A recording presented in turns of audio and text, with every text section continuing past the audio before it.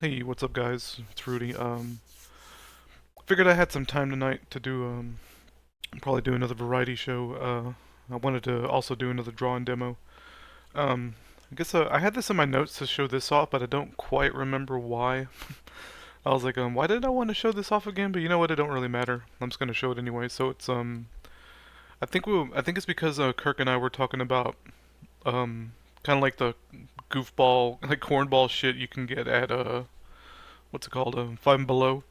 So this was something that my wife got me from Five Below, like I want to say for Father's Day. Um, it was only $10. I can't remember. I think I sent her a screenshot of it. I was like, "Oh, hey, look at this. It's pretty neat. You know, since it's like a TV, like a fake, you know, retro TV connected to a super, not a Super Nintendo, but a like a fake, you know, little. I think these are called NES on a chip, NES on a chip." Or something like that. That's probably what's in here. If I were to take it apart, I'm pretty sure that's what would be in there. It's meant to look like a Nintendo console connected to a CRT, you know, CRT television. It's kind of neat. It's got like fucking cheap ass Chinese ROMs in it that aren't very good. It's mostly like I'm not even sure if it has like official Nintendo games on it. I don't remember quite remember. I was actually surprised that it didn't have the mighty Final Fight. There's this joke in like in this what's it called, the retro gaming community when it comes to these little Chinese handhelds. The ones that come with NES on the chip, whatever it's called. I think it's called NES on a chip. Yeah, let me look it up real quick. But typically, these Chinese handhelds or these Chinese, oh, excuse me, these Chinese little consoles have this thing about put in the level 1 stage to Mighty Final Fight for the Nintendo. It's really fucking bizarre. I'm gonna play it for y'all real quick. Let's see.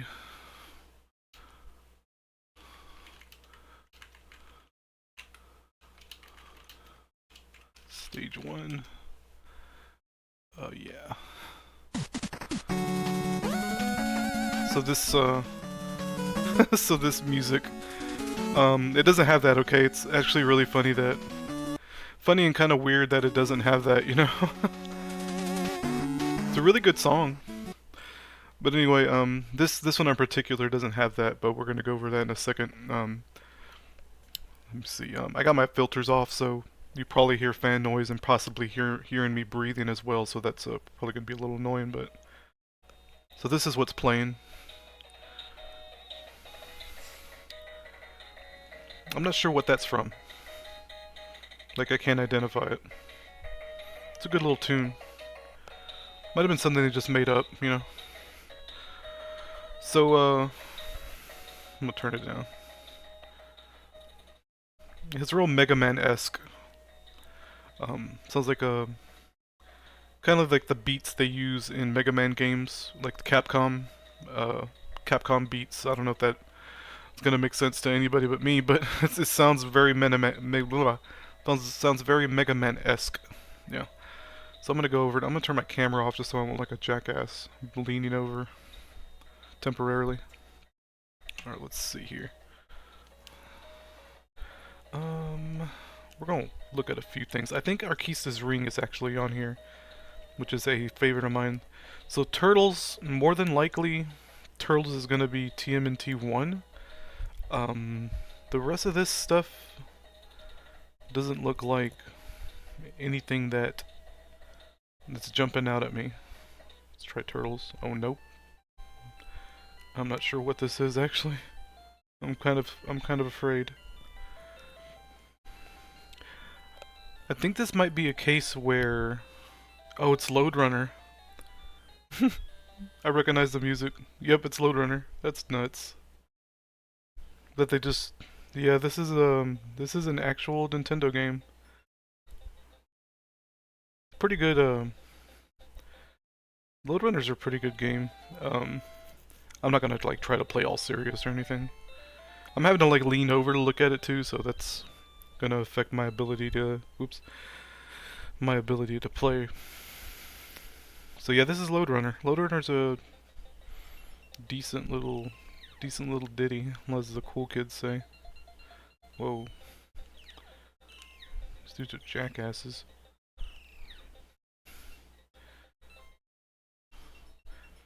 The only goal is to collect... It's like a puzzle game, you know? Collect all the gold. That's the goal. The goal. And that's it. And I gotta find the exit. Try not to die. Yeah, there it is. And you get points for killing the little dudes. I think they actually made like a PS1 version of this game. How do I reset? Oh yeah, I think I can stage select. Yeah, you can jump to level 50 if you want. It's a pro tip. Alright, let's see if I can reset. It's a reset button. There we go. Okay, so that was all the action games. I'm not sure how well it's showing on the screen. Let me... I'm gonna screw with the brightness here. Turn the gain down a little bit more. Hopefully that's a little better. Probably not.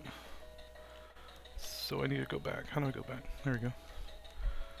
So shooters, more than likely Contra's gonna be on here, because Contra's always on these little cheap Chinese handhelds. Balloon shoot? What the? Oh no. This music. This music is like nightmare inducing. Yeah, start. Let's go. Oh wow. This controls like shit. Is it even counting? Like, am I getting... Is there like a points counter? No. Yeah, okay, fuck this. It's a garbage game. I was hoping it'd be Balloon Fight.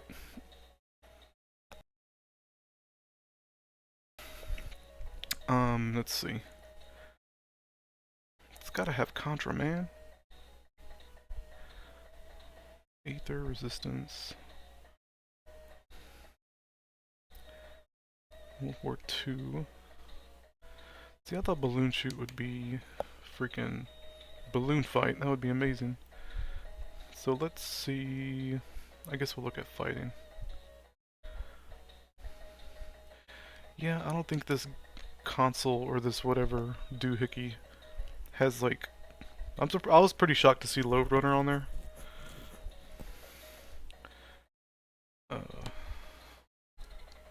Let's go back. I guess we'll try one more game. Let's go to the action. So... The Gold Digger though.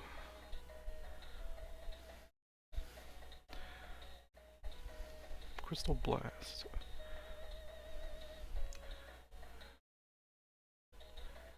Labyrinth, let's see what that is.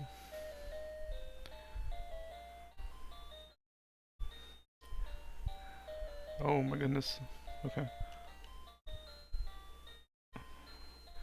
Yeah, this is a little shitball Chinese game. It plays... Wow, what is happening? Turn? My turn. I have zero clue what's happening. What the fuck? Okay, A is yes, B is no.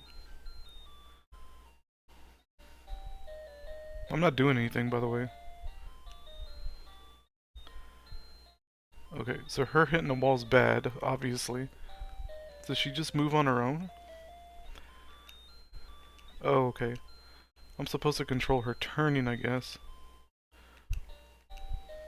Go left. Keep going left.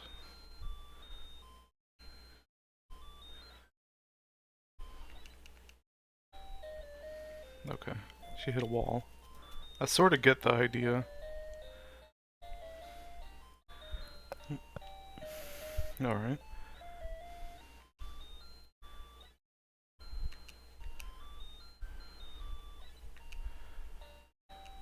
Turn.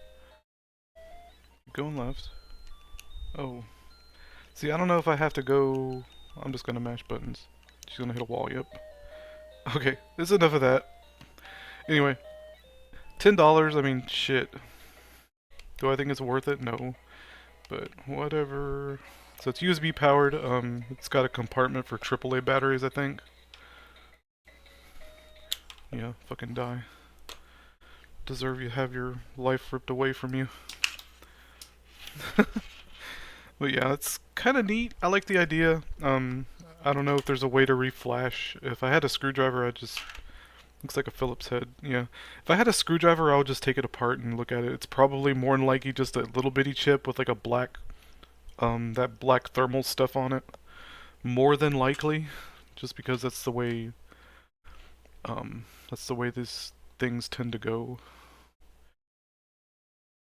More than likely. Let's turn the gain back up.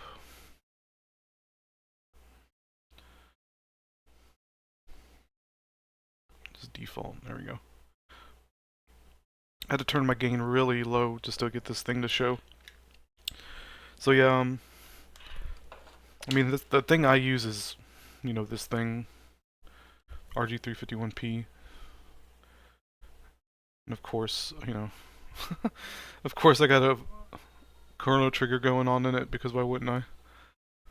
It's kind of funny. Because I'm a fanboy, like I've talked about. Yeah. I think I just had a brand new game going on. Faded Hour Queen is gone. Oh, never mind. I had a completed save on here.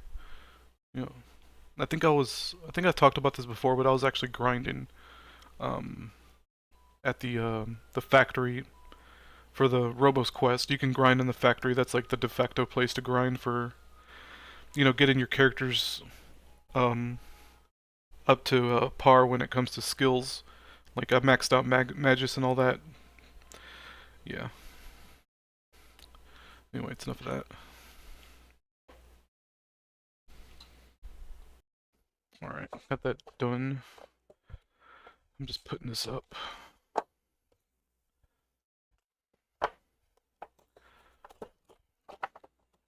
This will probably stay in here and never get brought back out, because I can't imagine myself really. It's just a novelty, like a, you know, a neat little novelty to have. It was, I mean, $10. My wife got it for me. She knew, I mean, she already knew that I probably wouldn't really play it, but it was just something goofy to get, you know. Not necessarily a gag gift, because I do appreciate stuff like this. It's cool. Like I think it's neat. Like I'm gonna put it on a shelf somewhere just to have it, you know. A conversation piece, as the cool kids say. But more than likely, I'll never take this out and play it again. Very, very unlikely.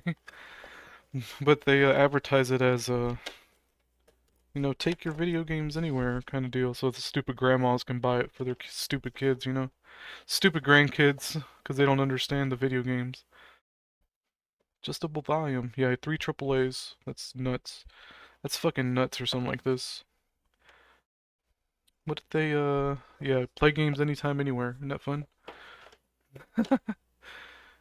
You know, this fucking thing, 100 and, that'd be a good way to set it up, actually, if I really wanted to. If I wanted to play this someday, you know, while streaming, not streaming, but, recording, I could always, so I probably will one day, set it up right there, right above the camera. But, this fucking thing, you know, this was like $15, more or less, right? And this thing was 150. So you get a really, really huge difference in quality. This thing can play GameCube games, I mean, so extra $140 will get you one of these fuckers. But get the upgraded version, right? This is Retroid Pocket 3 Plus, and I think we're up to 5 now. But I'm probably never going to buy another Retroid console, because I talked about it in the last recording with Kirk, when Kirk and I were doing a podcast together, about how the battery's not replaceable in this handheld that I have. So it's like, if it's not replaceable and the battery either starts swelling or, you know, dies, it's gonna die eventually, because that's just the way it goes. They they kind of, it's planned obsolescence, you know, like they're gonna force you to buy another console. Um, it's like I'm not gonna fucking bother. More than likely, I'm gonna switch to some other brand, probably Ambernick, because Ambernick's been pretty consistently good when it comes to like replaceable batteries and stuff. And you know, Retroid has their proprietary batteries, meaning they use basic bitch batteries, but they make them they have them in such a way that it only fits in their console, and it's fucking really scumbag. I know, to me that's scumbag behavior in my opinion. Like even your basic bitch, you know, your regular smartphone, you're not even allowed to replace the battery unless you take it to a Samsung dealership or whatever the fuck. You know, it's really twisted. The I don't know, man. It's just they just want you to spend money and spend money and spend money, and it's just fucked up. You know, like I'm pretty sure because I've had the Retroid Pocket 3 Plus for like I want to say about 3 years now, or no 2.5 years. Yeah, it's gonna be 3 years in December when I got it.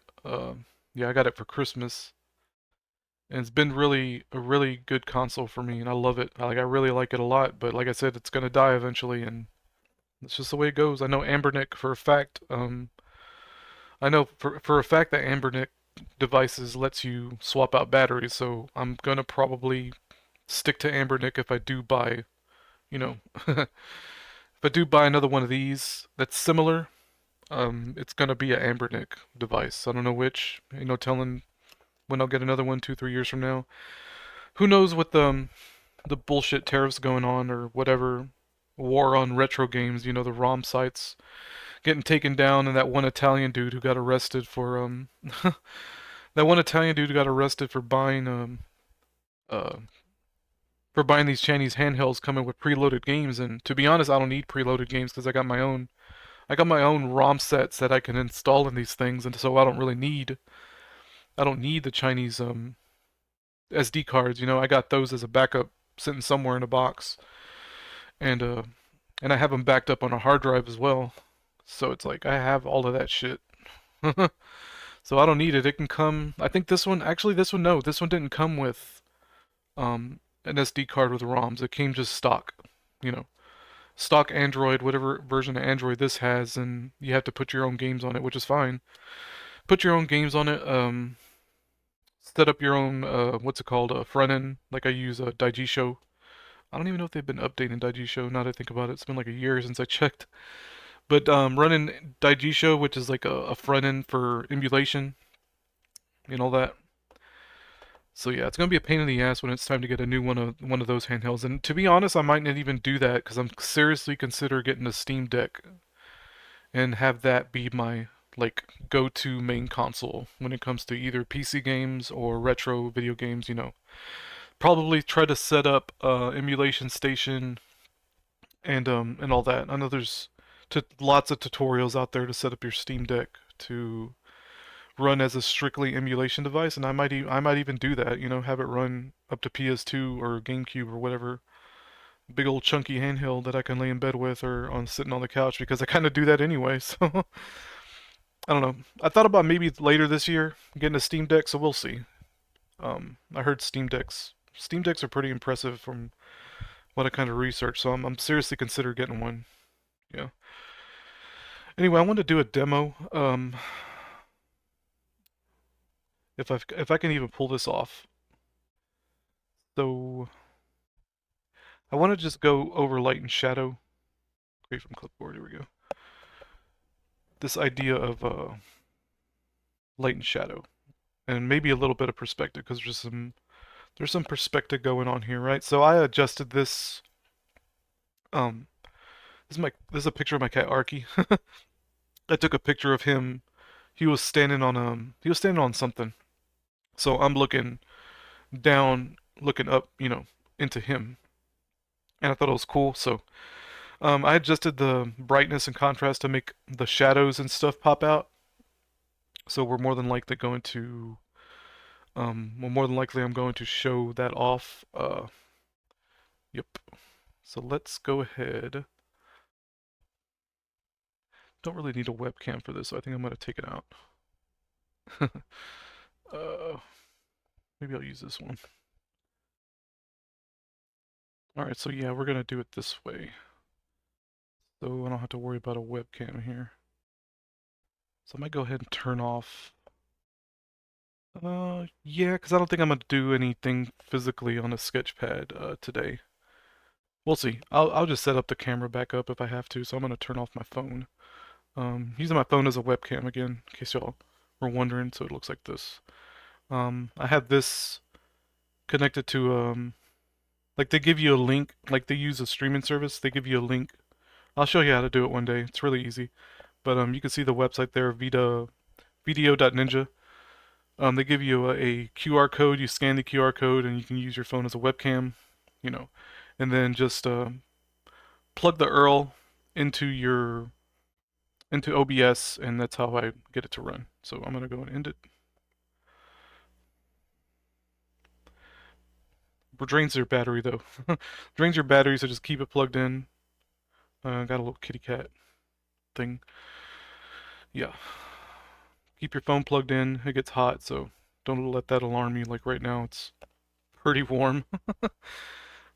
So yeah, I'll let that cool off. So I got a MacGyver fucking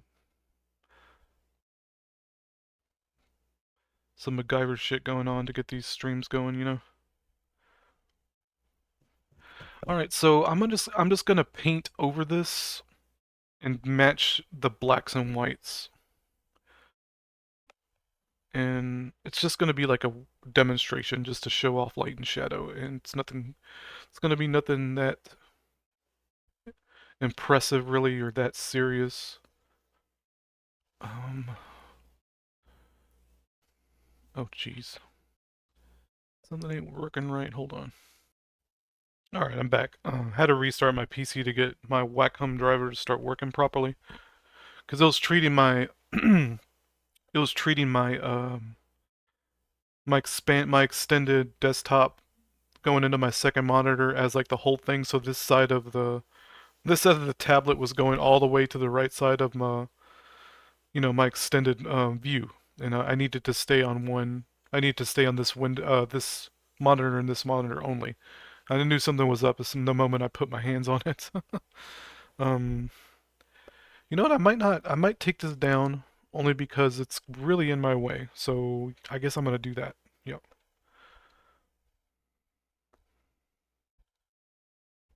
All right. Hopefully it'll be the last time I pause. So I got my webcam up the way I normally should, and my field of view is clear now. So we're going to get on a second layer here. We're going to lower the opacity by a good bit here. And what I'm going to do, not sure what uh, implement I want to use here. Not marker, that's for sure. Oops. Probably, more than likely, something like that. It's just going to be a kind of a trial run, I guess. So not sure what kind of, like I did with Kirk, when I was doing that paint over kind of thing. This is gonna be should be pretty simple because these shapes stand out a whole lot. I might actually use so I think I want to do something like that. Let's make this bigger, be around that size. So we're gonna block it out. I'm gonna block out the darky parts. Um, you can also kind of do it with the lasso tool. See if I remember how. So if you want, you can actually use a light part for all of that. But I actually want to do this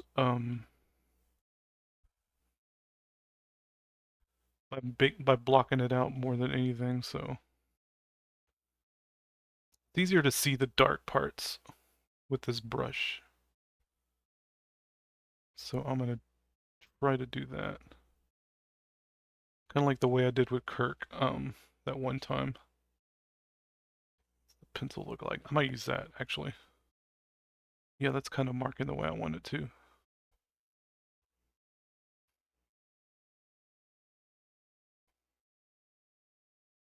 So we got a dark spot here. You can work in shapes. So let's say we got a shape there. And like I said, my daughter is actually way better at this than I am. Is there any way to make the... I'm gonna fucking crank up the density. See how that goes. I'm just gonna kind of highlight these dark spots here. So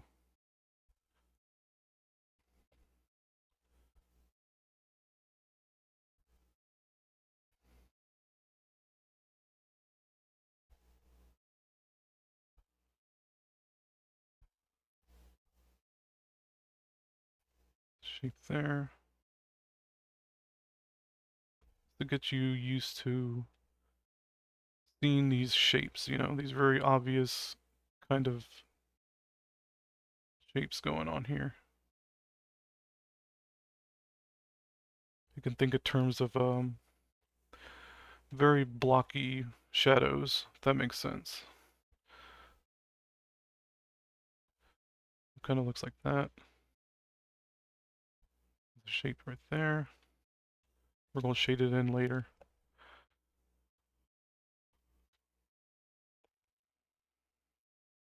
Daughter texts me. She probably sent me another TikTok. I'll look at it in a minute. So, very big shape right here. Like big shadow shape going on right there. You zoom out. So we got another kind of triangle right there. We're going to shade it in a minute. So here.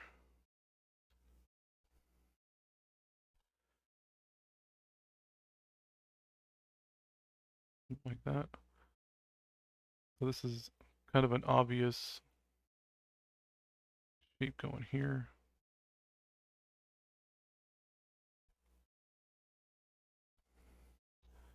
Kind of one sitting right there.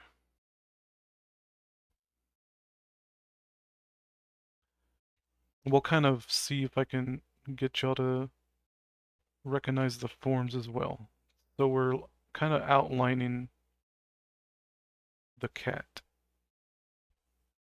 If that makes sense. We'll do it this way.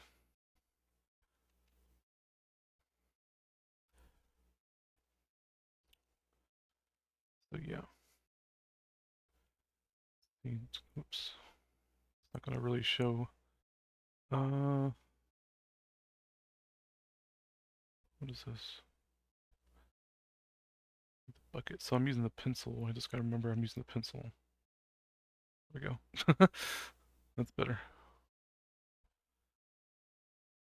So yeah. So you can kind of see the cat. I'm gonna go ahead and what is this right here? What is this white spots? Oh, it's transparent. Okay.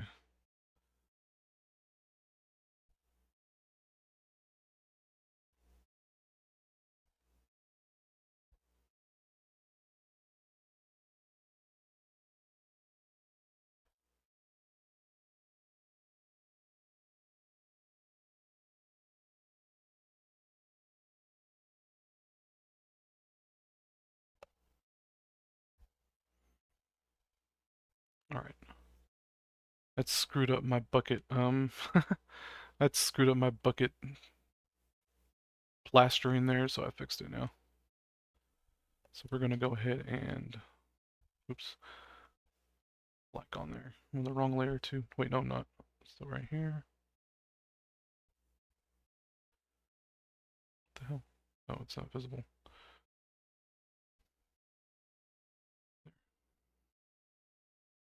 Crank up the density here. Pick the marker on accident. Didn't mean that. Brush. This, what did I use? The pencil? This thing's pretty heavy duty. Yeah, that goes on That goes on pretty, that goes on a lot smoother than, so I'm gonna darken all this, all the dark parts.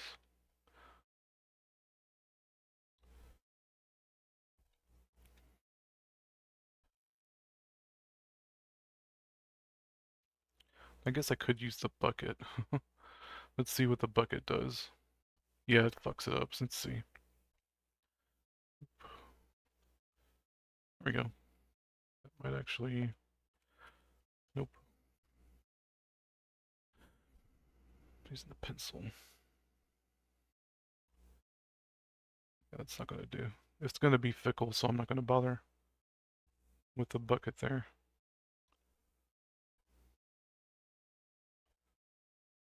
Turn the other layer on.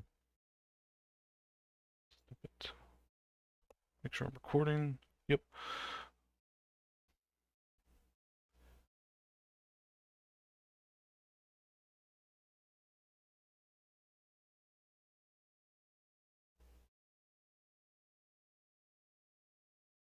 Yeah, the bucket fucked everything up, so I'm never doing that again.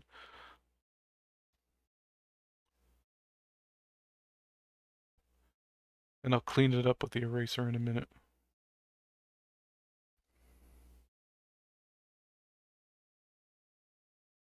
Right now I'm just kind of splotching it in.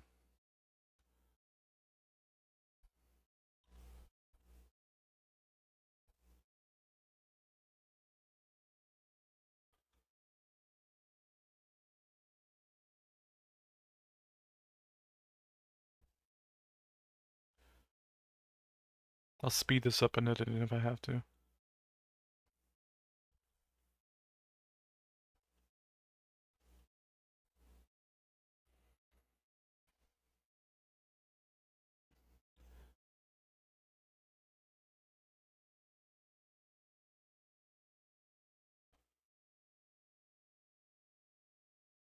It's color by numbers.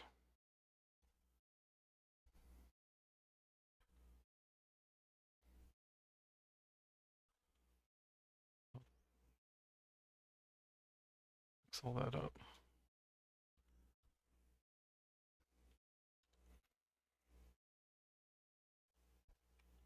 I don't necessarily like the behavior, but it is what it is. You want to put pressure, it does that kind of globby kind of thing. The bigger I make my brush, the worse that's gonna get. And I forget what settings it is over here. There's a way to make that less apparent. I think it might be the hardness. I think. Turn the hardness down. Yeah, that's the hardness, I think. The pressure's all fucking weird too. Yeah, whatever.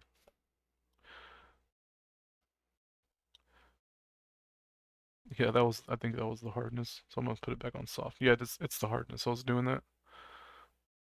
It's like a threshold between big and small there. It's fine. Boom. We got the little toesies, little beans. Uh, yeah, those are the beans. So we're gonna kind of do this number.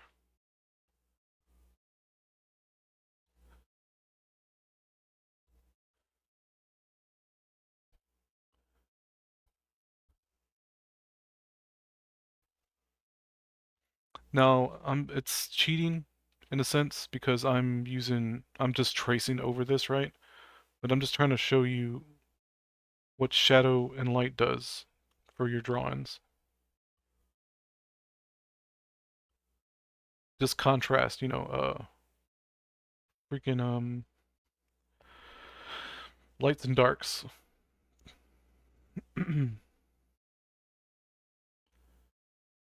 So we're gonna clean some of this up.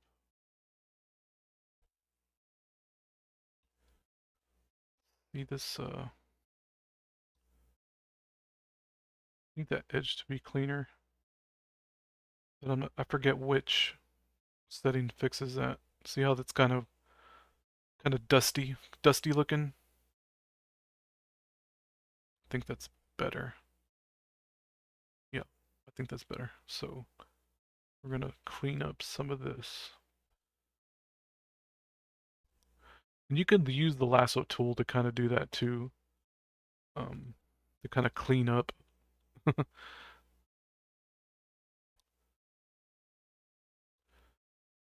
So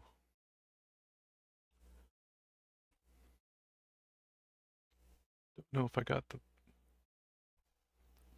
that the way I kind of want to.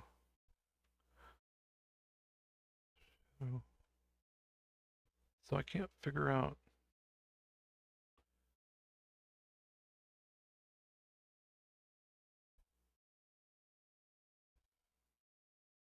I might do that over. Yeah, I'm doing this.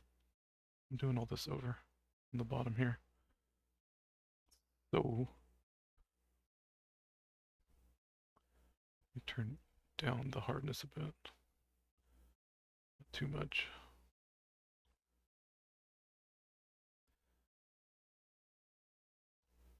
I'm gonna follow the form a little more.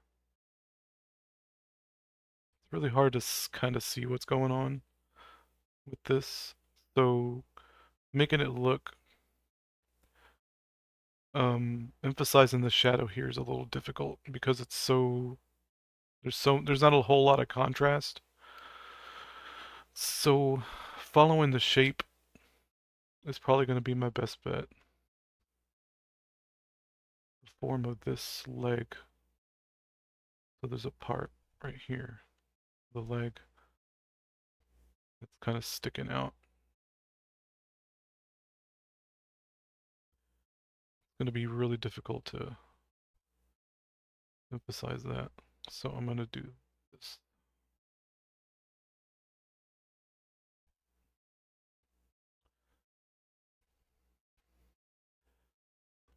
Form here.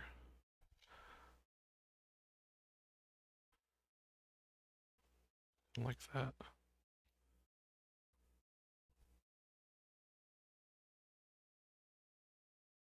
Something like that.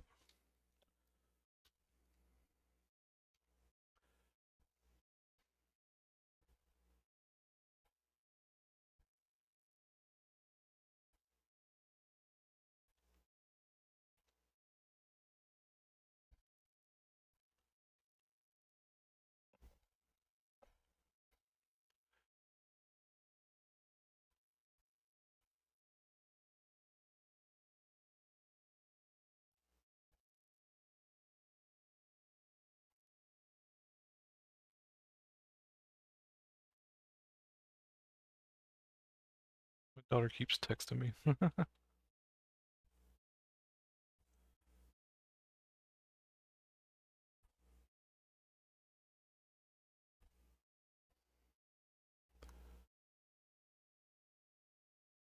So yeah, I think that's okay. What other kind of shadowy forms we got going? So here, there's like a shape right there. Kind of hard to see. Kind of does this. Like I said, I'm not the best at doing this or seeing this. It takes a lot of kind of training to get your brain used to seeing this kind of stuff.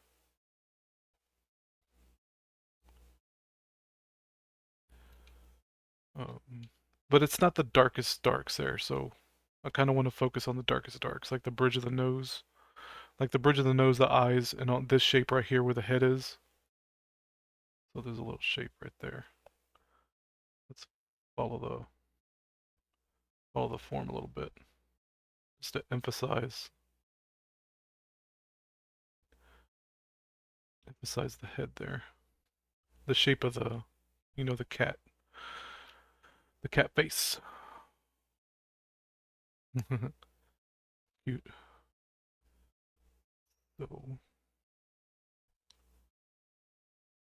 so yeah. So from here you got, if you really wanted to, you can start detailing a little bit. Oops. Let me turn down that hardness. You can do shit like this. Kind of emphasize the, oops, emphasize the fur. I'm just going to make the brush smaller. And do that everywhere, you know, like right here, right here. Go into details, etc. Use these crevices to emphasize form. Because this is already naturally following the form, since it's a picture of a real cat. So these shadowy parts, when you're putting in details, follow form. You know, they're going to follow the form of the cat and imply the shape of the cat, what makes the cat a cat. This is all following the form of the cat. I'll show you what I mean in a minute. So right here, there's a leg over here. The fur's right there. Do a better job following the form.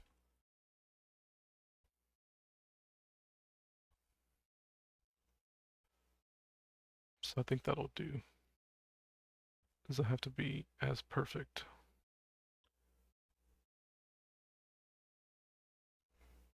And do something like that. We're going to cheat a little bit. Take some artist liberties. While this wasn't the darkest thing, it still helps you imply the cat, if that makes sense. So you got to take a little bit of liberties with your drawings.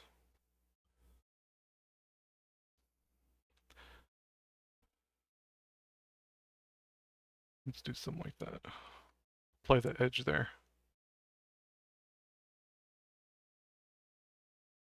We got some pretty deep shadows here.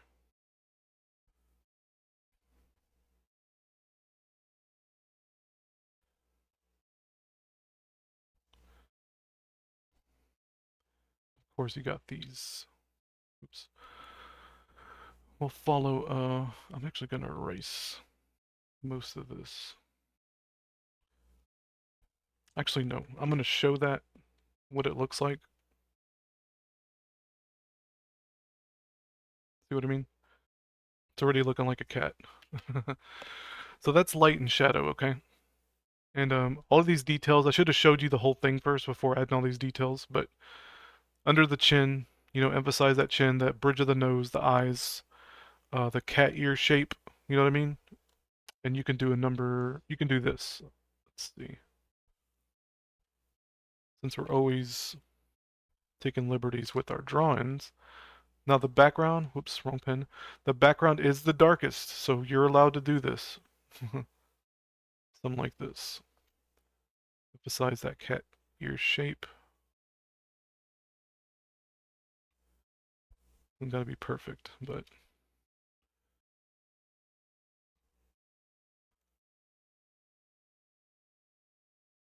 technically this background is black. It's dark. It's the darkest, you know, the darkest of the darks.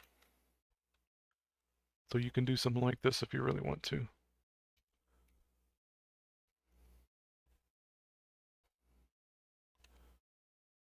Take liberties with this because cat whiskers do tend to just go everywhere. So we got whiskers doing this. Add a few if you want.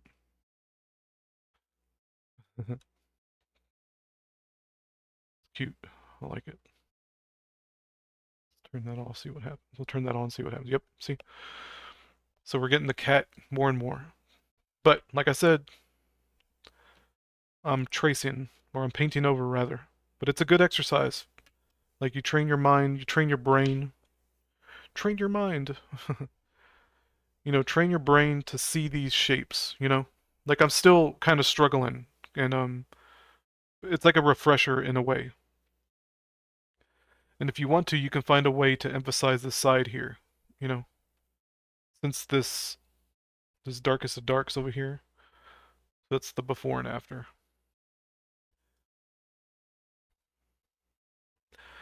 If you want to see this shape right here, this dark shape, you can, go in there and mess with that too if you really want to. So yeah. I don't know, let me know what y'all think. What you think about that idea so you can tell it's a cat. I might actually kind of want to make a print of it. That'd be kind of cool to make a print of this. Just as a fucking pretentious art piece, you know? Stupid. See, I like my own drawings. Oh yeah, the this right here. So if you really want to, like, his tail's down here, I think. Um, since this is so, let's see, like this right here. Of course, you can think of your boxes, right? There's a shape right there. Kind of want to highlight. Yeah. You can exaggerate that. See that right there? You can exaggerate that. Give them the impression that the silhouette is standing on something. And then you have, let's see, um, you know, the thing he's standing on is going this way because his little paws are. Turn that off. Turn off. Yeah. There's it's going that way, right? The edge of the thing he's standing on is right there, and his paws are right at the edge, so it's going that way. You can see the edge right there. So if you want to, you can exaggerate that. Let's see. Something like this. It's kind of, that's a pretty, yeah, that's a pretty sharp edge. So you got to be a little careful. And I'm gonna see what it looks like. Yeah, kind of like that. You can do it the other way if you want, just to emphasize that. But maybe emphasize this, whatever this is. I'm gonna go ahead and copy, kind of emulate what's going on here. Jeez, come on. Freaking brush is too sensitive.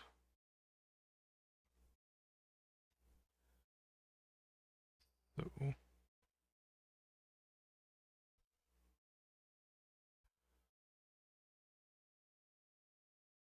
think in shapes, okay? Is that exercise in shapes? Shapes and, you know,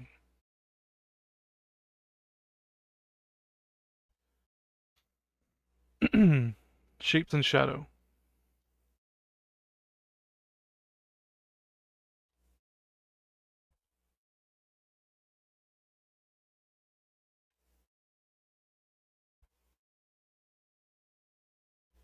Big shapes, big shadows.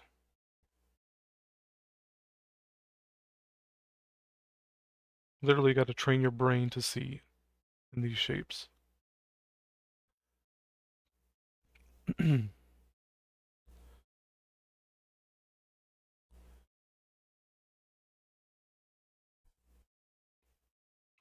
What I can do,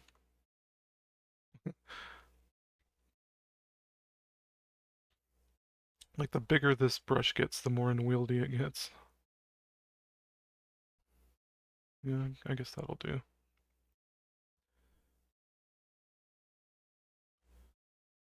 Careful how I'm doing this here.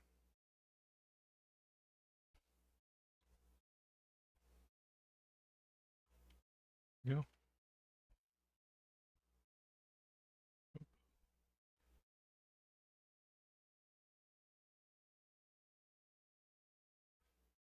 Nothing wrong with Control Z. Even though I talk trash about it. Even though his tail's right there, I'm not going to worry about it. So we're going to do this.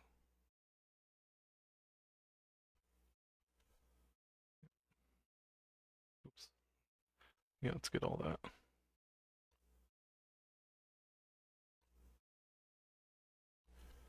Let's see how it looks. There we go.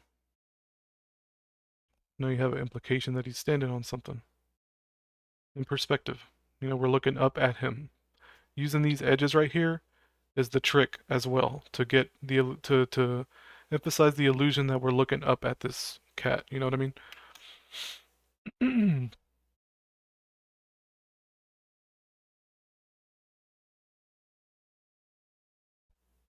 We can do. We'll turn all this off. Observe opacity. I'm going to brush, biggest brush I can get. There we go. Isn't that cool? Now you got light and dark, lights and darks. I'm kind of relieved that I was able to do that, only because I was a little worried that I wouldn't be able to give a proper demonstration. Like, now doing this freehand, obviously a lot more difficult. Like I said, I'm taking a lot of liberties with being able to trace it like this. Yeah. So what you would do if you were to paint, like, try to match these shapes, freehand these shapes, and literally adjust it. Like, you would take, you know, a tool like this or whatever, transform it, turn it around, you know, try to get it just right, move it around, and all that. Yep. So from here, we can do.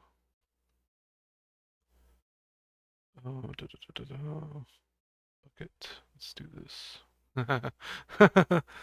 That's pretty cool. Let's see. So if you want to screw around, you know, color deepen. If you want to do something like that, mess with the luminescence, change the colors, you know, turn it into some modern art or something. Yeah. Kind of goofy. But black and white makes the most sense only because it's Arki. Arki's a Arki's a white cat. You know? Color deepen, so do something like that.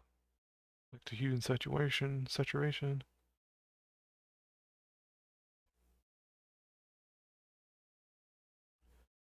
Make it orange.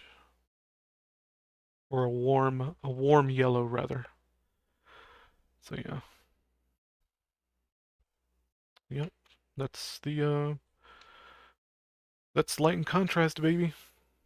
Like I said, get your mind, if you get into art, you know, get your mind used to thinking in whites and darks, whites and darks, whites and darks. Just to notice contrast, right? Before you even get into color, you know? Before you even get into color, get used to seeing lights and darks in everything. Everything you walk by. A tree, you know, your face, whatever. So yeah, I'm gonna save that because I like it. I think it's super cute. I love it. I'm kind of glad I did that. Save as. I'm gonna save it.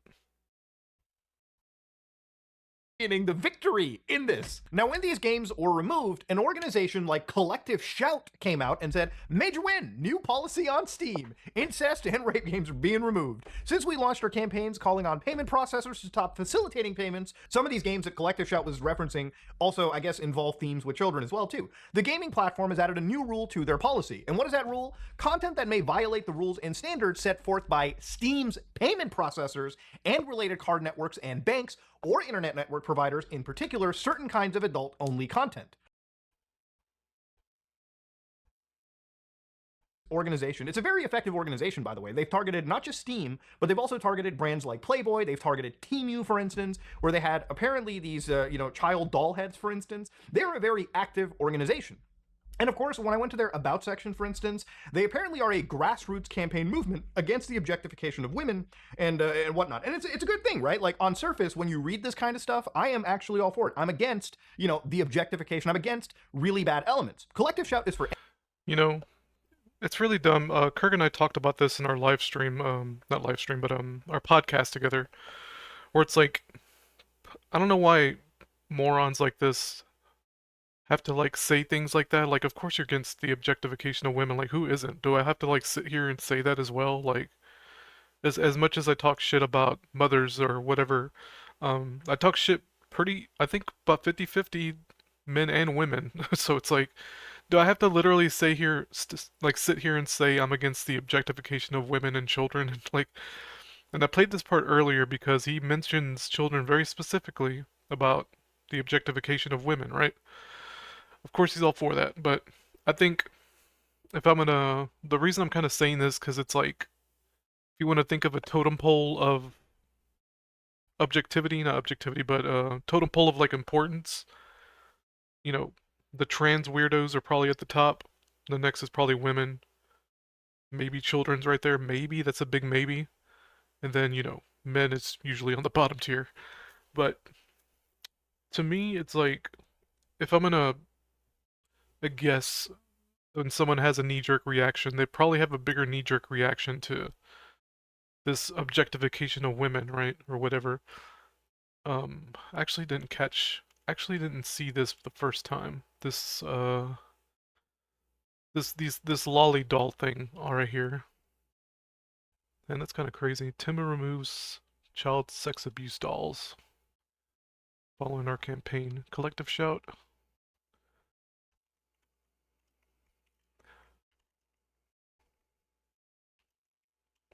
Child sex doll. Oh, so they're in a campaign against getting all sex dolls off of Timu. What a bunch of fucking weirdos, man. Like, it doesn't even come off as a thing that's specifically to help. Oh, here's the other one. So item was discontinued. Timu removes child sex abuse doll follows heads following our campaign. After exposed Timu selling disembodied child sex abuse disembodied. Okay, it's a doll head. Calm down. It's not disembodied. Anyway, they use weird wording like that as a way to like get your emotions going. Oh, it's a disembodied child head or something. Deceptively marketed as makeup application to jewelry displays, and after over 300 of you emailed the company, the products are gone. So how did they I mean, we can't even look it up now, so it's like, how did we even know this was used for other ways, right? I don't see, you know, I don't see a mouth opening that's really obvious. Maybe this one up here kind of does, but I don't fucking know. Like, it's kind of crooked here, but whatever. Here, I'll scooch it over for now. Um, Timu's not responded. Hmm. I don't know if this is a matter of projection. We'll never know because if it's taken off, I can't go back and look, so it's like, it is what it is. Um, let's look at news, I guess. Well, I guess I'll have to go back and see if it showed anything weird. Um, I'll have to edit out those few frames just in case. Perversions. Indulging perversions. Oh my god. Lord forbid. I fucking guess. Jesus Christ.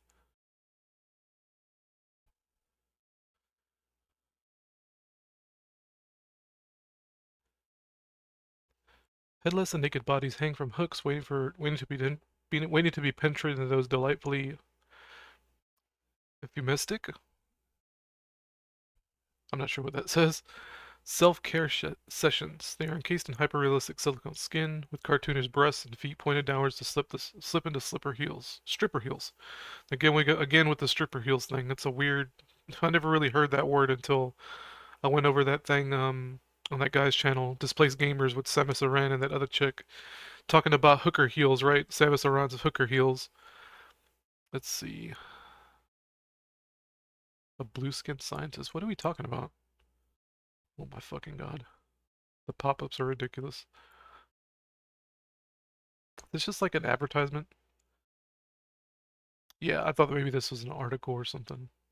I was wrong. I guess this ain't too bad. So I probably don't really have to go and edit anything out. So I don't know what this grassroots. I seriously doubt it's grassroots.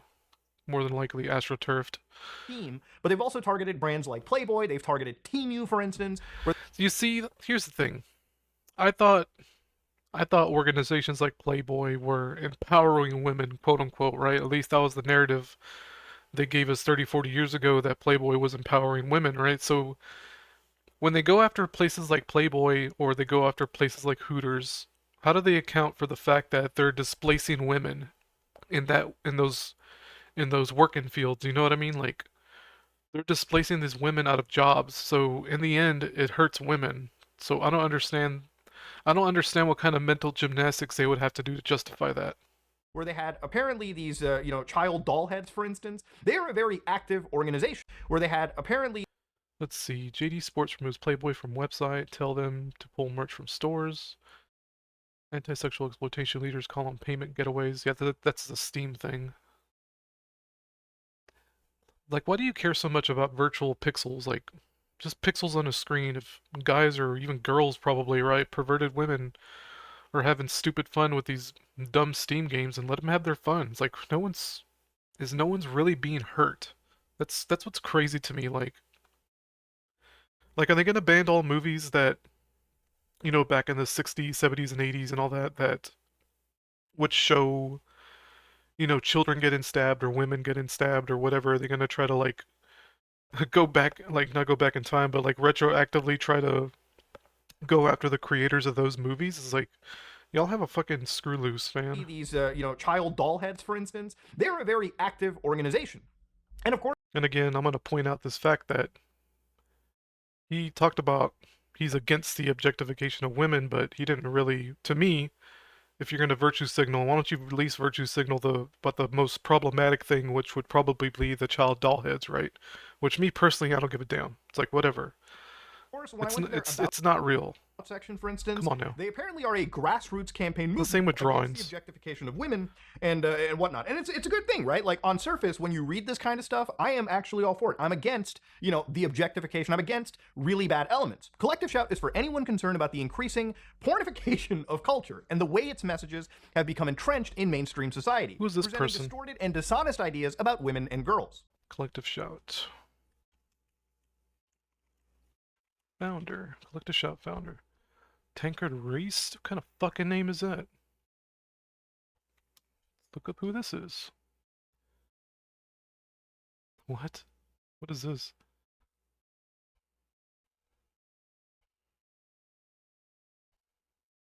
Oh god. Do you really go in after these cornball mobile games and taking them seriously? Princess Plastic Surgery. Jesus Christ. This is just busybodies, Fucking busybodies have literally nothing else better to do. Or it is Melinda. Why does it say Tankard Reese? That's weird. What kind of name is Tankard? Fucking strange. I bet if I look into this, I'll find something stupid and creepy about it. She's from Australia. Of course she is.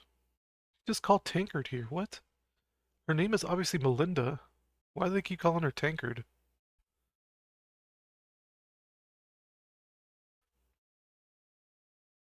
Tyler the Creator. Who the fuck is that? Oh god.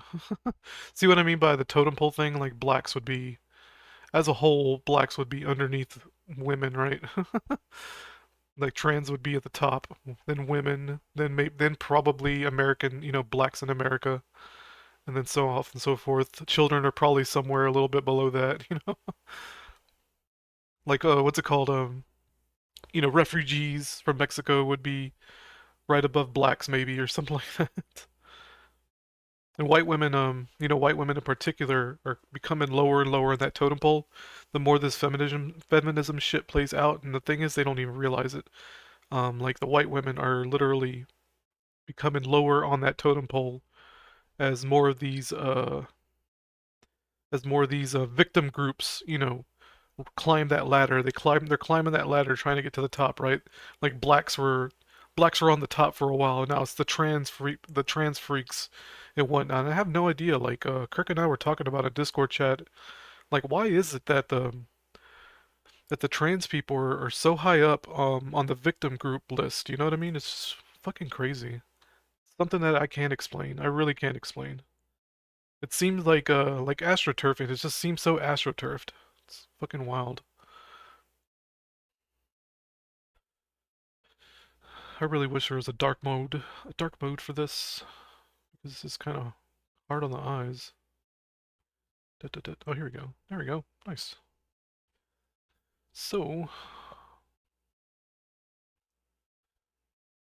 completed her secondary education and then studied journalism. Of course, she's a journalist. So, what else are you gonna fucking do with your time as a journalist besides, be what's it called?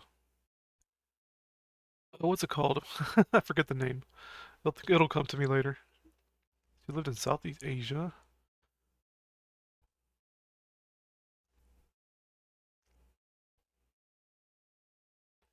Independent Senator Brian Harradine. Huh. Any controversies with this person?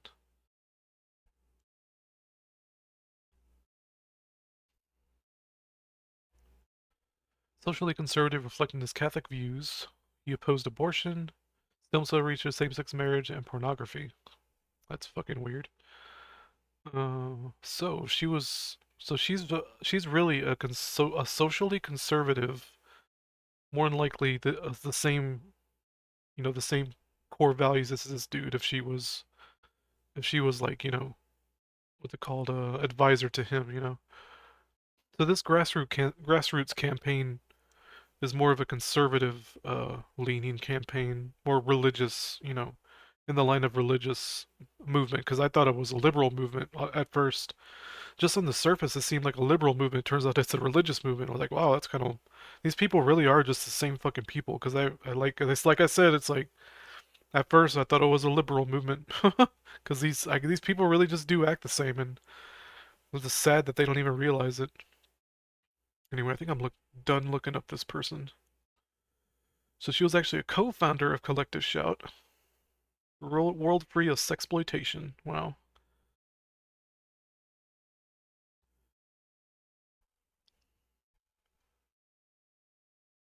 Oh, so she's probably just like an enemy of like the MGTOW groups. The incels or whatever.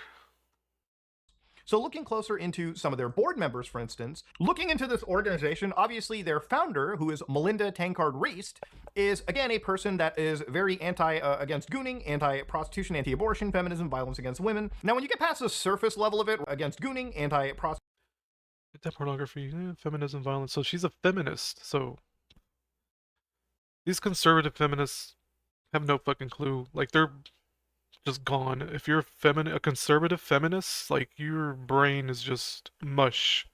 Like you gotta be jumping through some crazy fucking mental gymnastics to justify being a conservative feminist. anti-abortion, feminism, violence against women. Now, when you get past the surface level of it, right, like the messages all seem really good, it becomes pretty apparent that this organization is more interested, it seems, at just blanket censorship of anything that they find to be too adult, if you will. So, for instance, back in 2014, you may remember a little small game like Grand Theft Auto 5 ended up dropping. Well, apparently, these guys ended up getting. Well, let's fast forward a bit. Maybe you say something more interesting. Is doing something revenue, right? And again, these were complaints that were filed. Not really. So this just covers the rest of that. Just covers the Steam thing. I'm not gonna worry about that too much. What is this? Lady sword? My video history. Oh, it's a Dungeon Explorer. Oh yeah, Kirk sent me a Steam game. Where's that at? I want to look for it real quick.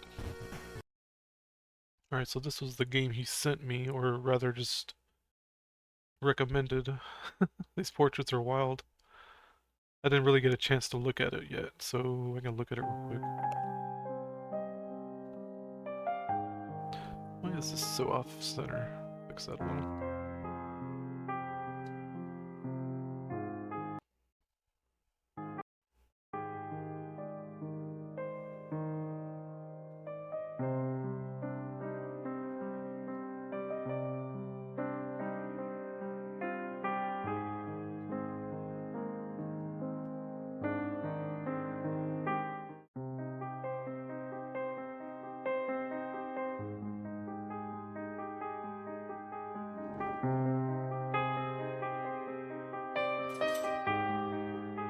I can make a party of ethnic diversity here. Oh no. These sound effects. It's like from a sound library or something, I can already tell. What's something wrong with that, you know? Like that noise? What the hell? What time is it? Looks kind of neat. I wouldn't spend $11 on it or however much it is. I'd wait for a sale. I'll put it on my wish list for now. What's it called? Heroes of the Broken Land? Heroes of a Broken Land? Let's see. This is one of those things where I look on my wish list, I'll be like, what the fuck is this? Because I wouldn't remember putting it on. Oh, they got a demo. Might try the demo. Not now, but... Yeah, I'll download the demo. It's really small. Fuck it. Also wanted to play this game, Brave Battle Saga. It's actually a game that came out for the Genesis. There was like a kind of super generic JRPG. I think I played like the first 20 minutes of it just to check it out. Want to play that sometime. Not on video, but like my private time.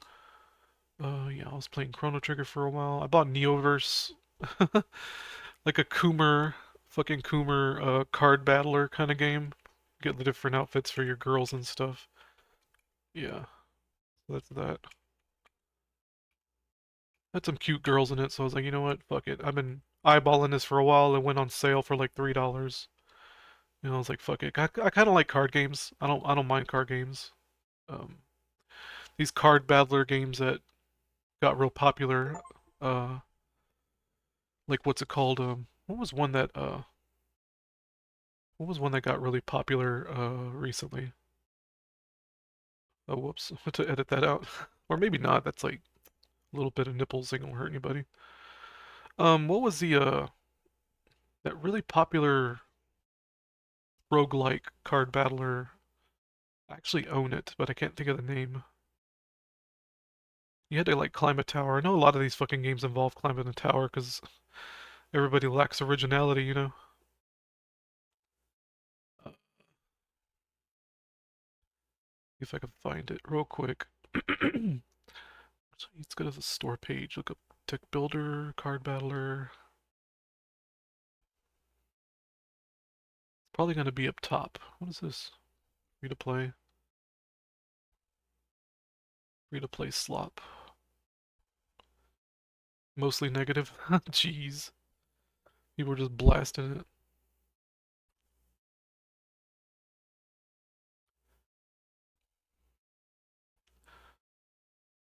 A lot of not safe for work games involved in the roguelike. More than you would think in the card builder, well, deck builder, card battler genre. Magic the Gathering, Shadowverse. Is that the one I just looked at?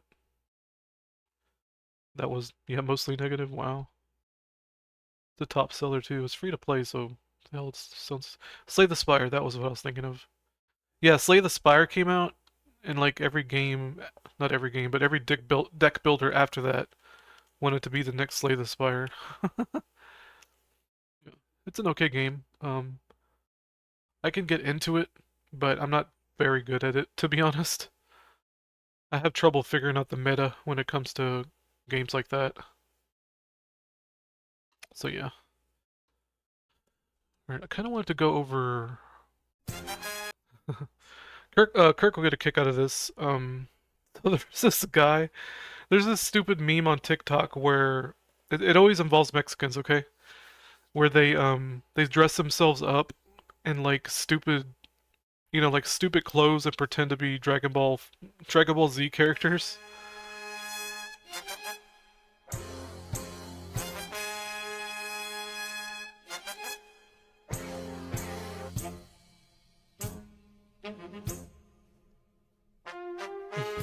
It's really stupid.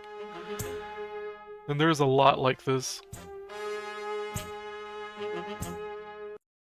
It's really dumb.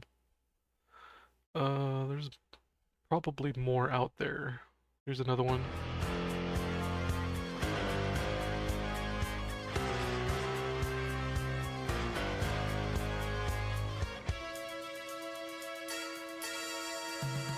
Z fighters.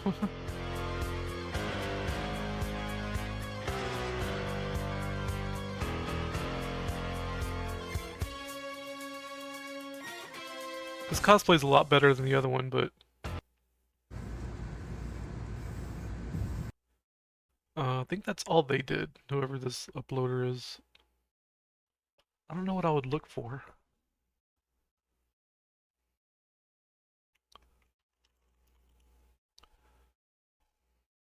So this is just for the users. Oh, I have to log in. Never fucking mind. Anyway, that's really funny. If I find more, I'll play them sometime. This this is really stupid. This meme with Vegeta, Vegeta waking up Vegeta in in Chrono Trigger. So there's this dude on here on 4chan's video game forum who makes edits of I wonder if there's a thread up now, actually. I seriously doubt it.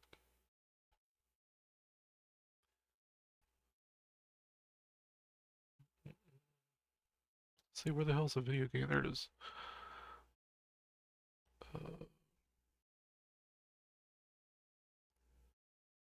Image grid, fuck off. Catalog. Doubt it.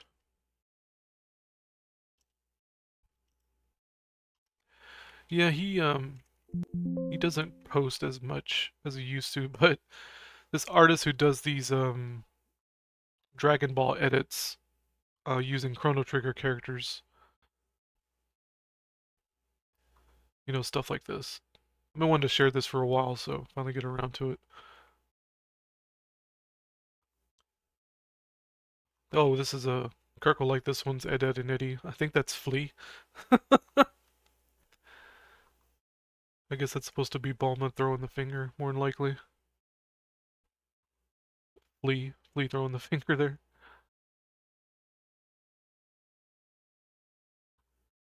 And there's Glenn. Yeah, this dude's fucking great.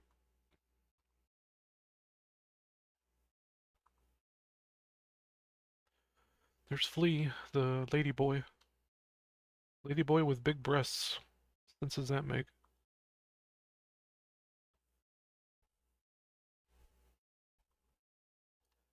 Yeah, this shit's too funny. What the hell is this? Oh yeah, the I guess they were linking the Krillin thing. This right here. With the Chancellor. That would be really good.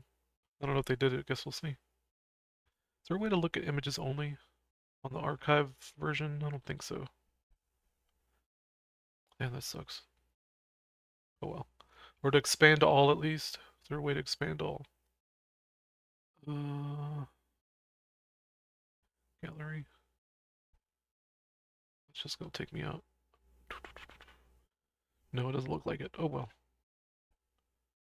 Viewing this is like this is kind of annoying. I'm just gonna middle click a whole bunch and view them that way.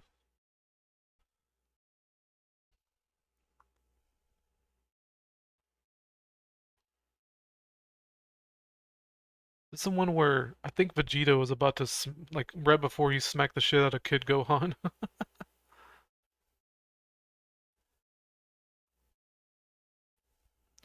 I don't know if this dude archives his stuff. What is this? Oh yeah, that's the OAV. OVA, I mean. I guess I'll play this a little bit.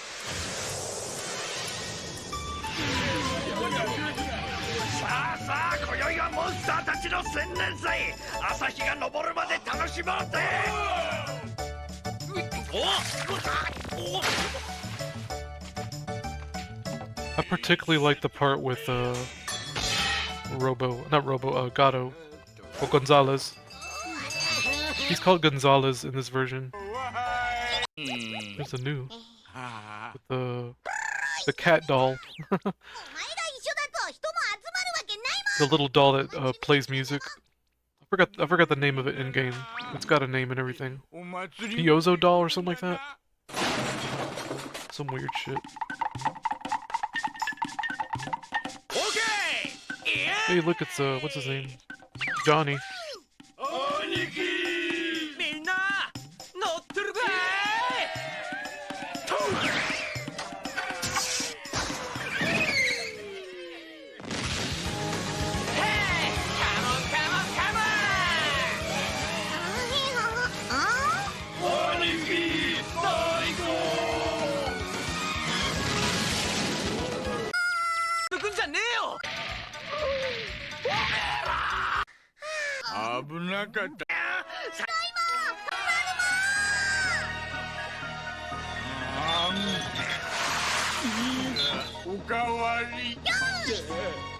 So they just made an AOV, OVA and just put the Chrono Trigger music over it.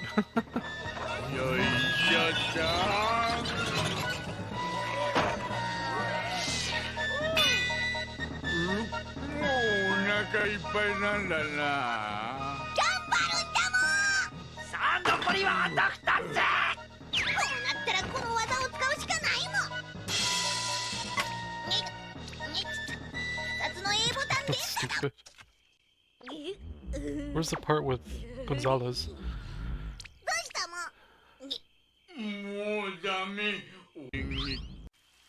He's gonna throw up, I guess. Oh, here we go.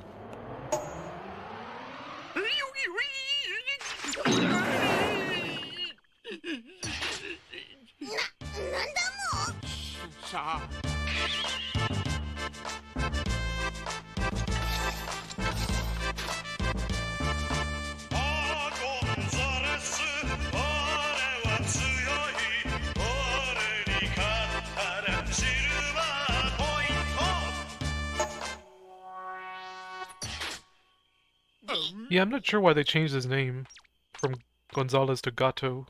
When Gato means cat, right? Obviously. Got little cat ears or whatever.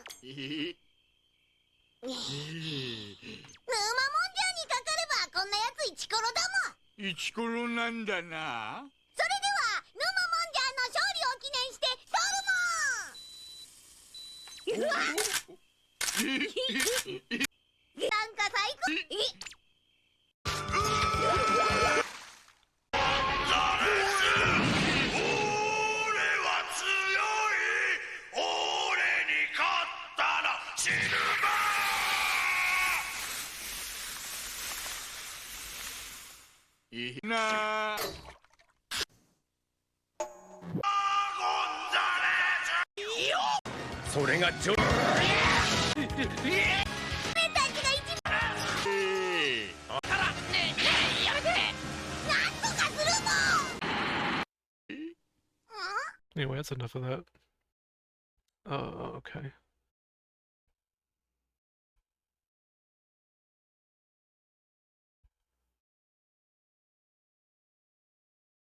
I'm just reading the thread.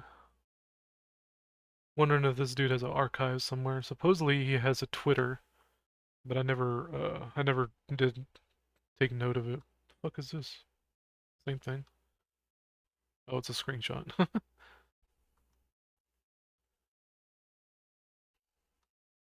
I'll probably go through the thread some other time.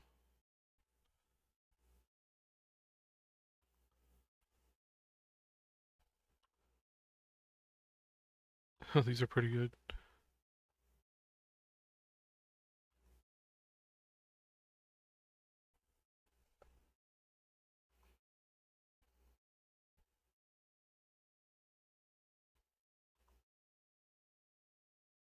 I wonder if I can do this. Ooh. It's just gonna be really pixelated.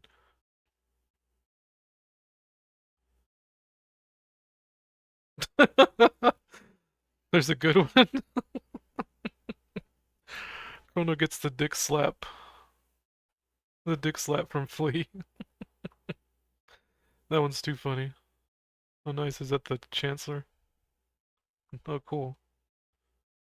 The madman did it.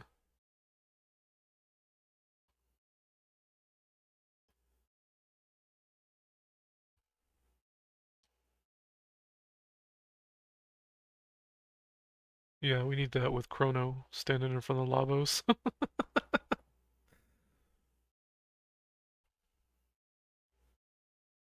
Come on, what is all this? What is all this? Oh, I guess this is what the OVA was based off of.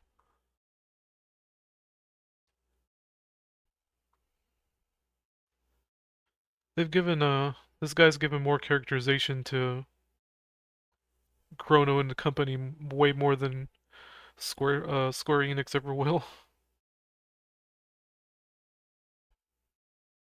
The fuck is this? Oh, Sif and I guess that's a Taurus, I'm not sure.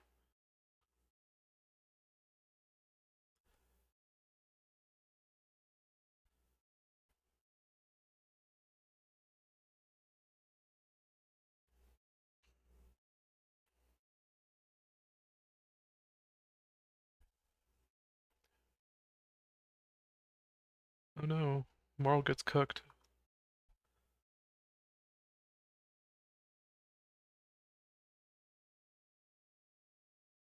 What is this?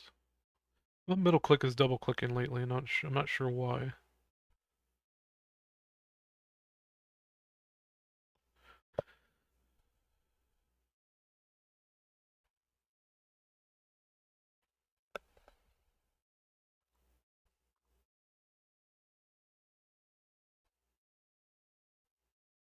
Oh, was that Luca?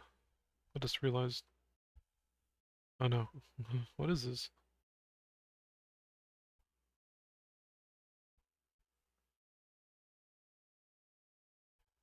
That's King Piccolo. I've never watched the original Dragon Ball.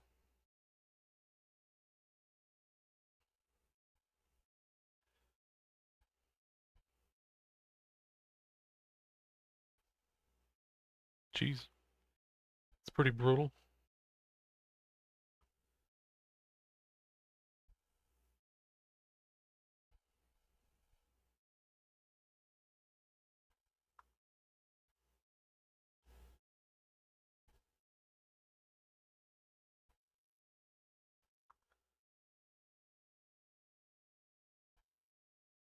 Yeah.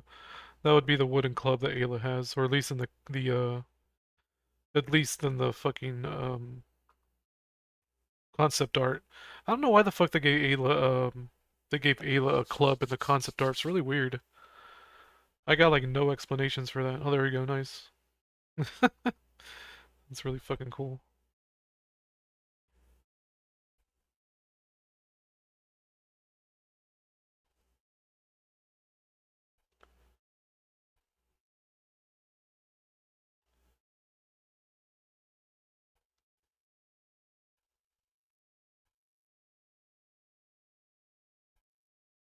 Good part about this is that I can edit it using the audio.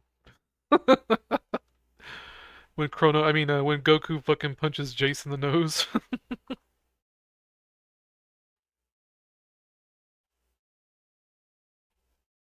What is this?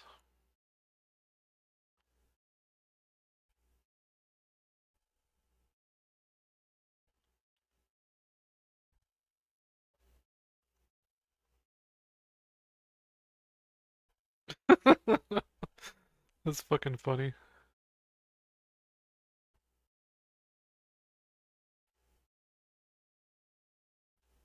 They need GIF of Ayla. Oh, that is it. Nice, I can save that. I'm gonna leave that up there and save it later. Only because if I save it now, I'm not sure what folder's gonna pop up, and I don't want to show something crazy on accident that I have to edit out, and I risk forgetting about it.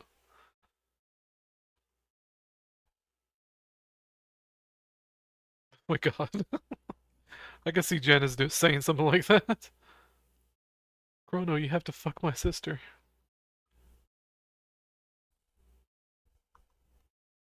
Continue the Zeal line.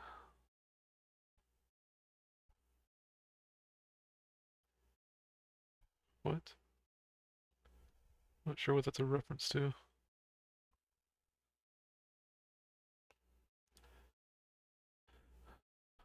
That Luna from Sailor Moon. Need this with Chrono's cat. If there's more threads like this, I'll see if I can find another one real quick. It's Tata. Is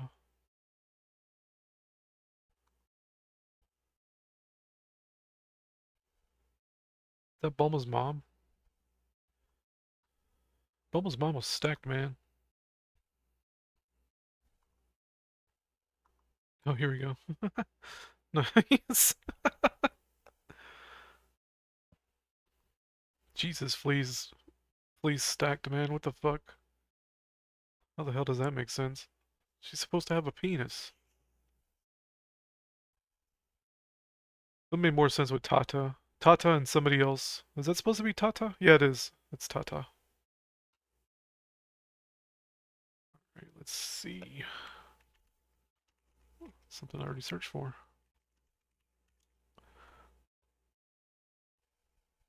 Alright, let's back up.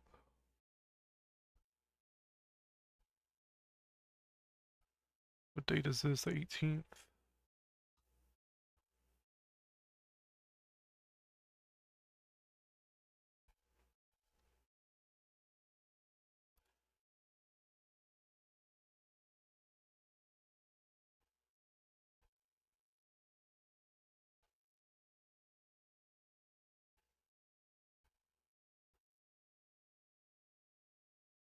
What is this?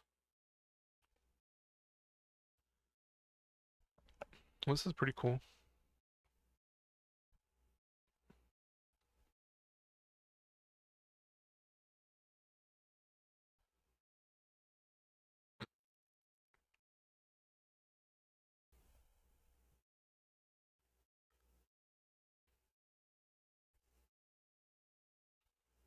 So we're down to July 9th.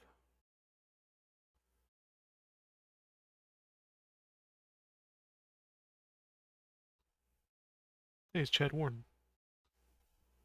I'm talking about him a few days ago.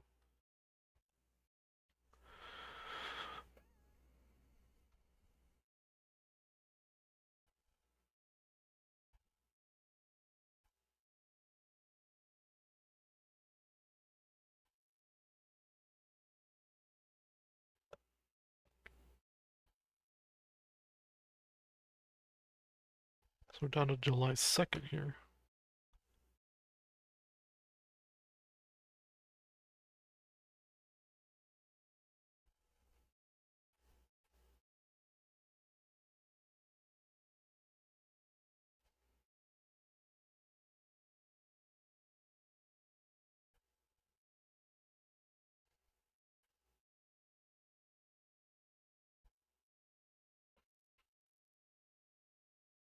Oh, here we go.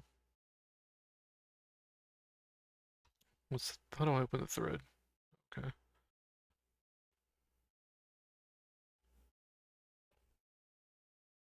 Alright, I found another one here. Oh, this is a thread that didn't last very long. Oh well. Anyway, I think it's enough of that. You'll get the point. Kind of goofiness of it. Alright, so I want to talk about something else that y'all may or may not have heard about, which is a thing called the Gen Z stare, and apparently it's trending a whole lot right now. Um, I can't say working in customer service that I've ever really witnessed it, but let's just go over this real quick. Z stare. That's an NZ stare is the biggest issue in the workplace right now. No, it's still low pay. I've heard so many definitions of the Gen Z stare online. At this point, it just means how someone looks that you don't like. Hey, that guy's giving me the Gen Z stare. That's an 80-year-old man. Yeah, he's an iPad kid. If a customer gives you the Gen Z stare, just consider that quiet moment an extra break. And if an employee gives you the Gen Z stare, understand they're just taking a moment of silence to mourn the possibility of ever retiring. Next, it'll be the biggest issue facing workplaces today is the Gen Z breathing process. Anyway, it's really funny, but there's this phenomenon or this stupid shit going on lately about the Gen Z stare. There's a lot of TikToks about it and all that. And if you want me to, I don't know, to give my honest opinion, and I know I seem like I pick on the boomers a lot, but just to give a quick example, my wife and my kid and I were at Dollar Tree yesterday, and I swear to God to you, like we were going through the candy aisle and kind of standing around looking at all the stuff, right? And this fucking like old couple starts standing behind us and looking over our shoulder, right? Kind of standing there, kind of uncomfortably, trying to get us to move, right? So maybe if they'll stand there long enough, we'll just move instead of saying "excuse me" or "pardon me" or something like that. You know, being social. Instead, they were just standing behind us and kind of staring at us. And I knew they were back there. You can feel, you know, that feeling when somebody's staring at you from behind, right? So, it made me realize, like, I'm not I haven't experienced that stare too often from the Gen Zers or even the alphas, but I do sure as hell witness it more with these older people who just are just so fucking rude, just in everything, every facet of life. I've seen that blank stare more from old people than I ever had from young people. Just to be frank, it's really disgusting how I don't know how the Gen Zers out of all people are getting picked on the hardest when it's very blatantly clear that the boomers are kind of the most entitled, like entitled little bitches on the planet. And it's just like, I don't know, this shit isn't getting called out, which is why I talk about it so much. Alright, so I'm gonna go ahead and get it back into Kirk's playthrough of Chrono Trigger. I think I'm gonna go ahead and play Nightshade. Something I haven't done or I haven't really talked about, even though I would put Nightshade for the Nintendo, if I'm gonna have a top 5 or a top 10, I think it's number 1. Like, this Nightshade literally is probably my favorite game, of all time. And that's saying something, because there's some really good games out there that I enjoy. Um, like Goonies 2, and I think I had a list here of the games I was gonna play. Yeah, Goonies 2, Clash at Demon Head, Arkee's Ring, Metroid, Nightshade, Fazanadu, Zelda 2, Super Mario Bros. 3, just to name a few. I had like a note card sitting around. Because I think I was, 3, 4, 5, 6, 7, 8. There's only 8 on here. Anyway, I think I wrote this down because I was trying to get ideas of games I should play while watching Kirk play Chrono Trigger, but I guess I'll go ahead and play Nightshade. It's a fun, it's a cool game. Pretty easy. Well, easy for me anyway. I played it so damn much. Uh, yeah. So let's go ahead and get into it.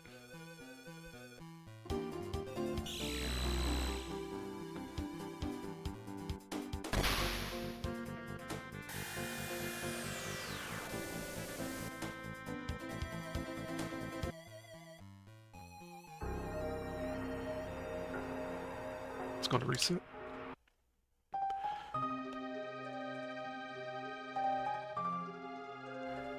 Now this game was made by Beam Software, and Beam Software went on to make Shadowrun for the Super Nintendo. What's this? So it's pretty funny that that I ended up really liking Shadowrun for the Super Nintendo because turns out it's from the same developer. Why would You I know what I want to mean? rename it? So it makes sense that I really like Shadowrun for the Super Nintendo because it gave me, I guess, I'm fucking... on an unconscious level, it gave me Nightshade vibes. The hell? Okay.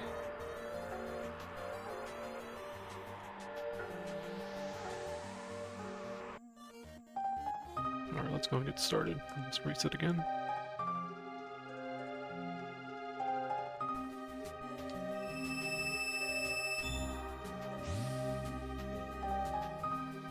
Yo, oh. Y'all can pause and read this if you want. Yo! Like a comic book style.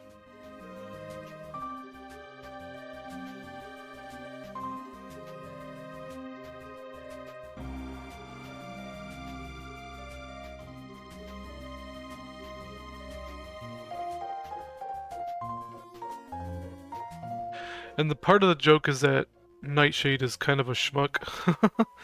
You know, kind of a schlub. Not a schlub, but... clone identical to that person, only then it can... What? A clone? Nolstein Beckler. Nalstein Beckler. Loves festivals. Find a festival, and there too you should find Beckler. Okay.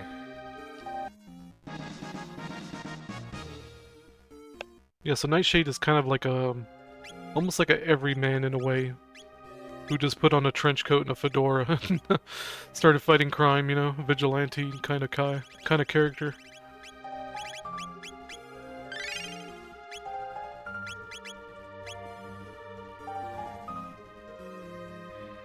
Alright, go to a festival, get a clone. Where's Death Peak? I don't remember where Death Peak is. So these kind of games are really trial and error. You're supposed to play these games multiple times to kind of figure everything out. It's like a point-and-click adventure kind of game. But I played this probably at least 100 times, so it's like... And I guess Black Omen is just in all timelines probably now.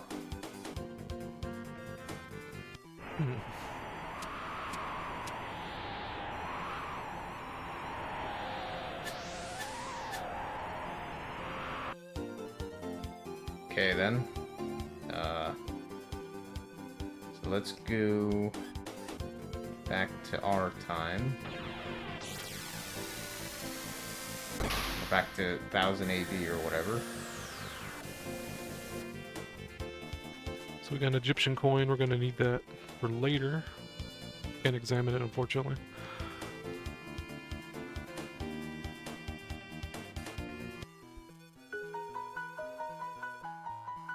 Let's examine the crowbar, 'cause why not? See if Luca's dad has any equipment for her. Oh, nope, not yet, I guess. So the combat in this game, like you get into an encounter and it turns into like a Street Fighter kind of situation. And everything you fight has a gimmick. Like this guy you can just crouch and punch and beat him really quick. And he's just like a tutorial character or a tutorial fight, so just to kind of teach you the controls for fighting.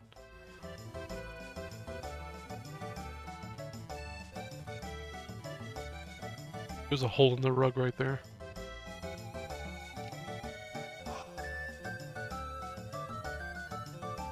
So that's the other lever that you have to operate. And we can use a screwdriver here. For no reason, really.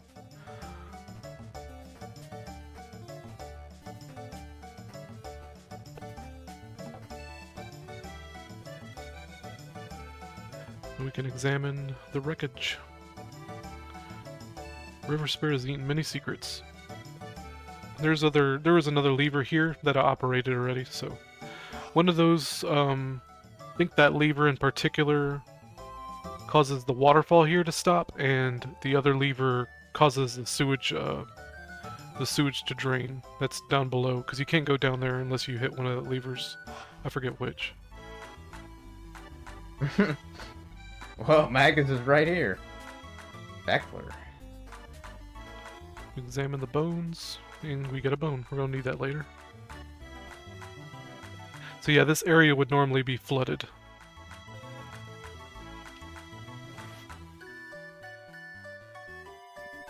And here we got the freakishly huge candles. Operate the candles to extinguish the flame there. And we have writing here that we can't read yet, because we need a book of Egyptology. Well, Very heavy Egypt themes in this game. Misetek is dressed like a jackal. maybe there's a festival in 600 AD? Celebrating?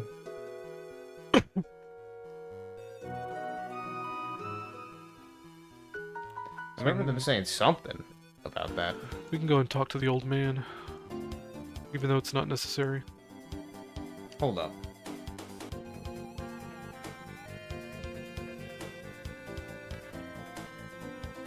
Yeah, so we got 4 bosses we gotta defeat. King Rat, Goliath, Lord Muck, and the Ninja Mistress. Ninja Mistress probably being the most difficult.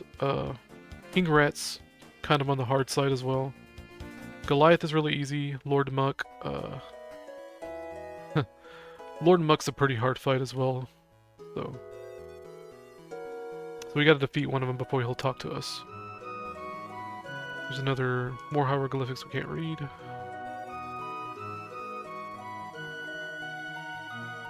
Oh. It's Toma. Gonna kill this guy. I'm sure those numbers mean something. 6394. Yeah, probably. Probably could mean something there. Here we go. We get an amulet later that lowers their defense. Or lowers their health, rather. And here we got the kitty cats. These are really important kitty cats. Yep. We'll find out later what these cats are for. So for now, let's go head to the south.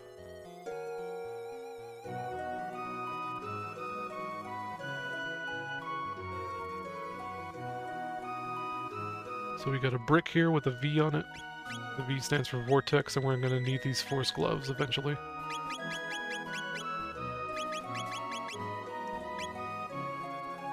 Got a buxom, very buxom shop assistant here. So we need to buy some food. So here, you can get some dialogue, so I'm going to make a save state. Because I don't actually want a whole lot of food right now. So we got a packet of crispy, twisty termite bites. Kind of funny actually, because Kirk and I were talking about termites earlier. Yeah, I'm sure that was something else in Japanese. What happened? I'm- Oh, a soda pop, yeah. Yeah, Stupid. I'm sure that was something else in Japanese. I'll turn my my headphones down a tiny bit. Alright, so chocolate penguin slices. Oops. Box of squid and nut tentacle surprise. Wow. I wonder if Ted Okay. Woosley wrote this game. And then we're back to the weasel flakes, so it's going to load Got state. a, oh, what's the show? The Honeymooners reference there, kind of? Was it? Oh, got a, oh. Got a, Oh, pal right in the wow. kisser. Okay. Yeah. Honeymooners. And Brain Dead Ghost.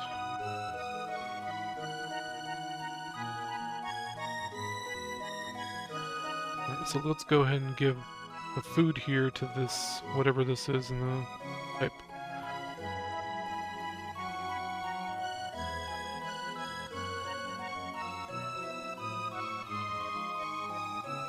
We're gonna operate the brick. And we got an What? oxygen mask. We're gonna need that.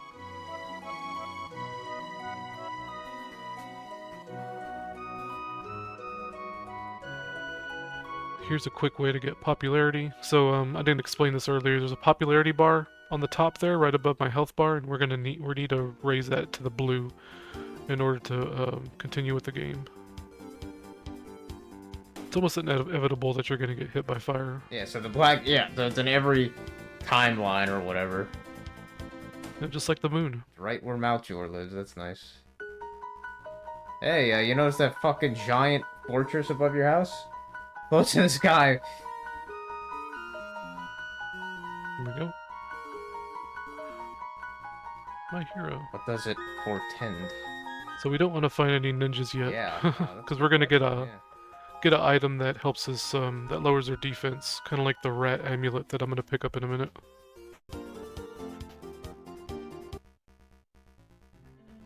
I mean, this is the closest thing I could think of in this time to a festival, but clearly that's I not. tried to run because I was watching Chrono Trigger.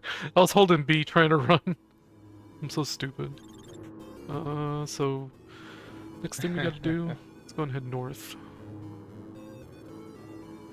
Oh yeah, we gotta get we don't have to get this, but I'm gonna get it just for completion's sake. It's a little bubblegum machine.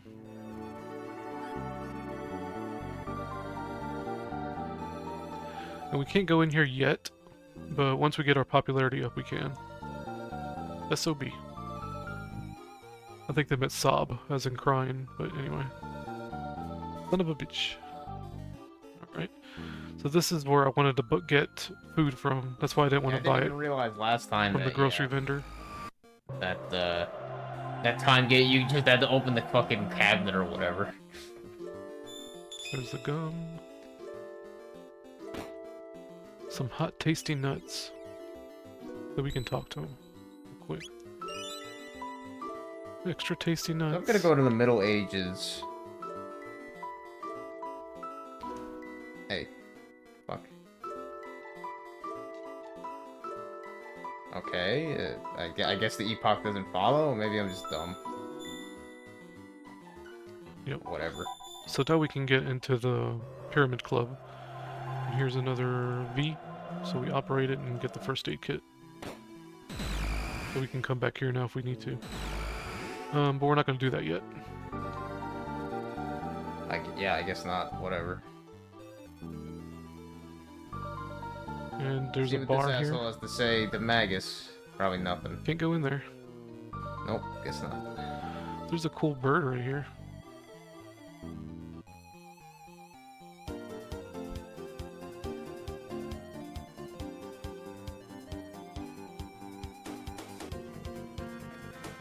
Yeah, I guess I'll go back out to the Middle Ages and see if there's like a festival or some shit. Right. I remember them saying something about that. So here's where we need the bone. That bone we picked up earlier. Give it to the dog, save the cat. So yeah, there's a cat fractal in this game. It's beautiful. And here, let's talk to the shopkeep. Lovely bookseller. Another buxom young lady. Yeah. So here we can buy a book.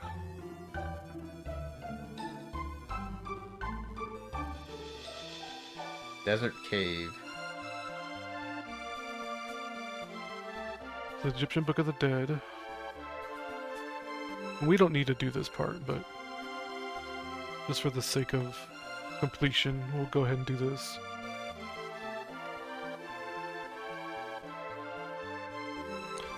So you don't need that book to beat the game. You don't even need that book to get a completion, the 100% completion. So there's Tibbles. Tibbles the kitty cat. Poor little Tibbles. We don't have the proper equipment to save the kitty cat yet. We're gonna go ahead and feed the squirrels. Oh, that one's not hungry. So... Oh, so you can go back. yeah, we'll do this part real quick. Do I even want to? Not really. Not right now, at least. We need to pick up, oops. Pick up the Dinobone. Calling the police.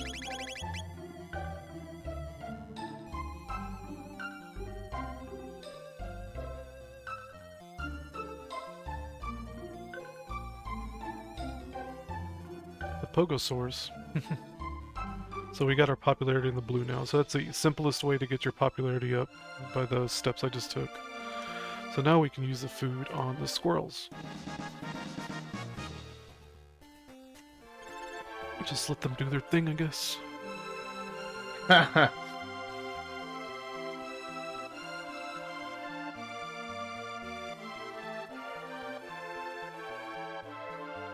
Okay, I'll do that real quick, even though it's probably just stupid, but fuck it. Otherwise, I'll So forget. it's the Amulet of Bast. You know, I've talked about Bast before. Bast, also known as Bastet, the cat goddess, or the daughter of Ra, the sun god. So isn't that fun? Cat fractals all over this game. So here, we can go ahead and give that book to the librarian. And again, it doesn't matter, but just something fun to do.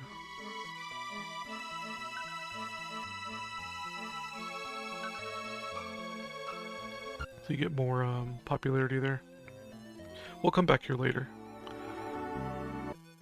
Right, so we need a ladder. Well, I'm guessing I'm basically doing some side content now, which, you know, clearly they want you to probably expect you to do some. Clearly they A few expect more you to do things. some. Let's go ahead and operate once the they give phone you booth. the Epoch with wings. So if your popularity wasn't high enough, Vortex wouldn't let you in his But in that case, his hideout here.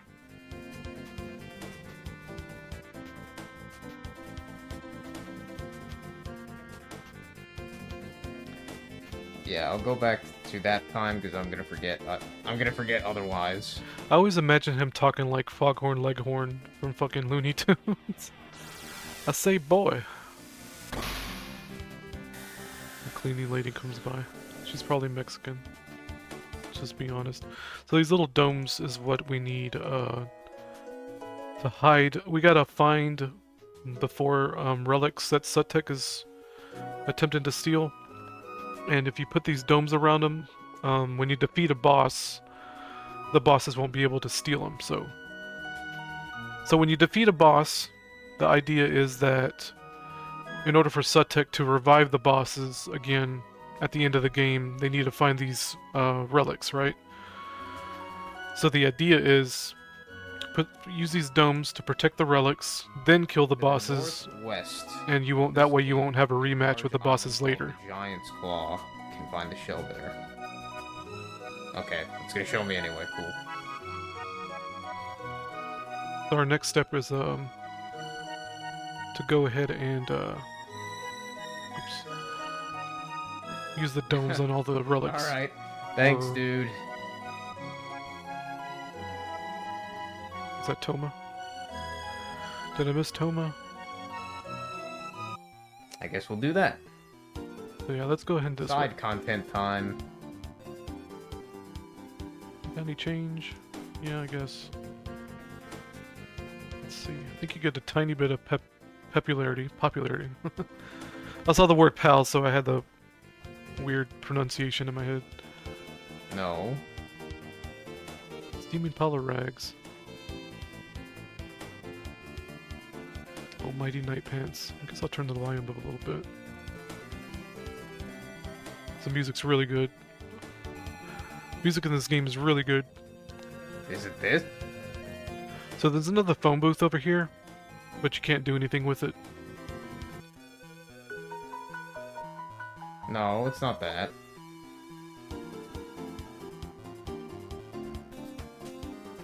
Northwest. Oh, maybe in the other time? Or in the Middle Ages, maybe? So these jackal statues, you have to defeat them by hitting them from behind.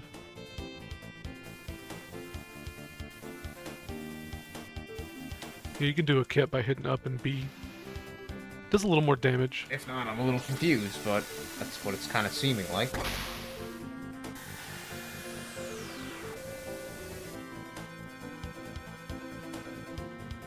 Yeah. So here's the Okay, I was like, what the fuck? here's the first relic we have That to makes more sense. protect the destroyer. First relic we have to cover up. So we're gonna use the dome on, which just happens to be a pyramid, by the way. Use the dome on that, so that way they won't steal it when we defeat a boss. This is basically activating easy mode in a way, if you're not gonna have the rematch at the end with all the bosses. If you're good at killing the bosses, it don't really matter, but like I said, for the sake of completion, I'm just gonna do it this way, just to kind of show off everything. Yeah, this game is gorgeous. Like the pixel art, fucking amazing. Almost like this game's dick, you know. So we're not gonna fight ninjas yet. We're gonna wait for a little bit. But we do have the Amulet of Bast, or Bastet. So we can start killing rat bosses or rat minions a lot easier. We're gonna need that for the boss too, Rat King or whatever it's called, King Rat. So you can also steal his ladder if you want to. Yeah, so you can steal his ladder if you want. It won't let you double up ladders though, so there's a ninja. Let's go find the kitty cat. This is a clothing store right here. We'll come back later. Oh wait, we need catnip. So the catnip is this the way? There it is. So for the longest time, there's a catnip bush right here, right? For the longest time, I thought the catnip was this. I never saw this little bushy graphic, so I would like hover around thinking it was this right here, and I'm not even sure what that is. That's but pretty handy. it's kind of funny. So now we got the catnip. Wrestle Santa for falling out with old partner Waldo Schmier. Yeah, he's the one trying to steal artifacts. That's Waldo Schmier is Sutek, essentially.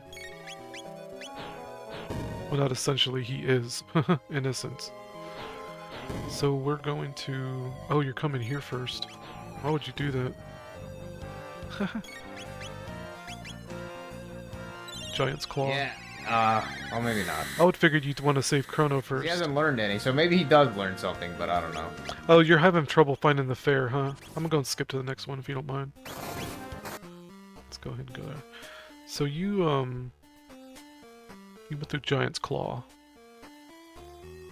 I'm gonna skip around a little bit. I don't think you really mind if I do that. So I think you wandered around the desert for a while. When I was watching one of your playthroughs ahead of time. Did you get stuck here? I'm not supposed to be here right now, I guess. I don't know. Yeah. I forget exactly how to do this part. We'll just leave it like that. Let's see. I'm gonna operate the ladder. There we go.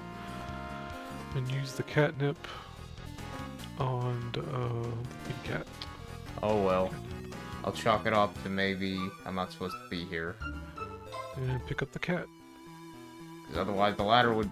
I don't know, it would be there, I'm pretty sure, so... Alright, Pretty funny that go to the desert. you save a cat like this in this game. And in Chrono Trigger, you kind of do the same thing with the little girl at the Millennial Fair.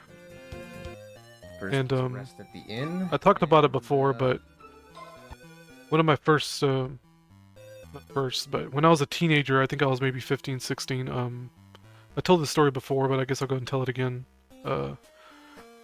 There's a little kitten behind like a 10-foot tall fence, like my neighbor's fence. And my neighbor had two dogs that were like, they had cornered it and they're harassing it. And I was trying to get my hands underneath the fence to get the kitten out, right? Trying to save the kitten. But I couldn't get to it, so I ended up climbing the fence, climbing over the fence to save the kitten. I got the kitten, I wrapped it up in my shirt, climbed back over and let the kitten go, and the kitten just took off, right? Scared to death, poor little thing. But have a memory of that, and this idea or the synchronicity of whatever climbing something to save a kitten and saving a kitten from a dog in the other screen just now, kind of weirdness in this game, kind of repeating in a copy paste simulation, right? Repeating in real life like that. It's just really weird. I think I'll change the Meryl since she's got ice magic or whatever, water magic.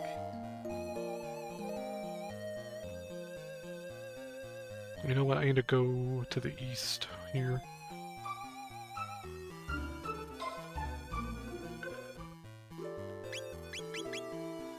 So now they're gone.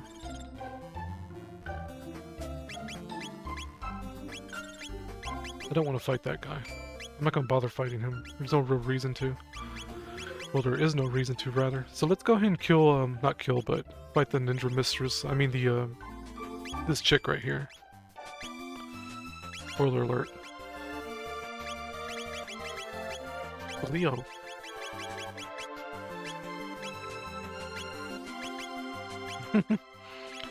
So you can be a peeping Tom right here.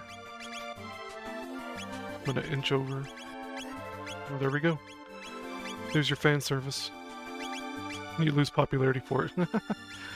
So let's operate this. Get into a fight with the ninja mistress. I mean, ninja girl.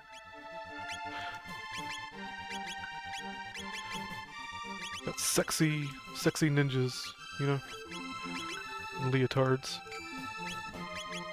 Kinda looks like she's wearing pajamas. They always appear behind you when they teleport, so it's a good way, easy way to avoid them. So let's go ahead and examine this urn.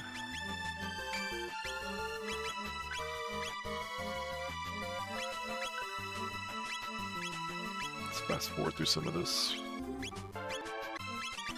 Just equipment. Yeah, I'm gonna skip most of this because I think you were kinda lost here for a while and not really saying anything. I might skip the whole thing because you were pretty stuck on this boss for a while. I think I even commented on this. Yeah, this is like one of the last... I guess it doesn't matter too much, but this is a pretty rough quest to start off with.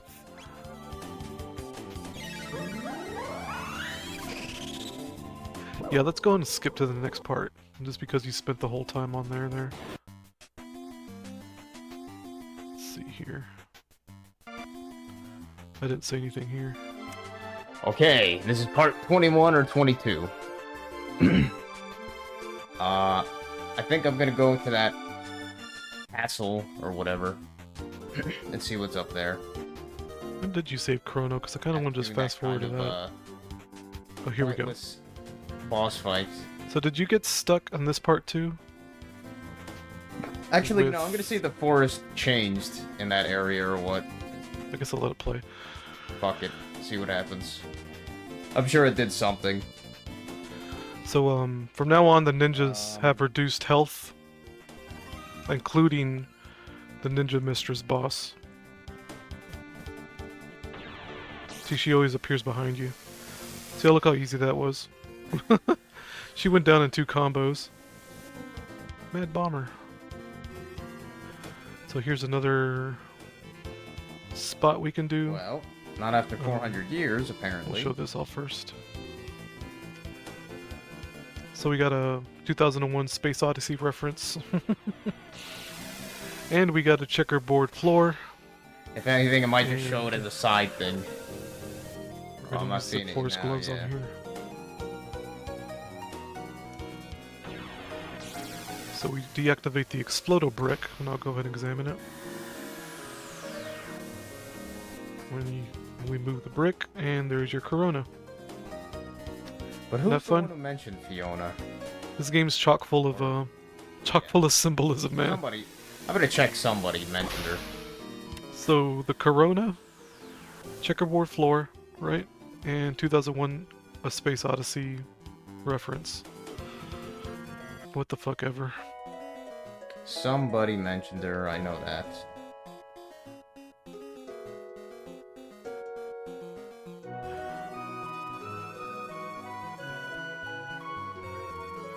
So yeah, let's go through here. First we examine the bookshelf here. That activates, prompts you to examine Okay, a single book here, and there it is. So operate Maybe that. not, then. I don't know. Now we have the papyrus. Papyrus. Sacred Maybe papyrus not of then. Tanis. I don't know.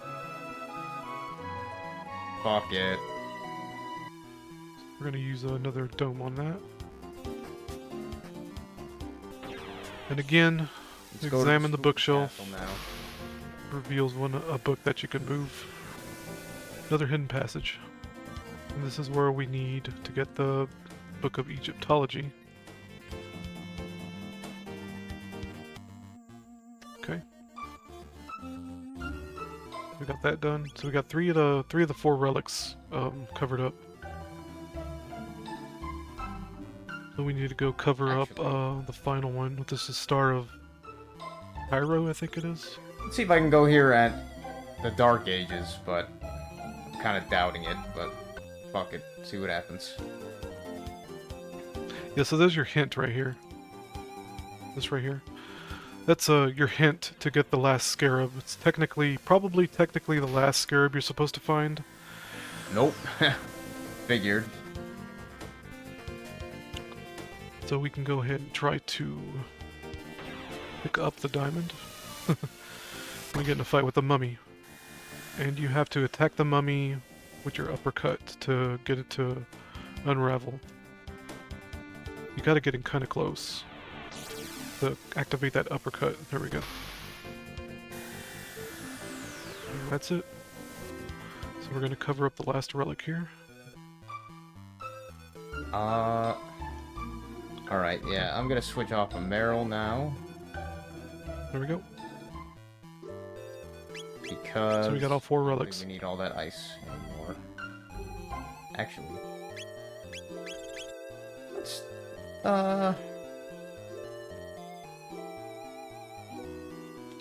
What's the next thing? Oh, we need a ladder, don't we? Yeah, let's do Luca, I guess. Fuck it. Operate the ladder. Did I pick it back up? No, I didn't. No. So there's hints and stuff in these lap posts, usually. Being a smartass.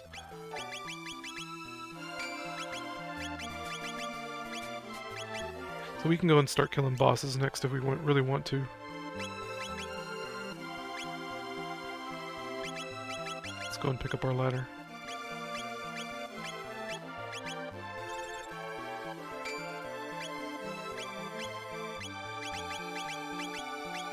So here's another hint. The V on the lamppost. The 4th brick along the edge there. So about right here. We're going to operate the ladder and examine the brick. Now we got a whistle. So the whistle's used to chase off bats, Yeah, that'll work, I think. if I remember correctly. Where's the whistle? There it is. Captain Whistly Tweetomatic. So, what have we here?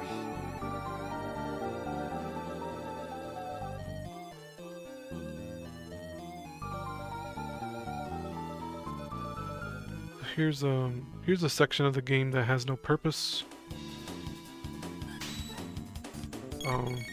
This is just to get to the other part of the basement there where I got the book to Egyptology.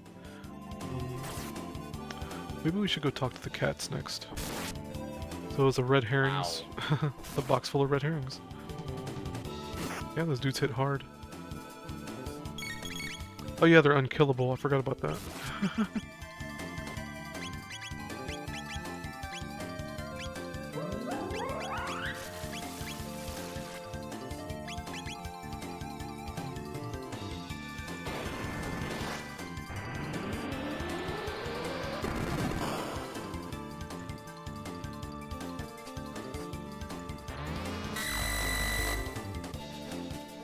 Nice. Oh, they can be killed. Nice. 16 tech points ain't bad. Hit really fucking hard, though. I don't think there's anything else here. Oh yeah, the jackal statue. The secret scarab of Anubis lies in the belly of the beast. So is your other hint of where the other scarab is. I think you can purchase this. I'm gonna use the money on... There's no real reason to. Yeah. So it goes in your inventory. Here it is. There's no reason to buy it. It doesn't serve any purpose, as far as I know. Oh yeah, let's go talk to the cats. It's always important to talk to cats, even in real life.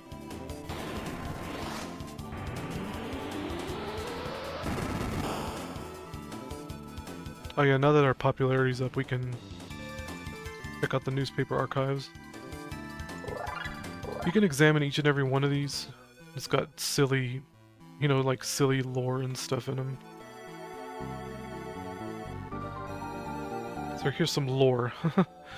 the ninjutsus. What's it called? The ninja girls.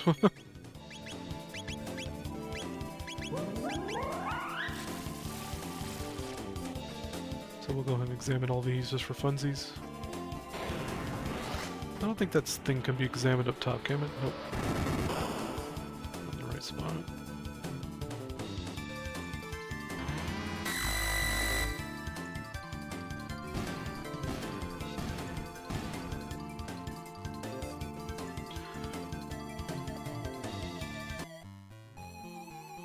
Okay, then. I wonder if that's a Coneheads reference. Sexist, wealthy, and pompous.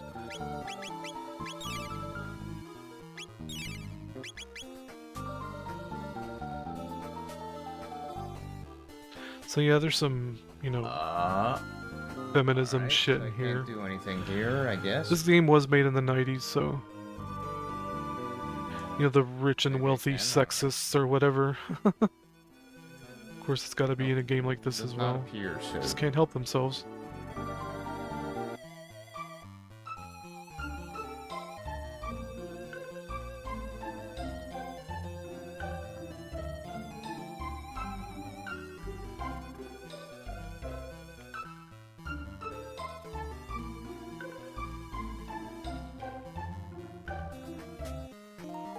I think I can reach it from here.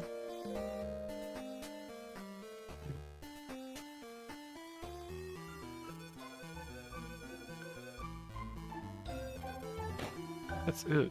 Nope.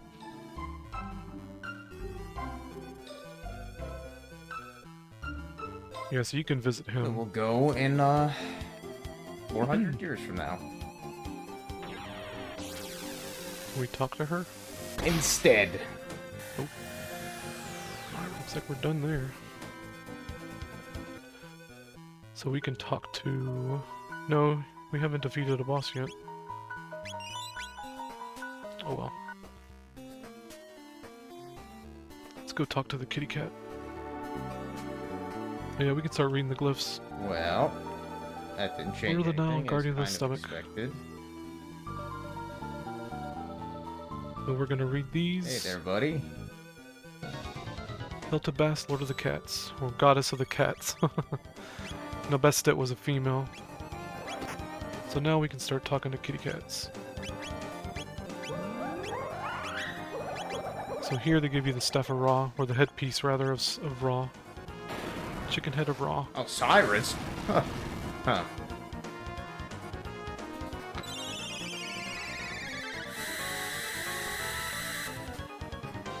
So let's go ahead and take that. We need to move as soon as we zone in there. This is where we use the gum at. I didn't know this until literally maybe last year. That you can use the gum to plug up that hole. Len. Anyway. So we got a statue fight. These Anubis looking motherfuckers. What are they called? Jackals? Jackal statues.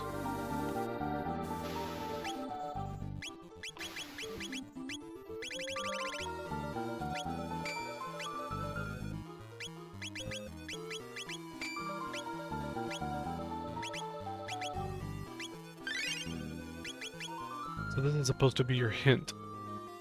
I'm just gonna examine it. Yeah, so those are the four objects you have to seal. Bonk.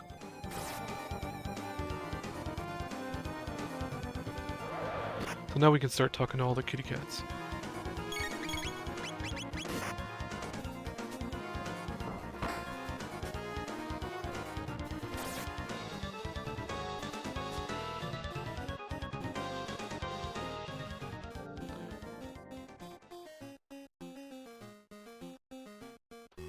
So I guess we can go ahead and fight Goliath here. Okay. Alright then. Goliath is the easiest one to defeat, really.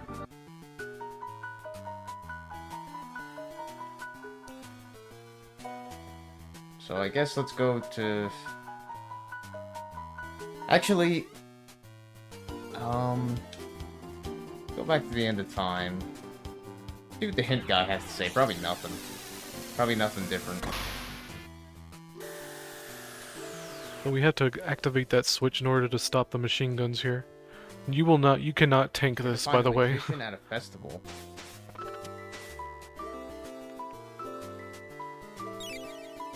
So here we use the crowbar. That candle's useless, by the way. Where's the fucking magician, man? I don't see any magician.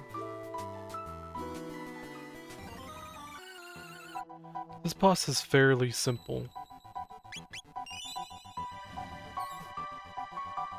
Just gotta get distance from him, let him bang his head into the wall. And you kinda have to do this weird little hop to get distance from him, to kinda goad him into charging.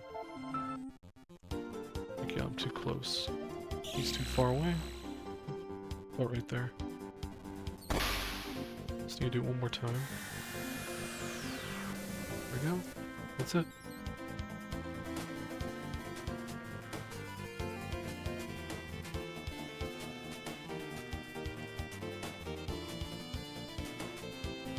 It automatically walks you out from there. You take the elevator like a big boy.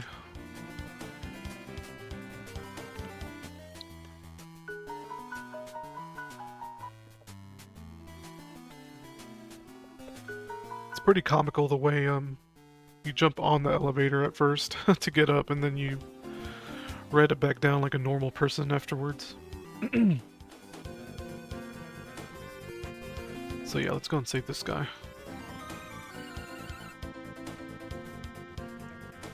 Oh yeah, before I forget, let me get that item. Let me get that item. Bitch. Ah. Just being a tricky hoe. Tricky hoe. She's doing that a lot. What's the deal? What the fuck? Some garbage RNG. Anyway. So you get a large wad of money. And right here there's a fake Staff of Raw that you don't need to buy. That's it there. So the Curios killed the cat. More cat references. If you didn't get the pun, heitake, like shiitake mushroom. There's your 777 right here. Pizza Dude 777. Pizza Dude. I think you can read this sign, right? Oh yeah, I forgot about the newspaper girl. She says different, the newspaper says different things depending on your popularity.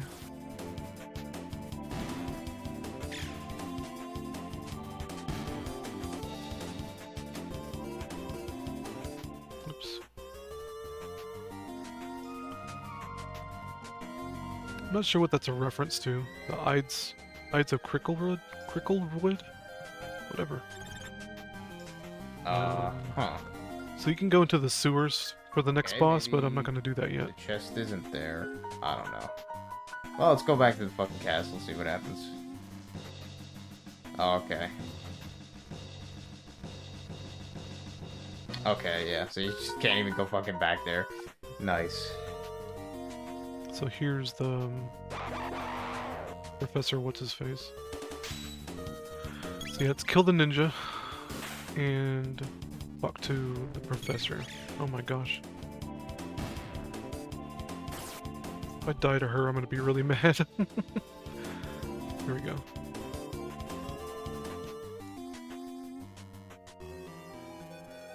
So let's go ahead and pick up the Staff of Raw. And we're gonna use the headpiece. Thank you, fast forward sometimes. We're gonna use the headpiece on the staff.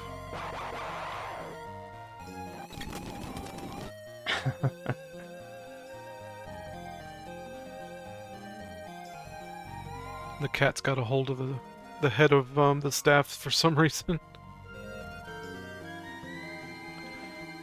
So you already went there. I guess, I don't know. Guess I already took the chest, so... The mansion on the other side of the town.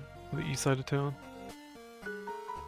I don't know what he means by subtitles. It's kinda Alright, stupid. let's go to the festival again. Actually, let's see what Chrono's mom has to say. If anything. I think you meet Magus. Maybe. Sure she does. No, I don't think so. Whoops.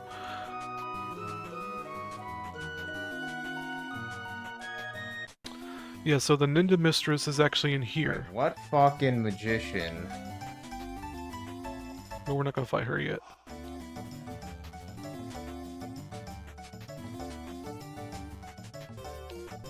Fashionable headgear of the pharaohs. Siki the effigy of the evil one.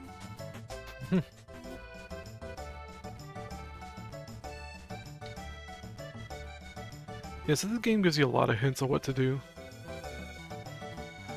But yeah, we need to heal up, so let's go do that. Oh gosh, I'm rewinding. I'm rewinding every time. There's no reason to fight him. I'm gonna zone in and do this number. Here we go. We're not in the mood to save old grannies right now.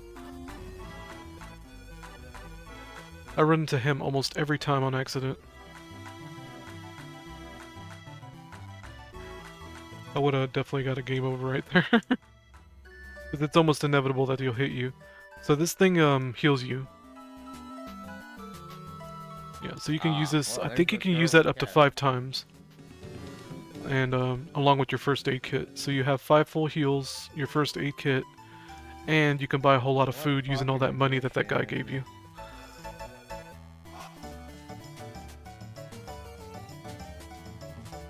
And you get 4 continues, I think, so you can game over to get a health refill if you really want to. It's not a big deal.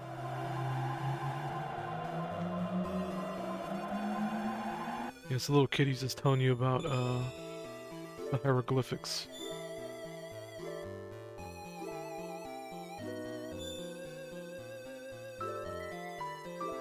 There's Apep, Lord of the Serpents. You know, that's Apep, aka Apophis. You know, like the cats and What magician? Apep, cats and the snakes have enmity. You know, Ra versus Apep and all that. Ra takes the form of the cat and fights the serpent Apep. It's fun. Fun synchronicities.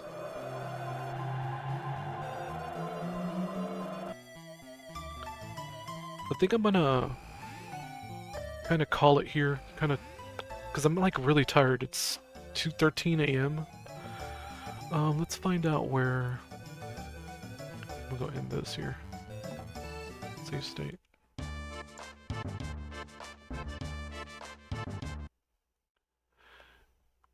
And I'm gonna render this video. I'm gonna probably do another recording in a few days, and I'll continue from where I left off on Nightshade, and compile all that together. The past few recordings.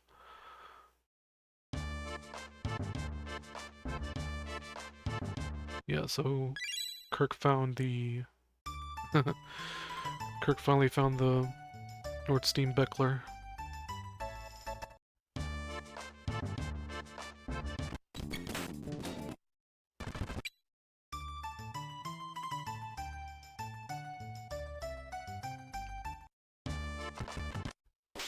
That's one way to do it. I don't blame you, man. Fast forward through the slop. I really doubt it's the fucking. I'll watch for a little while longer. House, but I don't know. Yeah.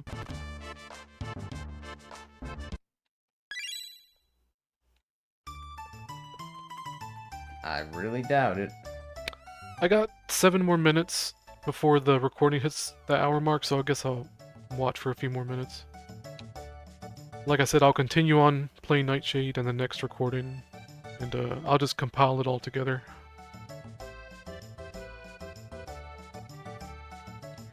But we'll see what happens, I guess.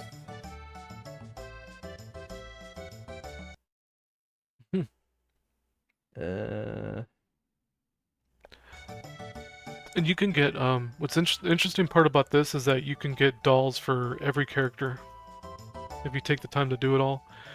And you can win up to like 7 or 8 cats, I think.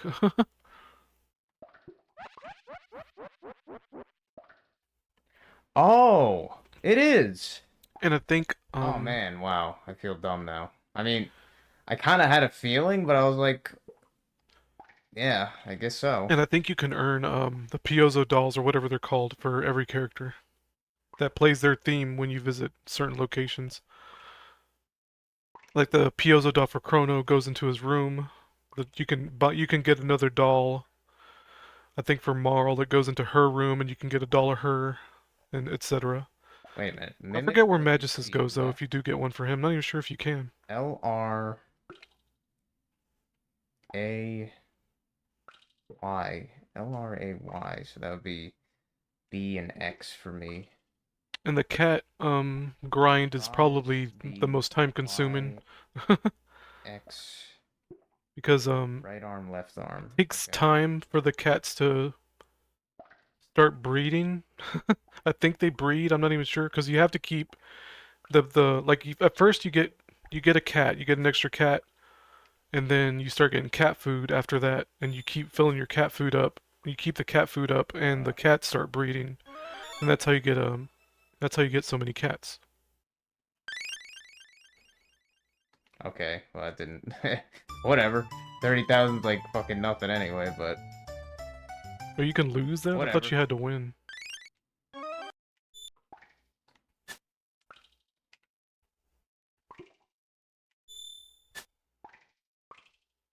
Oh, they take 30,000 gold? I didn't know that. Okay. What well, the hell? Whatever. I actually didn't know 30,000 's, that. like, That's fucking nothing crazy. Anyway, but... Or was it? Yeah, not really. I don't give a fuck. I fucked that up. That is creepy as shit. Fucking just a clone. Like, what? What in the fuck is going on with the story at this point?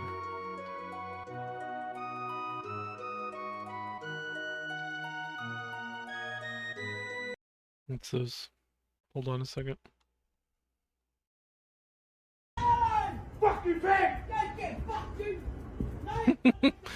Yeah, I've seen that on TikTok. Kirk just sent that to me.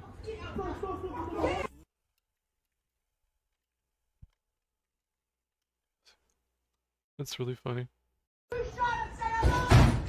little black kitten. So, the way he looks at the guy like, are you seeing this shit? They always look for our approval. They pay attention to what we're paying attention to. A lot of times. More than people think. Like they follow our social cues, if that makes sense. When did he send this? 125? Oh, so it's been like an hour. I missed it. I think he went to sleep. Anyway. That's funny as fuck. Oh yeah, I was gonna look up the cat thing. Cat ending. There's a cat glitch? I didn't know that.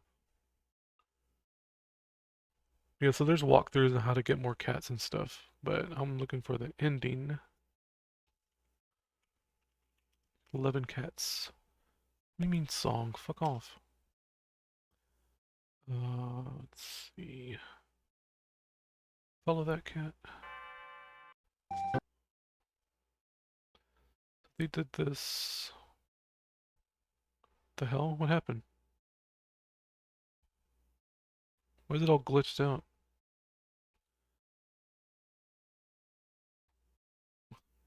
What the fuck? Is it supposed to do that? I don't think so. Alright, here we go.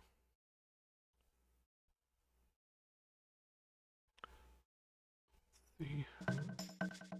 There's one cat there. Where's the multiple cat ending?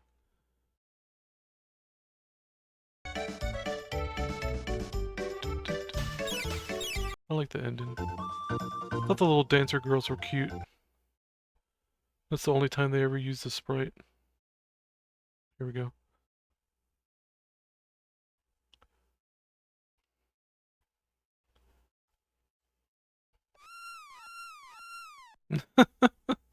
How many are there? 1, 2, 3, 4, 5, 6.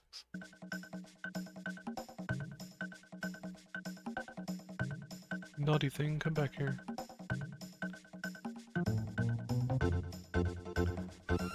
Oh, it's actually more than that. Wow. Oh my gosh.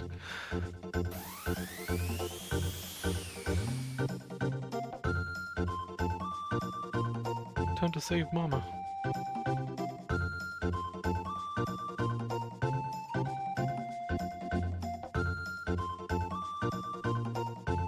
Marl. Marl, you bimbo.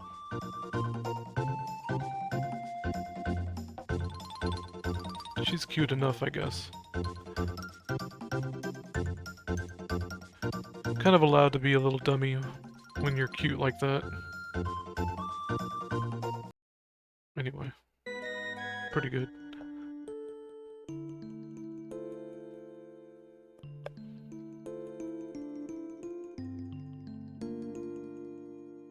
This chick really has no idea that you're like hopping around through time and shit, does she? She just has zero clue what her son's up to. Kind of like in real life, you know, like single moms have zero clue what their sons are doing. What? So she really is like a single mom to a T. Where the fuck's your dad at, man? Doll, what the fuck? Okay, now we gotta go to Death Peak? Where the fuck's Death Peak now?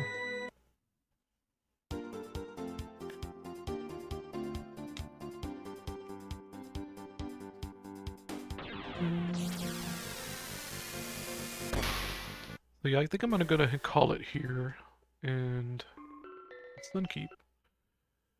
Yeah, I'm gonna call it here, and guess I'll go ahead and fast forward to the part where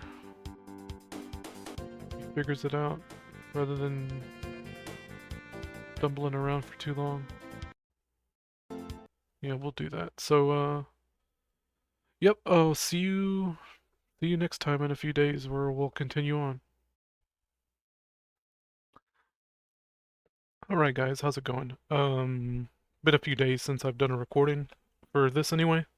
Thought about doing a pre-show, but I think I'm just gonna go and hop right back into it and like continue on with the previous recording and just kind of splice it together and pick up where I left off the Nightshade. Kind of have to remember what I was doing last, but I'm pretty sure I'll figure it out. I had 2 scarabs, so I killed at least 1 boss. Yeah, I think I killed the big doofus looking dude. So, let's go ahead and continue. Start Kirk's video. Let's turn down the volume a tiny bit. Let's go like that. I'll probably skip around a lot more in Kirk's playthrough. It looks different from the rest. So we can kind of... Yes, okay, I was like, what the fuck? So we can kind of speed it along here, but... At least they did that, made it look different from the rest. We'll turn him down a little. Just not different enough, clearly, for me. Yeah, there we go. Because he was like almost in the red on OBS for a second there. When he was speaking. Jesus. Oh. So let's continue on. Let's see.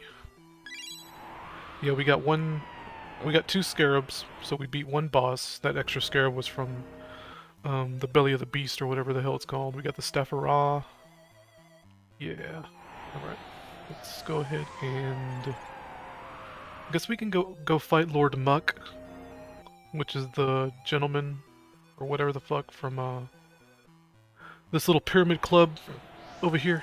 So let's go ahead and do that. I might pause the video to do that, because he's not a particularly easy boss. Back here, yeah. I might go ahead and pause the video to do this part.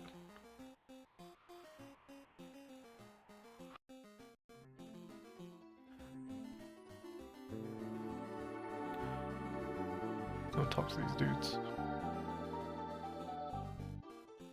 Hey, Lampshade. I love that guy. Okay. Save game, yeah.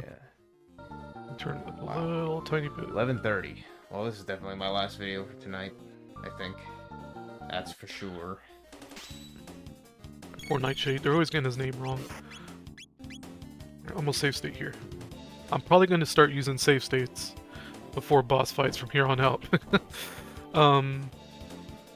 So probably towards the end, I'm going to show y'all all the death scenes as well. So we'll get to that. To take you down a peg. Old Bean. These dudes are pretty rough. They team up on you pretty hard.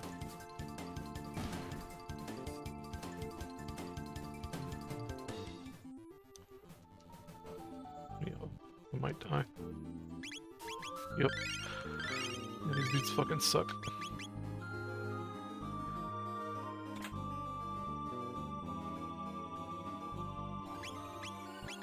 I guess they both say the same thing.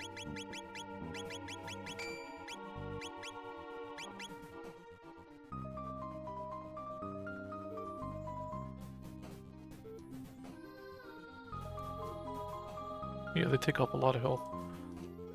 There we go. Take off a boatload of health, goddamn.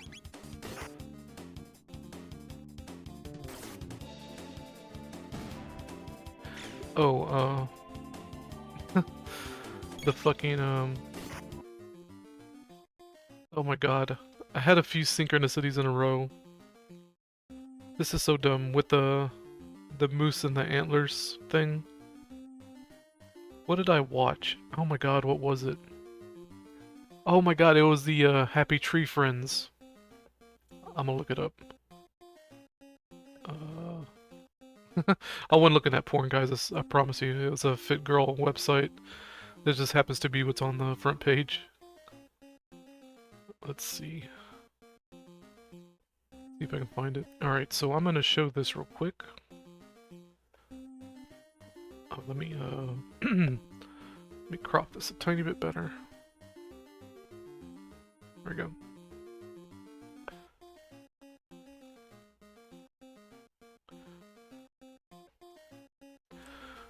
So, his antlers look loose. Mr. Moose's antlers wiggle. I wonder what the other one does. Alright, so I'm gonna leave it right there.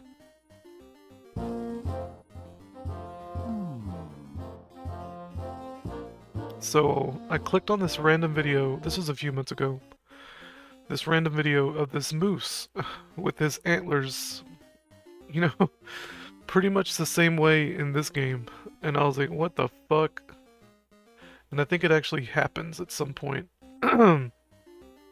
Yeah, so repeating, look, as above so below, there's even repeating mirror imagery, you know, copy-paste moose antlers that are, what's it called, asymmetrical, if that makes sense.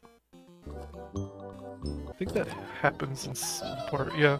So I guess his antlers are always like that, but I thought it was super fucking weird that, I was like, oh yeah, that reminds me of Nightshade. So I don't know if you want to call it a synchronicity or just a matter of noticing things, you know?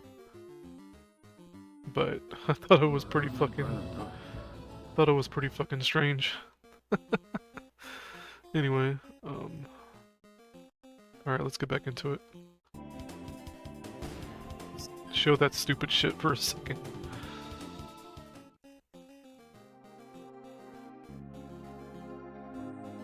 I guess I can make this bigger, hold on.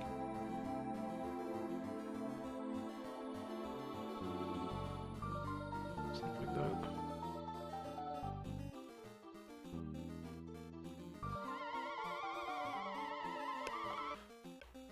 Alright. So, I'm gonna go get healed up at the Vortex's hideout real quick.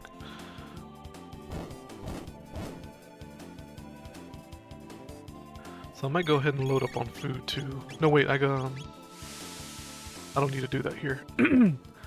I can buy a whole lot of food later. Spoiler alert. In the sewers.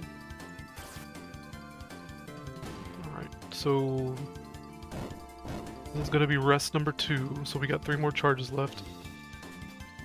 That's way more than enough to beat the game.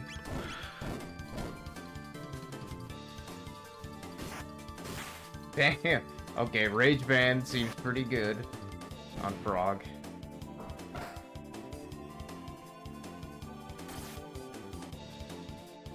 Yeah, I give the Rage Band to, well, when you get the Frenzy Band, I'll give it to, Ayla, usually. Because her counterattacks hit like a motherfucker. Alright, so this is Lord Amok. He's pretty rough. Well, he can be pretty rough.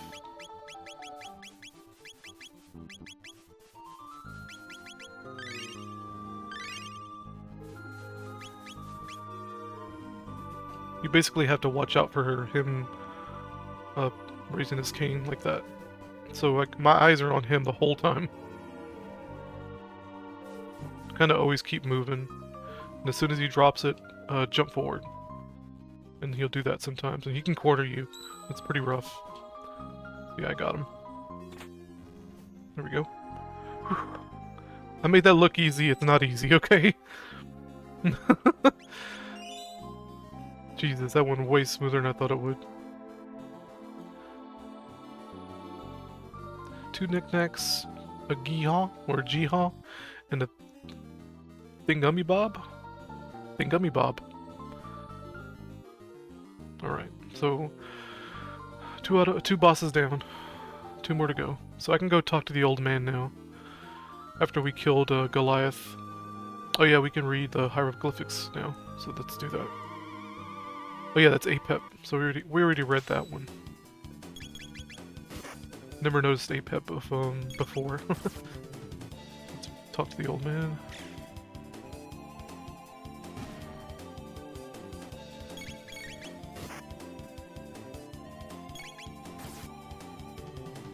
Get on with it, young Nightcart.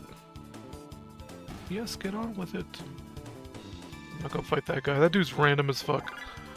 We're not gonna worry about that. Maybe we'll do that when it's time to show all the death scenes. I'll show that. I'll use him to show that off. What? I'm looking for the sewers here. Oh yeah, the lava spawn.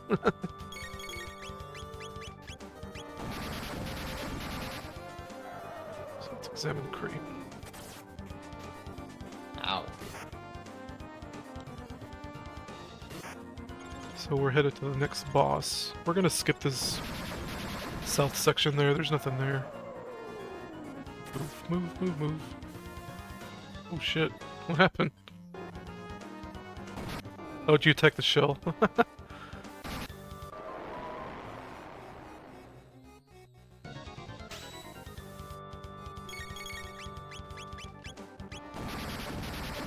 Yeah, that'll do it. Ow.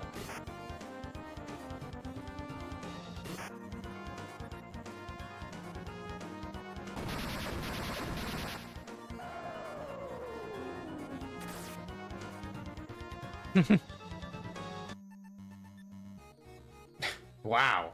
Fucking wrecked. I think everybody does that their first Okay, time. so don't attack its body, or maybe don't attack it at all. There's a crank we need. Jesus, I got fucking literally. So that did we examine the amulet? Let's see. There we go. Yeah, the amulet of Bass. So that amulet's gonna make the rats and the final boss a whole lot easier to deal with. Guess Rage Band is not good in all situations. So that's your hint about the puddle of water we just went by. Clearly. So we can operate. Or actually, I think we gotta use a crowbar. But yeah, there's a switch there, but I don't know what it does. Okay. I don't know what it does. I've never figured it out what it does. There's no point. And there's a switch there too that's also a bait, kind of a bait. Trying to bait you into clicking it. This game's a bastard. Jump over this. We're gonna have to pass by him eventually. Caravaggio, so that's the rat boss that's coming up. $10 worth, alright. So we can use let's operate the food. I'm gonna go and eat all the food I have. That was it. So we're gonna use the money on the pizza van. And we got more food. We're gonna get filled up here. Get our health back. There we go. I think this is a dead end. Yep. So we need to go fight the rat next.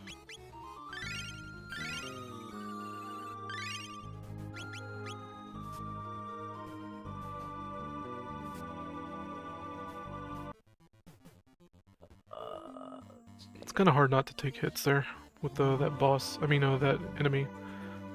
We can use the whistle here. Squeal. That's what the whistle's for, in case you're wondering. Get rid of bats. So, we gotta do this pretty quick. We gotta use the crowbar on that, and then the crank.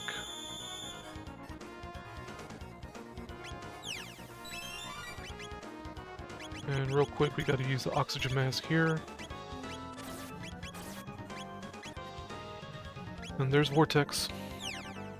It turns down a little bit.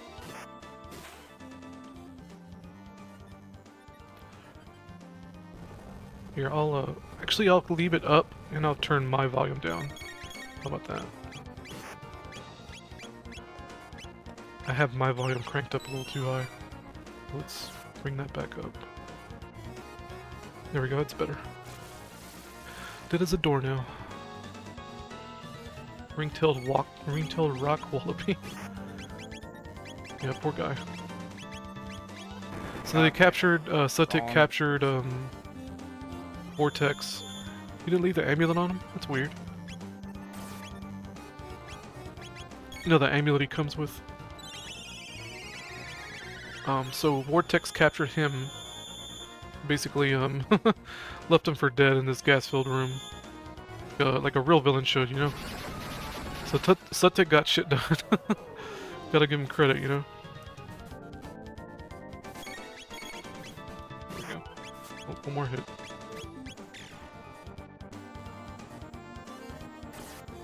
So, we're gonna fight Giovanni, whatever his name is.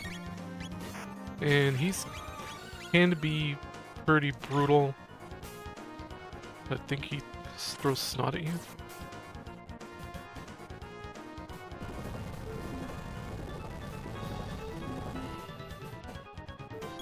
Alright, we got him. Whew. Some of these bosses are just like, you never know what's gonna happen. Alright, we got one more boss to kill. And we gotta walk all the way out here. Operate. Gas mask. I'm gonna use a little bit of food just in case.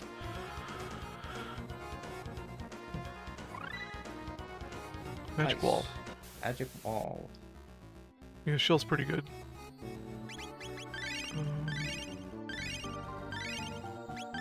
There's a whistle. There's pretty handy. Handy dandy whistle.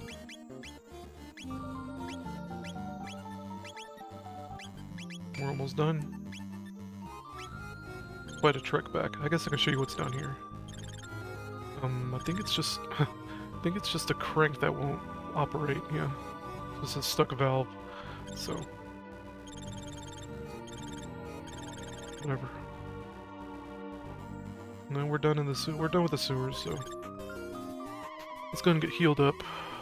Find watch out for that guy. Vortex's lair. And we'll fight the Ninja Mistress. And she's kind of on the simple side, just depends. RNG, you know, fucking these bosses and their RNG mechanics. You just never know when they're gonna go apeshit on you. Yeah, I like Magus, just to talk about Magus real quick. I like his basic attack is really strong, so he basically, I guess the idea is that when Chrono dies, you can use Magus to kind of take over that role, if you know what I mean, that physical role, while still having an extra magic user like a black mage. Why am I wasting my time with the tonics? I don't fucking know. He's basically a souped-up red mage. If you wanna, a souped-up black mage, if you want to consider him that, like a a warlord, whatever, like if you want to consider him a class like that, Great. Death Knight kind of thing.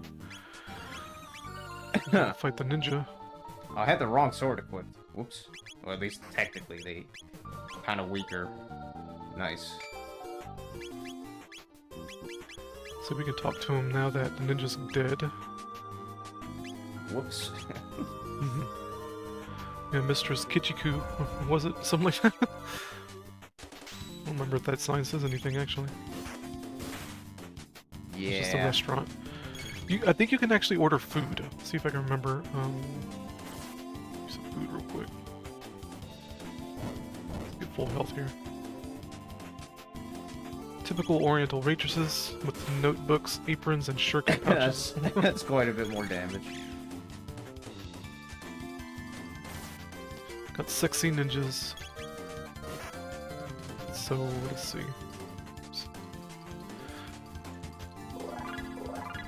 Alright, let's use the money on the waitress. I think they do give you some food. You only fight one? That's weird. Alright, that was easy enough. Got sexy ninjas. It's kind of funny that there's two and you only end up fighting one. Alright, let's save state right here. There she is. I think she's got, I don't know if she's the same graphic as the other ninjas, but I wouldn't doubt it. I asked for Bruce Lee and they sent me this. This is going horribly. Come on. That thing, you gotta stay ducked. Pretty difficult fight. That's what I mean by RNG, goddamn. Well, who would it be? Just stay on top of her. You always, she'll always teleport behind you. You can just step forward. That's how you're gonna... When we fight Sutek, that's how that fight's gonna go. So... Probably just better off letting it hit you. See what I mean? Sutek fights, similarly. So, that's kind of training for when you fight Sutek.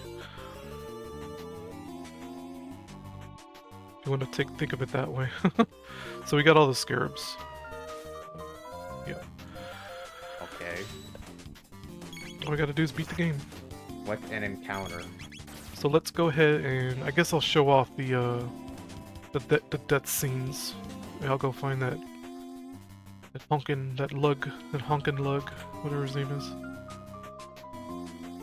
Effigy of the Evil One. What if you get something different if you don't have Magus? Possibly. You can get his ultimate weapon now from Ozzy's Fortress. That's what I usually do. As soon as I get Magus and you're allowed some freedom, I go to Ozzy's lair and do that side quest because it's easy and get his ultimate weapon. If I plan to use him, you know. All right, let's fight this dude. This dude's pretty random. See, he doesn't really flinch when you punch him, so you can just tank through your attacks.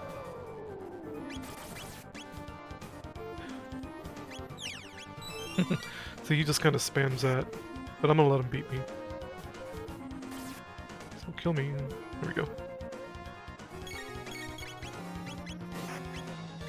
So this is the like the quote-unquote, what's it called?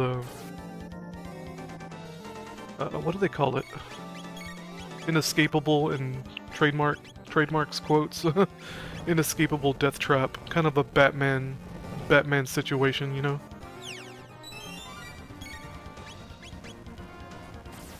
And each one has a gimmick. It's a puzzle essentially. This one's pretty easy, so this is going to be the second. As soon as your foot's on that second one right there, you're going to hit it. And you get your health refilled, so it's pretty good. You can think of it as a way to get your health back if you're having trouble with the game, you know. So you got 4, in essence you have 4 continues. Go and hit this way. What's this say? We'll read these over here too. I think we did already. Yeah, when we learned the cat language. Did we learn the cat language? Yeah, we did. Because, we got the stuff raw. Yeah, they're not talking to me now. What does that other cat say? I'm gonna go talk to it real quick. Then we'll, continue on.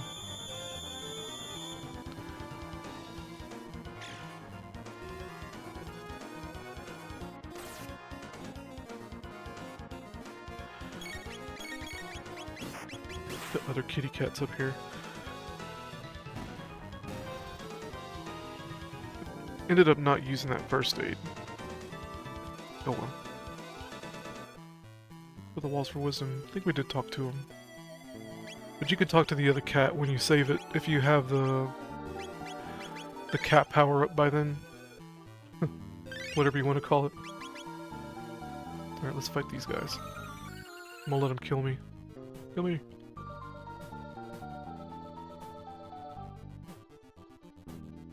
There we go.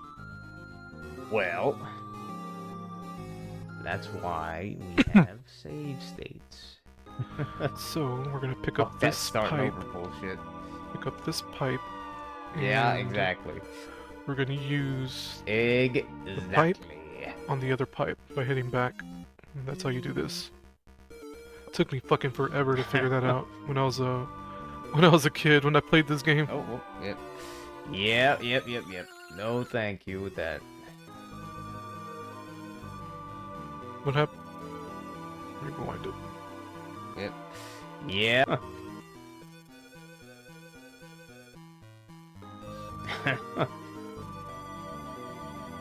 Oh, you fell off. Yeah. Yep.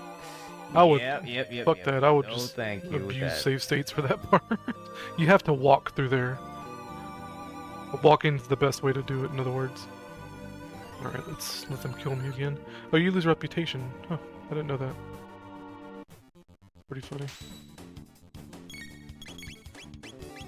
Huh, okay. So this one's pretty simple. Cut ourselves loose on this piece of metal. Jump. Then operate. Actually, we're gonna wait. Making squeaky noises. If you can examine the dog.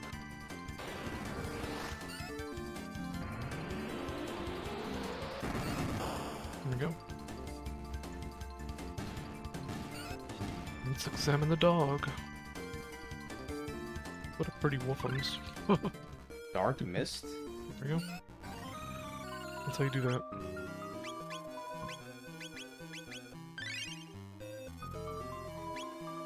It's kind of weird the flashlight's only used for that one part to go down into the sewers here.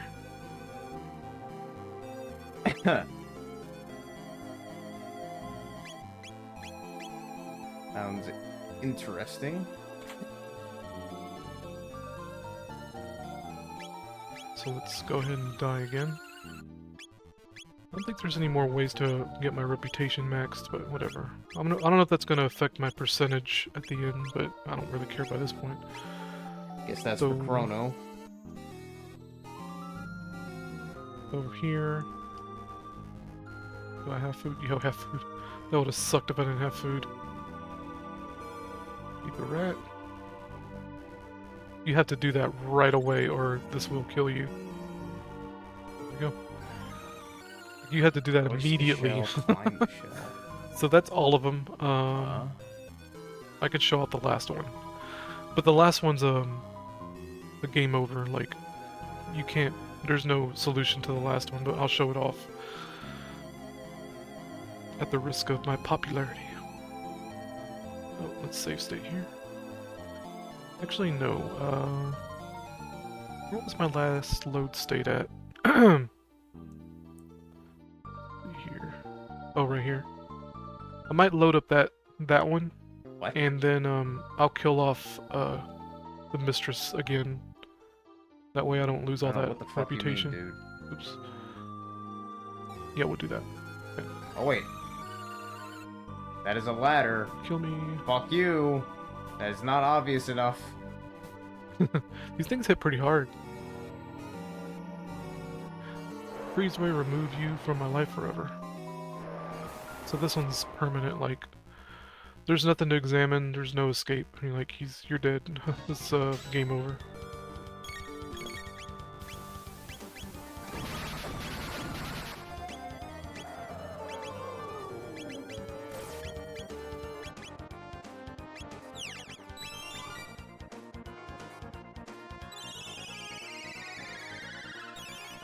.75% of the game. So yeah, let's kill the mistress again, because why not? Yeah, the trick really is to just walk forward and then punch her.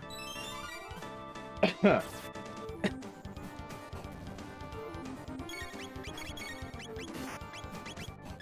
Yeah.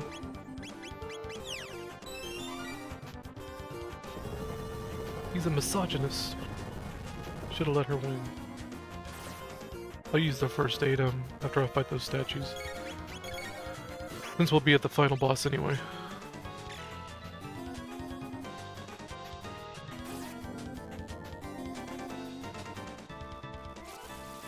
We got 30 minutes. Nice. Might play something else after this. I'll kind of look at what I want to do after this. I didn't even finish this game for my own channel. I mean, my other channel.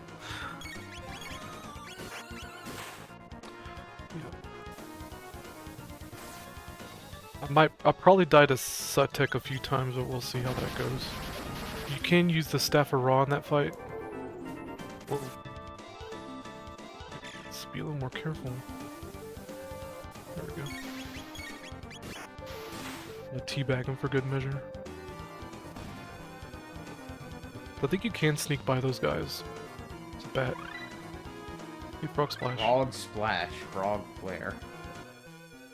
So we gotta use the scarabs.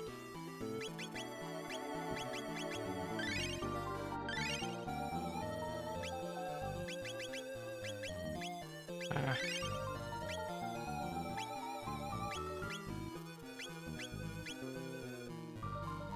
There we go. Frog Squash. So...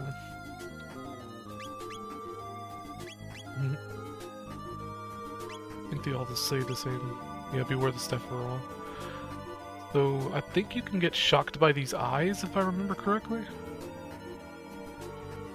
So if you were to, 2 times damage. Like, why is it? Why is it fucking written out like that? But okay. So at this point of the game, if you didn't cover the artifacts, you would have to fight the bosses all over again. Oh, that shell it's talking about. Hey, he's making fun of a kitty cat goddess. Don't do that. I forgot it said that. Yeah, this is the one that can shock you, I think. Congratulations, you discovered the secret layer of Sutek. Yeah, press the eye, so it's kind of fucks with you. Yeah, you lose health. You lose like a bar of health. Stupid. So we're gonna use the first aid. There we go. Got full health. And there he is. Yeah, that was slightly janky. How horrible. Maybe Sutek won in the end. 24-hour newscast of disasters, you know? Flares? What the hell's a flare? When a nickels will be legal? It's so fast. You still have to deal with me. How would Nightshade sound? Can we examine him? Yeah.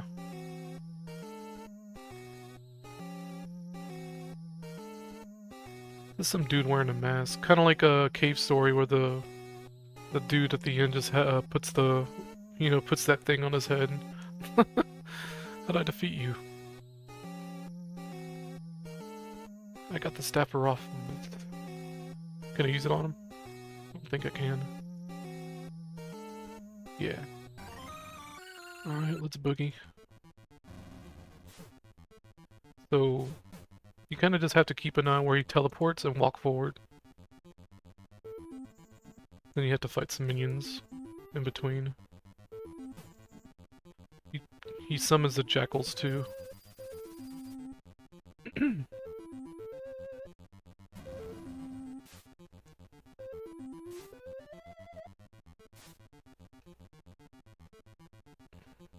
Try to remember how to do this. Easy enough. I think it's up and A to throw the... There we go. It's a bait him. There we go, we got it. So I'm gonna stand over here. You'll teleport to the other side. There we go.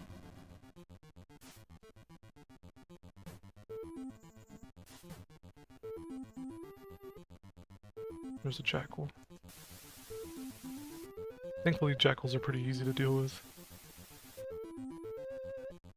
So I'm gonna stand right here. Ah, fucked up. There we go.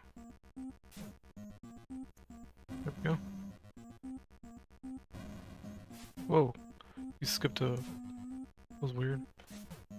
He actually skipped a... He skipped a phase, what the fuck? Whatever, I think we got it. Oh no! Maybe we don't.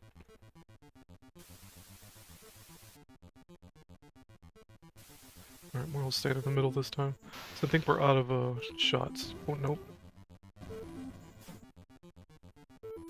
Oh jeez. There we go.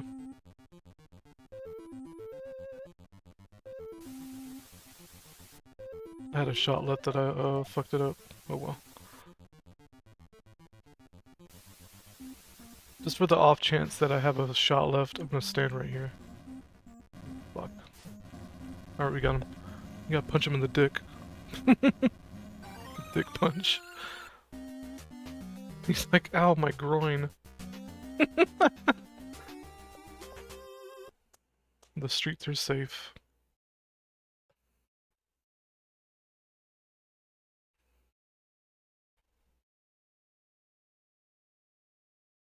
Terror's gone.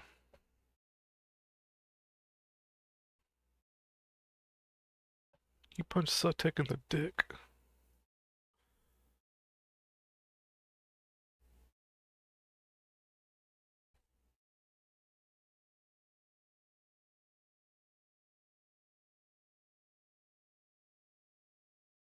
They had hard labor back then still?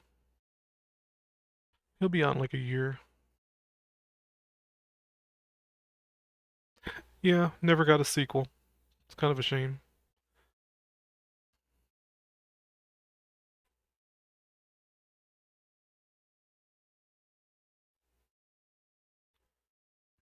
Part 2 that never happened.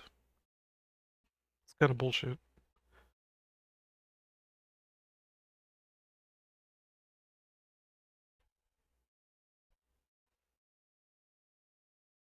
Depress anything? Okay.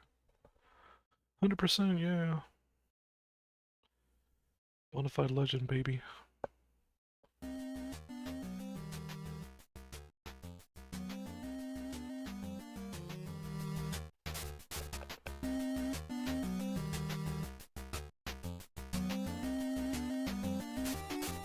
Got the enemy roster.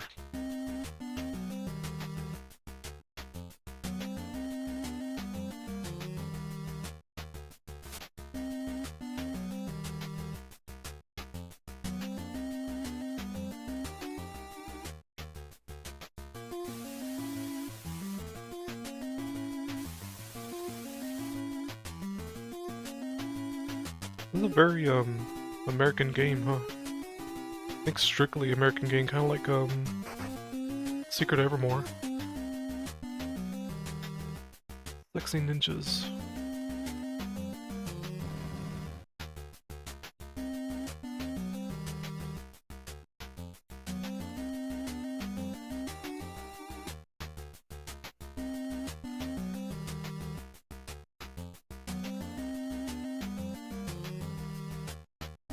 That's it. Alright, let's continue watching Kirk while I research a little bit. Maybe get an idea of what I want to play next. I think Goonies 2 is kind of tempting, actually. Actually, the revised version of Goonies 2. Let's go fast forward a little bit. Oh, we're almost at the end here. Nice. Let's see.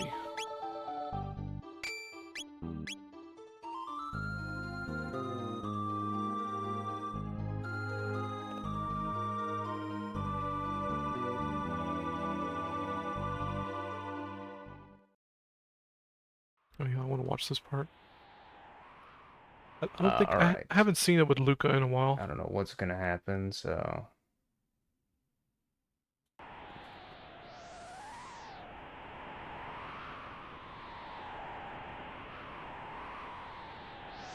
You who fear the night and fight the coming of darkness, give... What? You who fear the night and fight the coming of darkness, give... What? You who fear the night and fight the coming of darkness. You who fear the night... Fight the coming of darkness. Give us strength. What? What are you talking about, Luca? Oh, it says it on the thing, I guess, maybe. I'm not sure what that's about. Why she decided to like get all poetic. Kind of weird.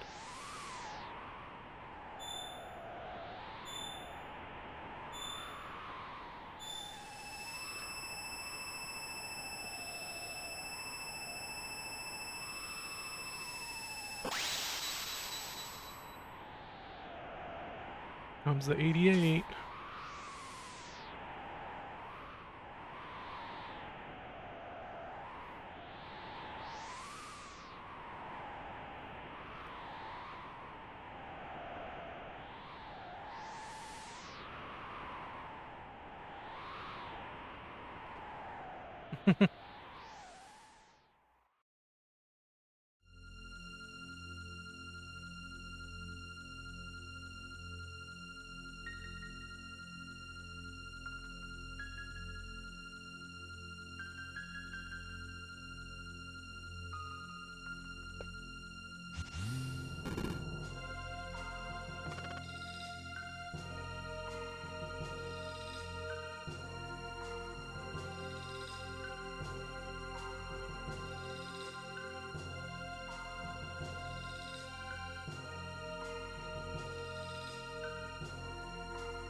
Yeah, you get to see, Matt just gets to see his bitch ass face down. That's how you look like a bitch after all that shit you talked.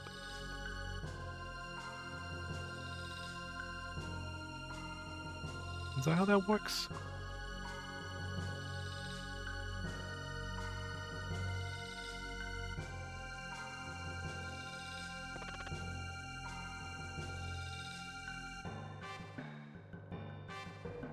What the hell? What? You can go touch your sister if you want. You know? You know what I'm saying? I'm sure he wants to, you know? Creepy incest fucking fucking weird vibes I've always got from Magus and Shala. Merry Christmas? Merry Christmas, you filthy animal. Got the eclipse and everything, baby.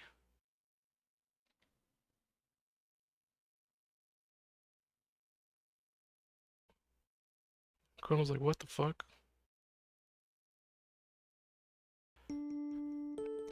You dummy, baka.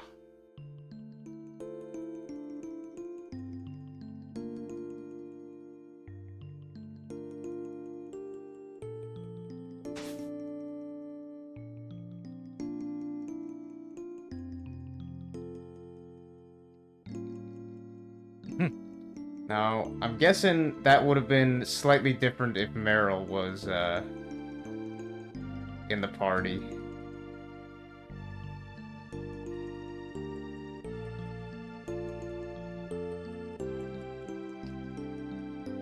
Be the third time Luca has to save his ass.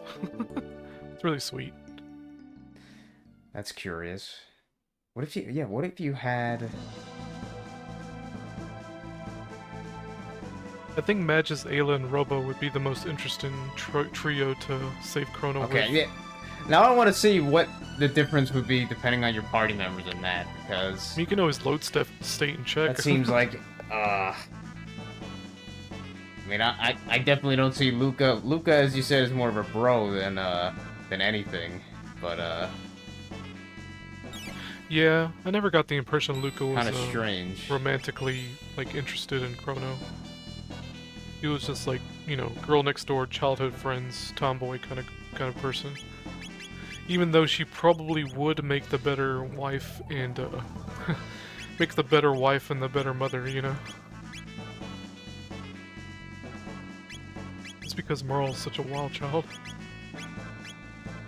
So I got a few options here, I guess. Can I share my screen? But yeah, there we go. Turn my webcam off for now. So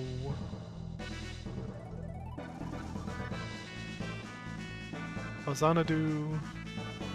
I don't really want to play Fasanadu without practicing that first, because I don't want to be a lost asshole like I was Wings in of Time. Secret Evermore. The Wings of Time. Secret of Mana, pretty tempting. Just to kind of dick around. I don't have. That's a game I don't really have to focus on, really. You know. Wait, what? Mario Brothers 3, probably too platform intensive. You know, if I were to revise this list, I would probably throw in Mega Man 3 and some other game. What's it called? Another game I would throw in there, but I can't remember the fucking name. Kirk and I were talking about it.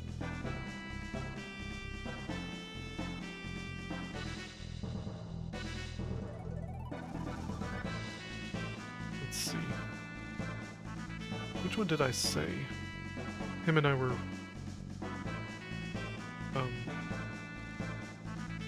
what's it called? Chatting.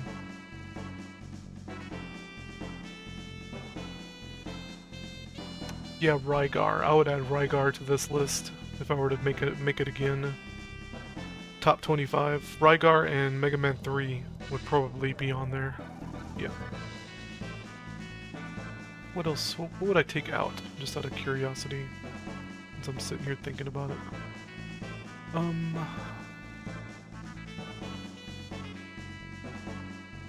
Yeah, I hate that last line of dialogue because it really confuses you as to kind of what to do next. It'll really throw you off. You know what? I might take Shadowrun off there because as much as I liked it when I played it for the first time and beat it for the first time, I probably wouldn't play it again. Just because it's such a janky... Okay, so basically you're saying bit of a janky you can either game. finish the game now, Mhm. in I guess possibly 2 ways, maybe, or do side quests first. Yep. Which I was trying to do initially, but Second game I'd take off. got Chrono back, Replace so... replace it, I might, you know what? Secret of Evermore, kind of in the same vein as Shadowrun in terms of, I don't know. Because I like Secret of Evermore, but it's not janky. It's just obtuse. Like the way I was having to stop and look up a guide every 10 seconds with okay, it, you well. know, was really off-putting. So I guess I would probably take Secret of Evermore off as well. Metroid Rogue Dawn's really good. I guess we will be doing those side quests that I had kind of intended to do, but then they kind of just said, no, by the way. So I don't know. No. I base this list off of games that maybe like I can fire up. Alright, well, I think that's a good place to end for this. Like I could fire it up right now and have a good time with it, you know. So let's fast forward here a bit. So let's go ahead. Where is he going? Here, I'll fast forward to maybe about... We'll just play it from here. So I base this list on a game I can fire up right now and have a good time with. And I think a game that I probably would dislike, or at least like the least, right? Not to say they're bad games or anything. Probably Secret Evermore and Shadowrun. Yeah, if I were to revise this list, like... I have a hankering for Monster Hunter. as well, like right now. But all I have installed right now is Monster Hunter Rise, so I don't really want to. I don't feel like playing that really. Like I have other Monster Hunter games I could kind of try, you know. Um, so yeah, I could fire up Breath of Fire 2 right now and enjoy it. Landstalker, I would enjoy it. Um, Castlevania 3, I'd have a good time. So I got pick of the litter, you know, when it comes to what I can play right this moment. What I can play right this moment and have a good time with, you know. So I beat Clash of Demon Head, I beat Nightshade. Um, not in the mood for Arki's Ring, even though it is a fun game. Metroid, I'm not in the mood for it either because too much brain power to remember how the map goes. Metroid Rogue Dawn, I'd want to play that again first before replaying it in front of a camera. Fazanadu, the same story. Same thing with Fazanadu. Um, I actually have. I've been meaning to. Excuse me, jeez. I've been wanting to play this game, Xanadu Next. Xanadu Next. Little dungeon crawler kind of action adventure that looks pretty neat. I'll go and play the video, whatever, preview, trailer, whatever the fuck it's called.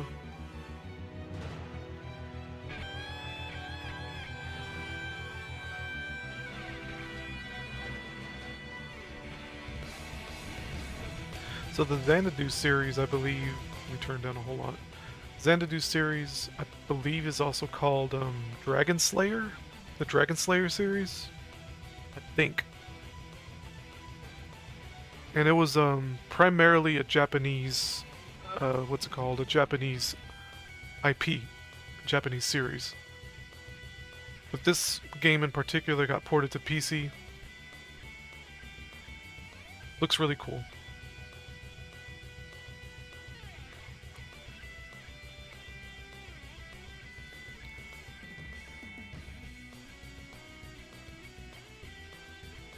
Yeah, Dragon Slayer. Seek the Dragon Slayer. So I think it's kind of in the same vein as the Ys games, the YS, Ys, how you pronounce that. In terms of like action combat, you know. So yeah, I think that's the Dragon Slayer, quote unquote. So it's do I have it installed? Oh, I do. Sweet. When did I do that? Whatever, it doesn't matter. So the reason I brought that up is because of Xanadu. FA Xanadu. FA stands for Famicom.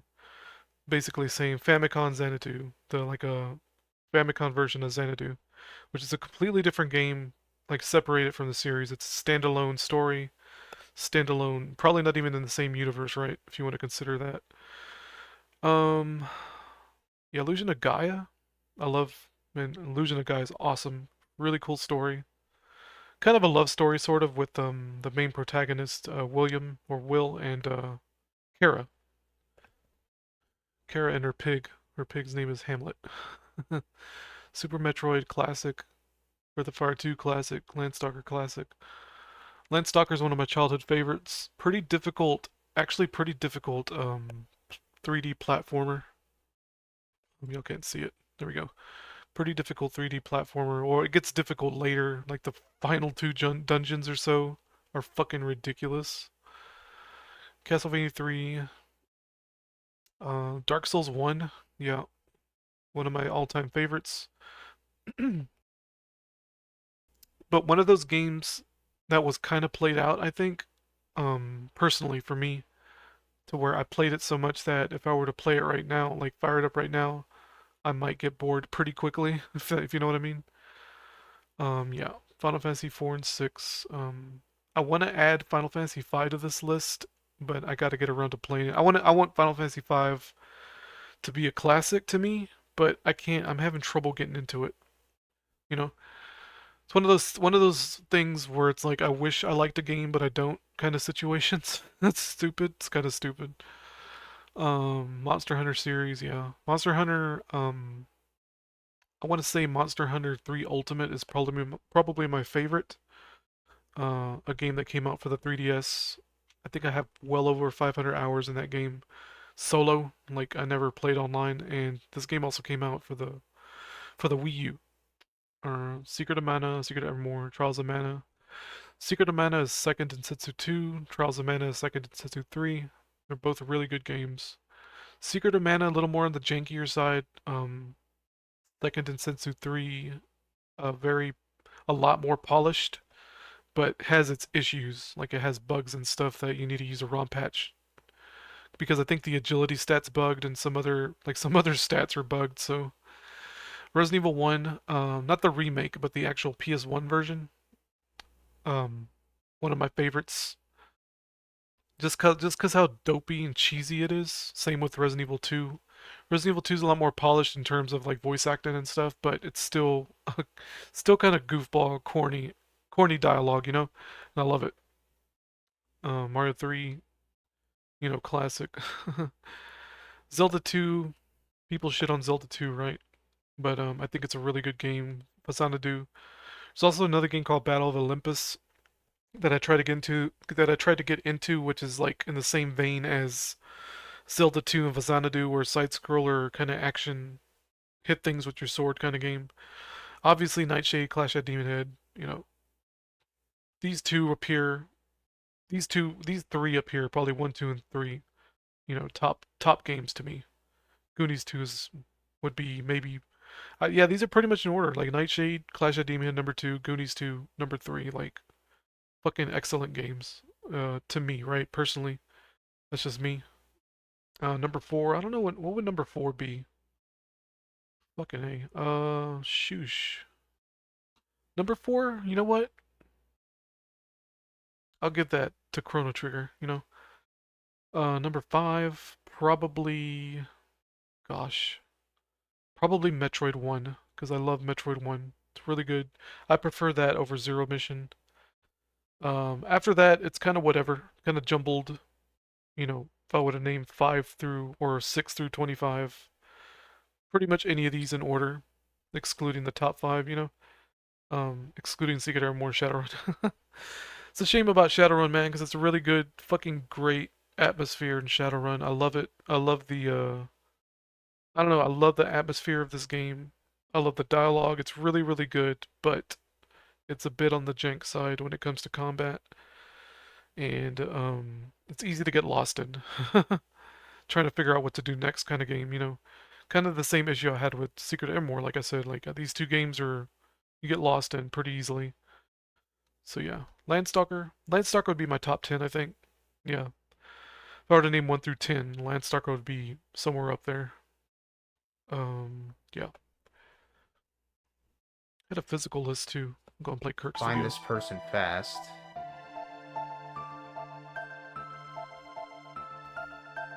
Yeah, I don't know what that one's So yeah, referring Rygar to. would be on that list as well. Maybe So I would redo Magus' it. sister? Yeah, you know what? That's what I thought. Maybe. It's pretty funny because I used to think that too. I might just go ahead and watch Kirk and. I'm guessing the reward probably is when we fight Lavos, maybe. We'll get some kind of power-up or some bullshit. That's what I'm guessing. So, I guess I already did the desert one, technically.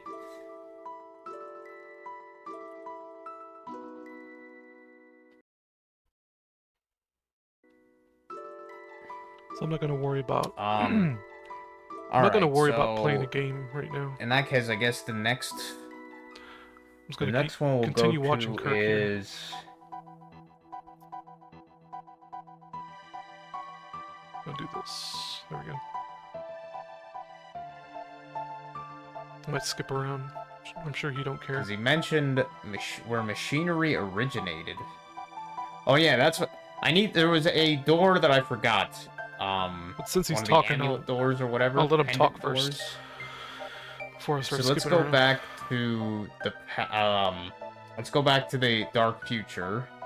do that, and then see where we can find where machinery originated. Oh.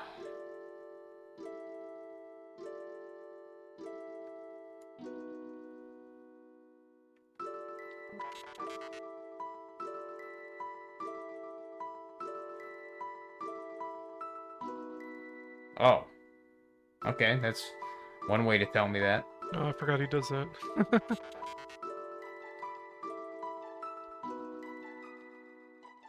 Got another Okay. I guess maybe if I talk to everybody, they'll give me something. big hat. Some info. I'll fix this real quick. You got big hat, big booba. Big hat, big booba, sorceress. I have from not taken Robo, like, Dragon's Crown. on any... Basically on anything. For the longest time. I know that.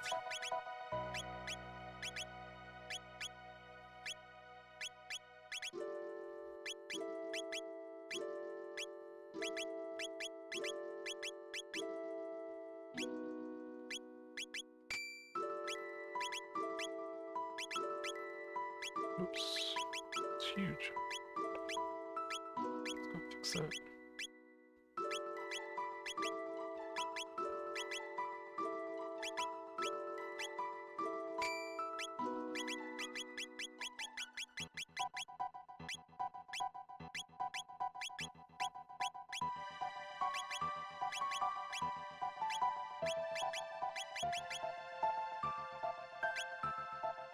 I kind of want to bring Luca.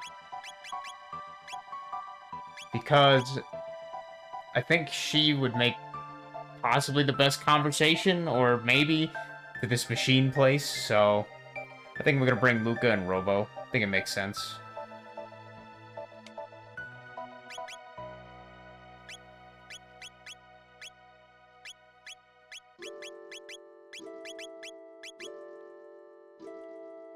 Yeah, I like the sorceress from Dragon's Crown.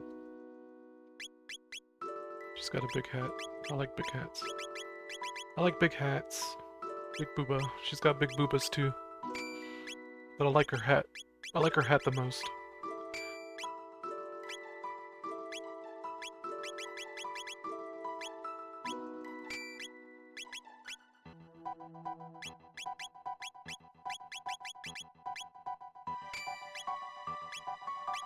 Oh yeah, you know what I'm gonna do too? I'm gonna go back to 1000 AD and see if her dad has any more stuff for her.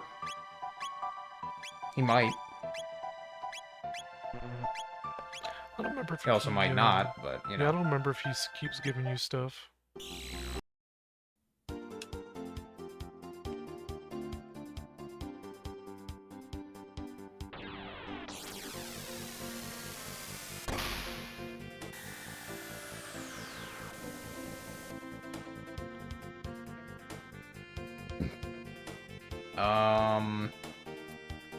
Where was it?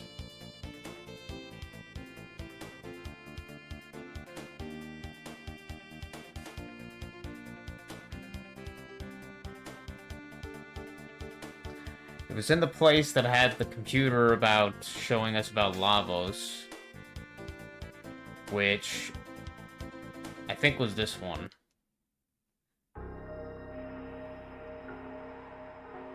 I think.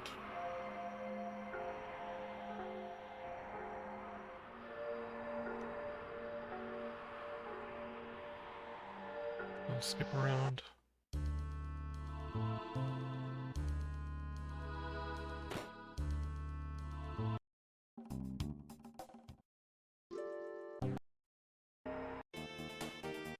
The factory.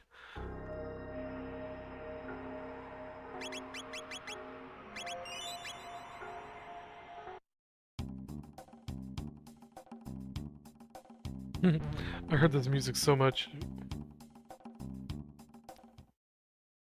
This is the place to grind. Huh?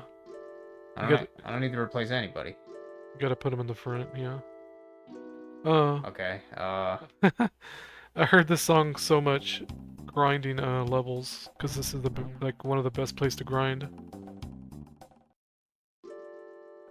Do I have to replace somebody so Rob can Rob the do Robo. something?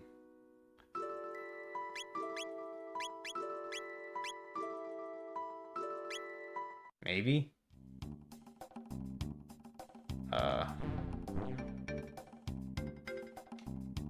What?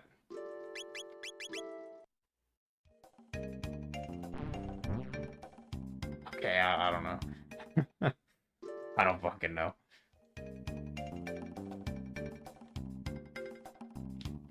Yeah. The fuck?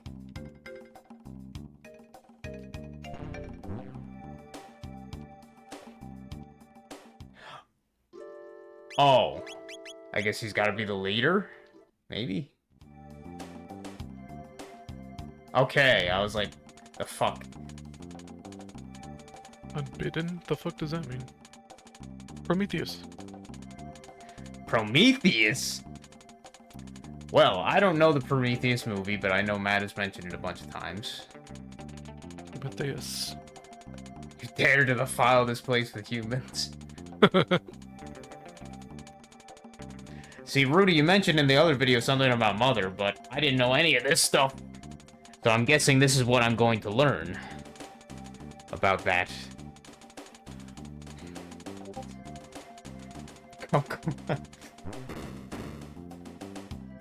What was the, Okay, then. his girlfriend's name? Atropos? Well, now I kind of see why they only had these start with Chrono. Maybe just because you needed to have other party members leading instead of Chrono, I guess. Kind of funny, but yeah. It's Atropos. Guess where the name atrophy comes from, you know?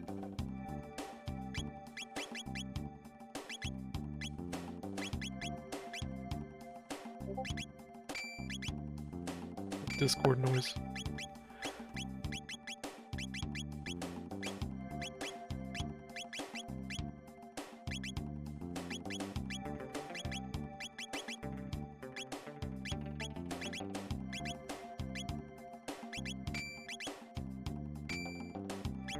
Let's skip around a little bit. Ring or some shit. So I'm just gonna turn it, but I want.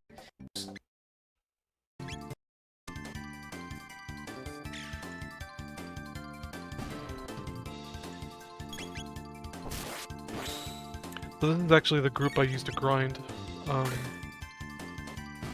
Chrono and Robo's Mega Cyclone or whatever it's called is super good here. It's ridiculous. Rocket Tackle, Luminaire, Dual Fire, something. Oh yeah, that's what I gotta do. Bad for humans, but can you find your way to me? That's what I have to do. I want to turn the fucking, the text speed... Oops.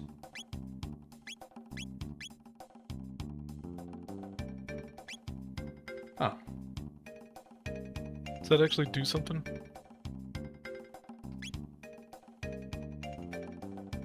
Oh yeah, I can hear it right away with the stereo turning it off. It's funny. I don't know if your upload is in So stereo. I'm kind of so- alright with the combat speed. Yeah, that's a good But place I to want to have turn the message speed way slower. it. Yeah, like You're like near the 6 end or of 7, because I was thinking the message speed was going to be like an Earthbound, where it's actually far to your advantage to have the message speed fast for the rolling health thing. Oh yeah. I never thought of Whereas that. in this, it seems to be to your disadvantage, because a lot of times I just can't read fast enough, say like when an enemy's like, oh yeah, I'm countering or some shit. So I'm just gonna turn it, fuck it, as slow as possible and see if that affects anything. It's a freaking Because if it just gives me more time to read, like you're down near the but end of the doesn't game. affect the actual like And you finally speed did of that. combat or anything, then I prefer Really that, funny. because clearly I'm not a very fast reader, I guess.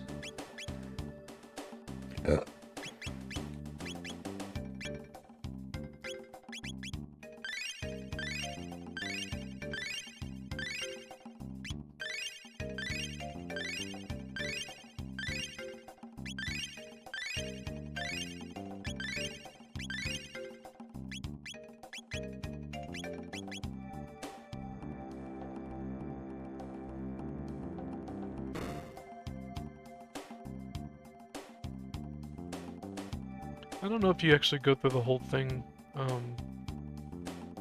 could have swore you said that you messed up your save file or something. You had to do this over. Oh, you went through the whole thing. Okay. So I might skip around a bit. So you got Luca and Robo. The slowest characters, like two of the slowest characters in the game. That will drive me nuts. So if you want to have the ultimate slow team, Critting like a mofo he here. crits like crazy. Robo's really good. Robo, Luca, and Marl. You want team Oh yeah, I slow. wanted to see, yo. 300 years ago, the Lavos disaster greatly changed the planet. At this rate, humans will die out from pure despair. Nice. But yeah, I wanted to check what were the things that Robo learned. Robo Tackle. Yeah, Robo Tackle's fucking crazy good. When you get it.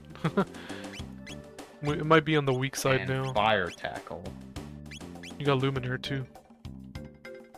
Some fun times. Luminaire's kind of bleh. Only because the casting time is so crazy long.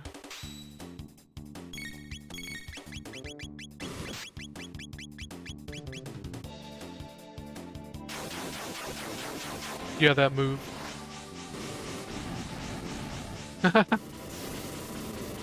I saw it and I was like, is this gonna be complete waste? And turns out it was. Not too bad. A good triple tech for the MP cost. Only its proximity, so you know. Just stand around and heal each other. Little dipshits. What the hell? Why are they spamming it so much? Yeah, the elemental tackles are crazy. Ice tackle's fucking nuts too. God damn. Yeah, I bodied Masamune with ice tackle. Fucking 3 ice I just want tackles. to see some of these different moves. It's either 3 or 4 ice tackles took out Masamune. It was really funny.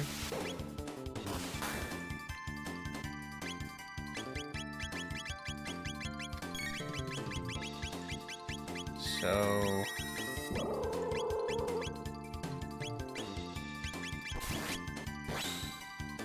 he's dead. Oh well. Ultimate damage on all enemies. Oh.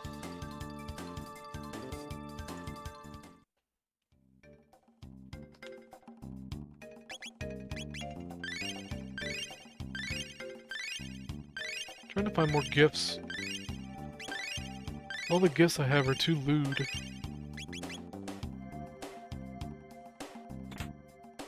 Too lewd for YouTube. Yeah. I guess Naga the Serpent's Butt isn't too bad. But try not to be too much of a Coomer, you know? Like, calm down, dude. What the hell? Calm down a little bit. Well, Naga the Serpent has You a must nice obtain butt. the 2 figurines on this floor to fight the Mother Brain. Do not leave with them.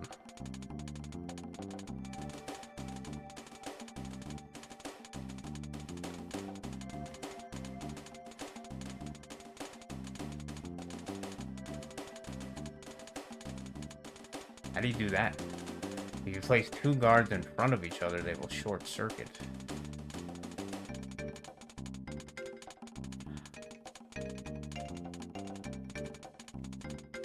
Return the broken guard to the room upstairs. What? Okay.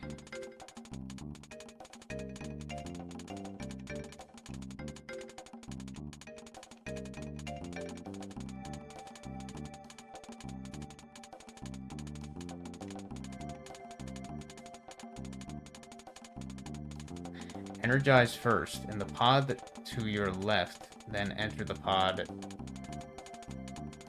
Energize first in the pod to your left, then enter the pod next to a locked door.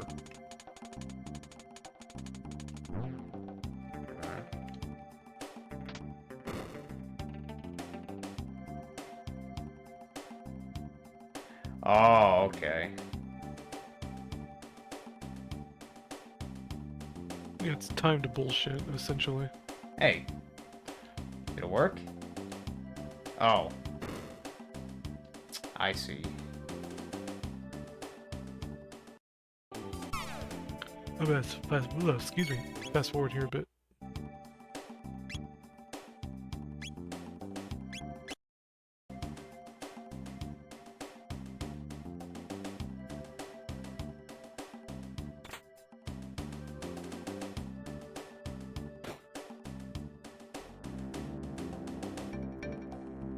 Is that the broken one? I don't know. Oh, no, wait, no. Is that a person, I guess?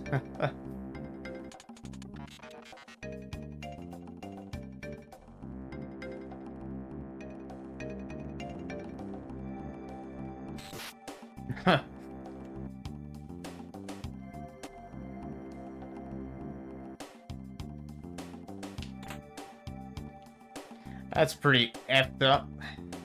Or whatever's going on, who knows? Soylent Green.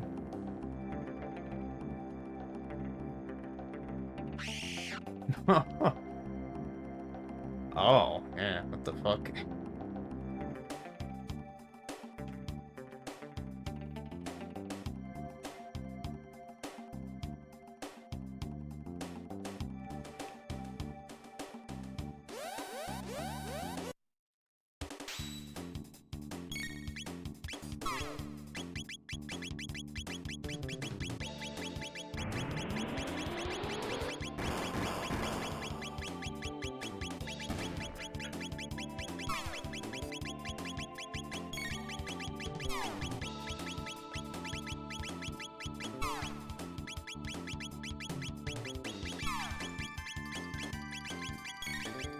Alright. Finally let me go. Let me do my fucking move. Jesus. Some beefy damage. Yeah, it's based on, I believe that's based on Chrono and Robo's physical. You top it off with Luca's, you know, intelligence stat or whatever. Magic stat. It does crazy damage. It's a big reason why Ayla's attacks hit so fucking hard, because it's scaled off of her attack stat. Or her power stat, rather.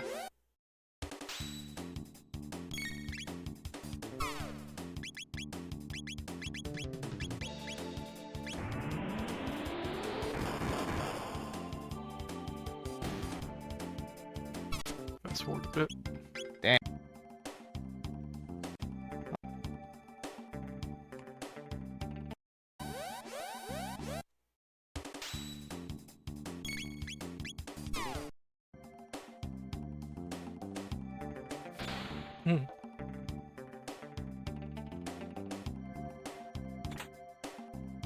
The Piezo doll. Vigil hat? What that does. Oh yeah. Oh. Just protects status in general.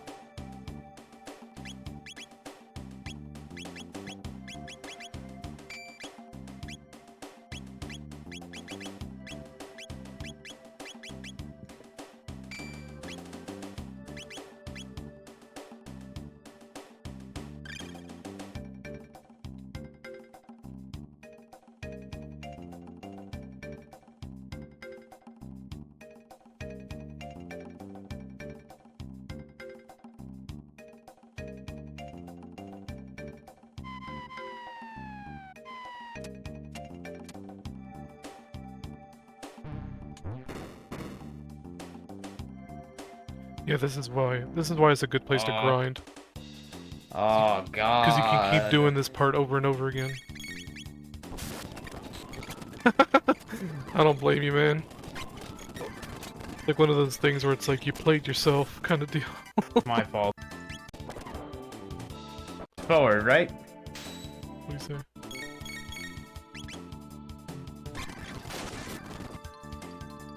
Yeah, really good tech points too. Thank goodness for fast forward, right? So if you want to buff up Magus, this is the place to do it too, but you can't finish the dungeon, you know? You gotta leave the dungeon open in order to do this part. It's the only downside. But yeah, it's a good Yep. place, really good place to max out everyone's, Perfect what's it for called, situations like techniques. Let me see. Okay, here we go. It's coming up. Right here.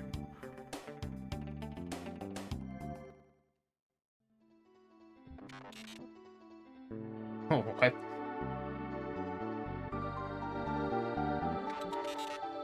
Atropos. Atropos? I have no fucking clue what that means. It basically means like destruction.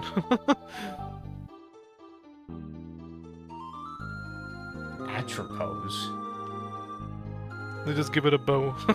You know, it's a girl robot. Just make it pink and give it a bow. It's kind of goofy. See, Luca knows what's up. She's really gaslighting the shit out of him. The fuck?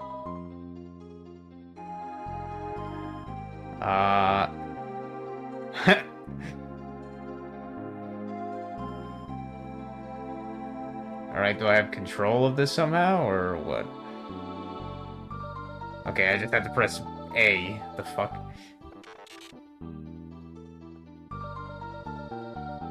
Go see Mother.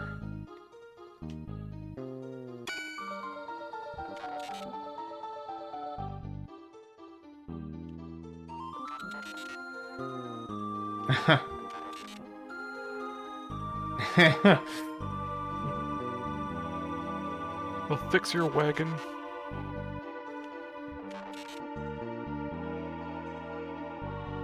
Look at her bouncing. Step back, Prometheus.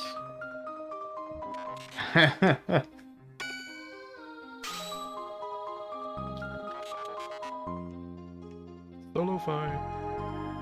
Robo 1v1? Atropos.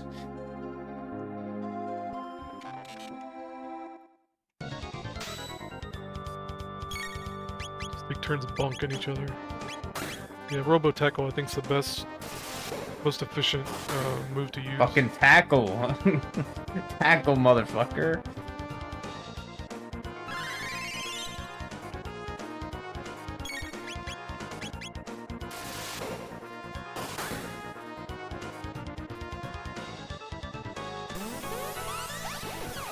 Oh, I should have gave him the, if I knew this was gonna be, a fight or whatever. Yeah, stupid bitch. Stupid bitch spamming AoEs. Ow.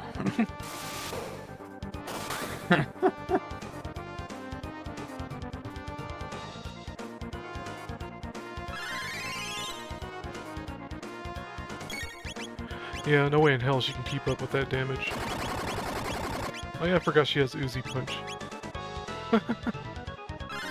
Atropos XR.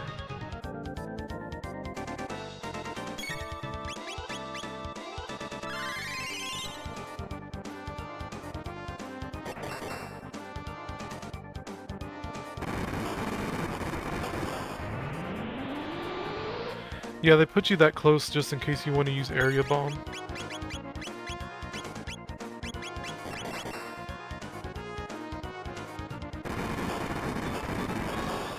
In case you have it, which I think you do, maybe?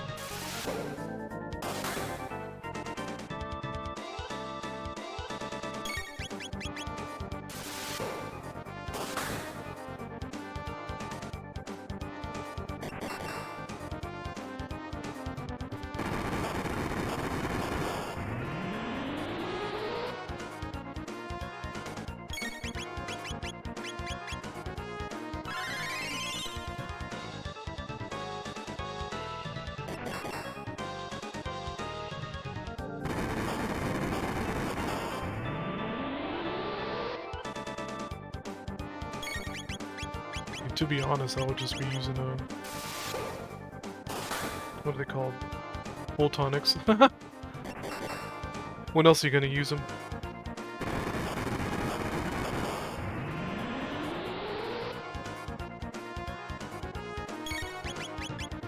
I think that's her strongest move.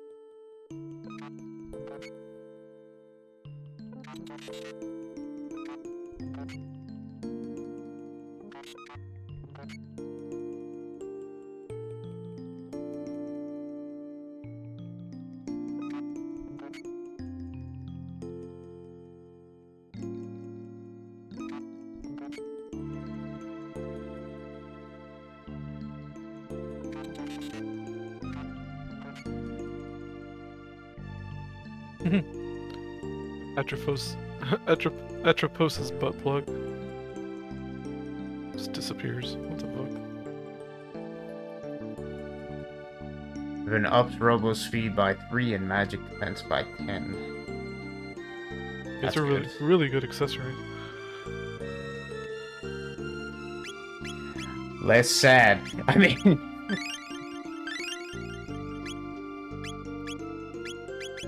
It's supposed to be an emotional moment for Robo, but the fucking, I don't know, just the sprite of a fucking pink robot with a ribbon was a little bit, I know. a little bit absurd. I know exactly what you take mean. seriously there. And whatever Atropos even fucking means, like Prometheus, I could kind of get that reference a little bit, but I don't know what Atropos is. I will have to look that up. I think it's a pun where it's like Prometheus and Atropos, like beginning and the end kind of situation. I'm pretty sure there's a Where's the Japanese, ribbon? like Japanese buffoonery, like Unless it's like a the hat. fucking Japanese pun in there No. somewhere. You know what I mean? No. It's an upgrade. You don't have to equip anything. Look at your speed stat. It's already buffed. Permanent upgrade. They don't explain that very well. He put I guess the idea is that he put her ribbon on. You know what I mean?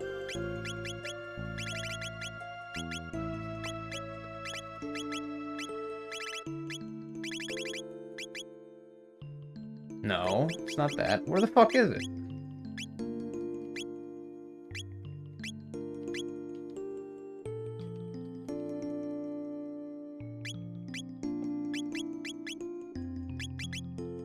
You got 30 full tonics. Jesus.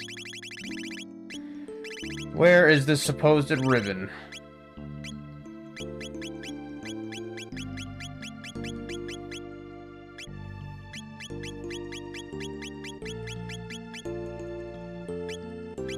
I don't know.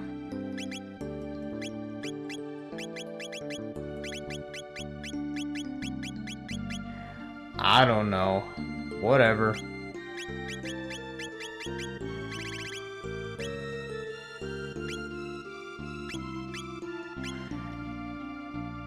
But I like that Luca tried to do something.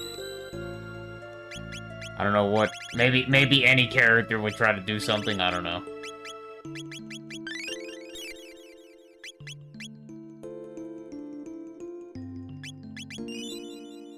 Time to fight the mother. Atropos. Gotta forgive the mother.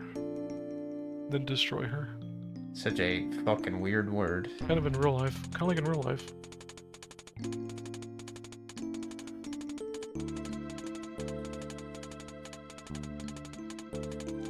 Will one day Again. have to leave to seek new planets and Queen pray. Zeal vibes, you know? This world could sustain them if humans were not around. Oh, okay.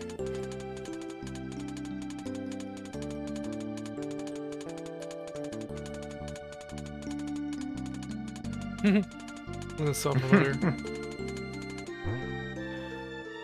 So,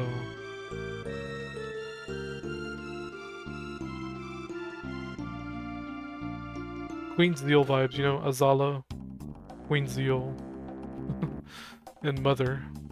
lot of fake animus, like the anima kind of deal. It's crazy.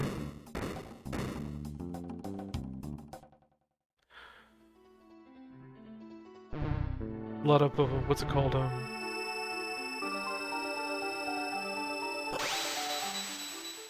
The spider mother, you know, union thing. Oedipus complex.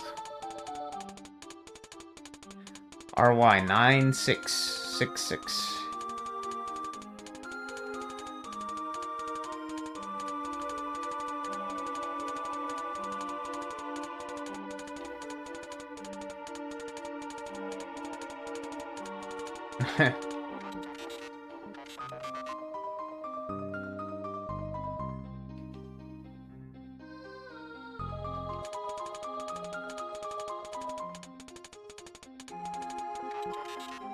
Man, what is this? The Poor Magus. the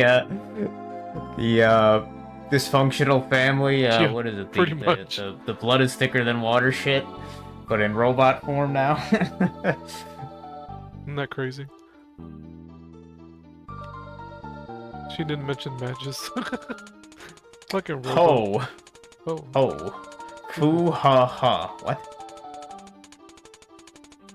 What the fuck kind of robot would be laughing like this? You have emotions. Kind of like I mentioned Naga the Serpent. Kind of that trope. I know you don't know this. You probably didn't do this, but Luca can hypnotize the screens. Makes the fight crazy easy.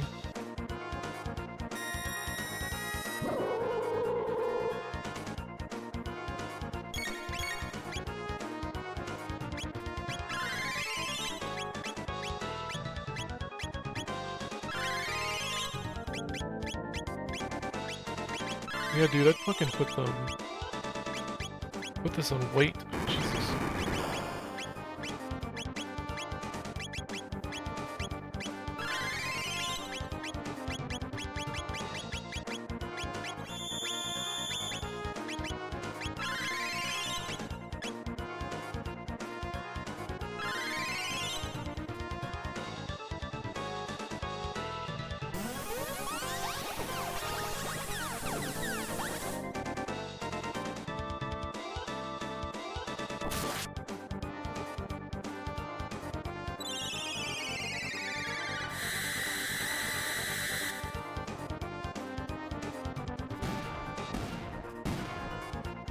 Well, they don't have a lot of HP anyway. That was easy enough, I guess.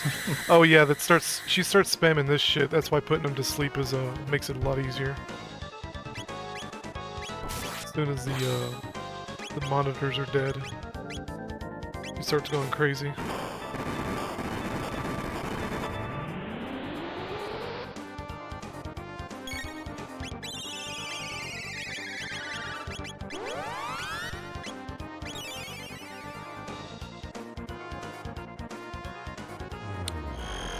Yeah, Robo has a pretty low magic stat. Some people recommend feeding him all of your magic, like feeding him all your tabs throughout the whole game. Strength, magic, and speed tabs. Ow. Becomes pretty beast mode by the time you get to end game, but the game's fucking easy anyway, so who gives a shit, you know?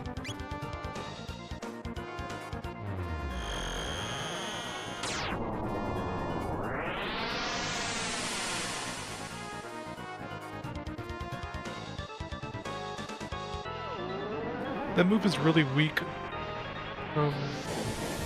considering how much MP it uses. Well, that was simple.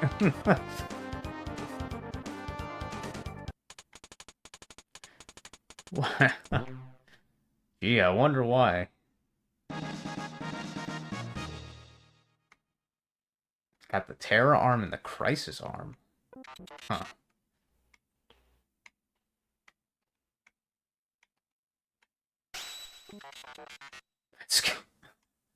They actually gave him a fucking, what is that called? A peace sign? Fucking nice. Yep. No more grindy spot.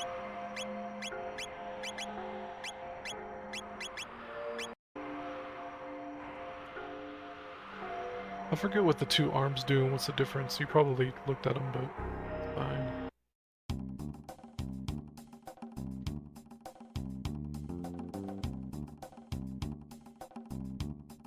Okay.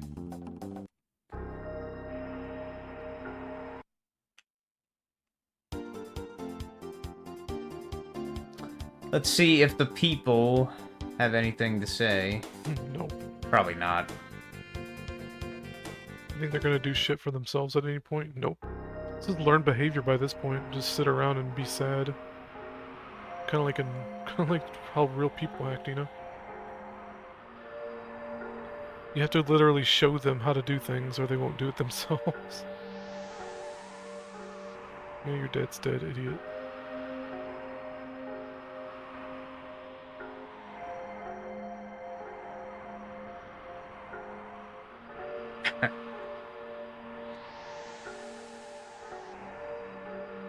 You can grow potatoes. You can grow potatoes in pretty horrible conditions, like potatoes will survive an apocalypse. Those motherfuckers will grow anywhere. Alright, we'll skip to the next part. Oops, let's see. Oh yeah, what did I say in that other, pause.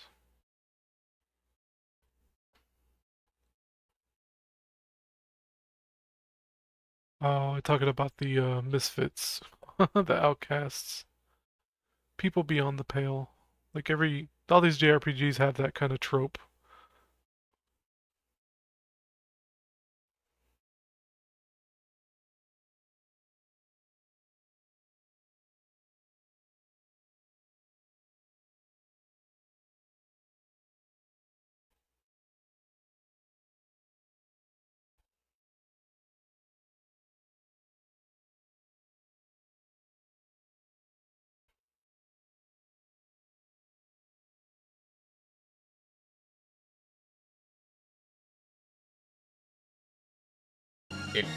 It absorbs it, so that's very good.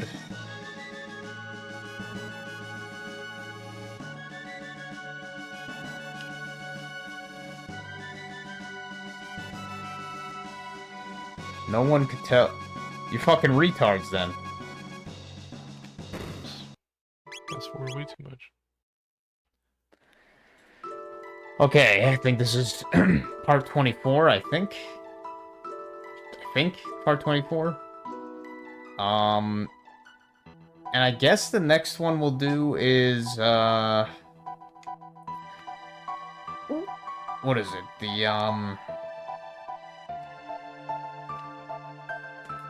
Cyrus? The Cyrus one? So in that case...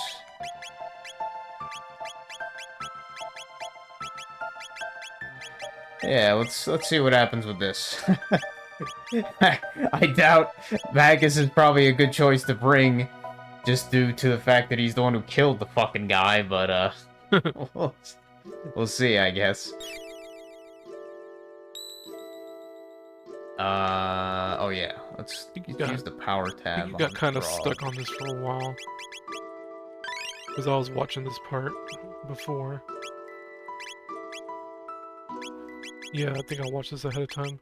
So anyway, I think that's gonna be it for now. I've gone on long enough, so I think this is gonna be the final part for this section, and I'm gonna have to splice all this together and get it posted eventually. Y'all have a great night.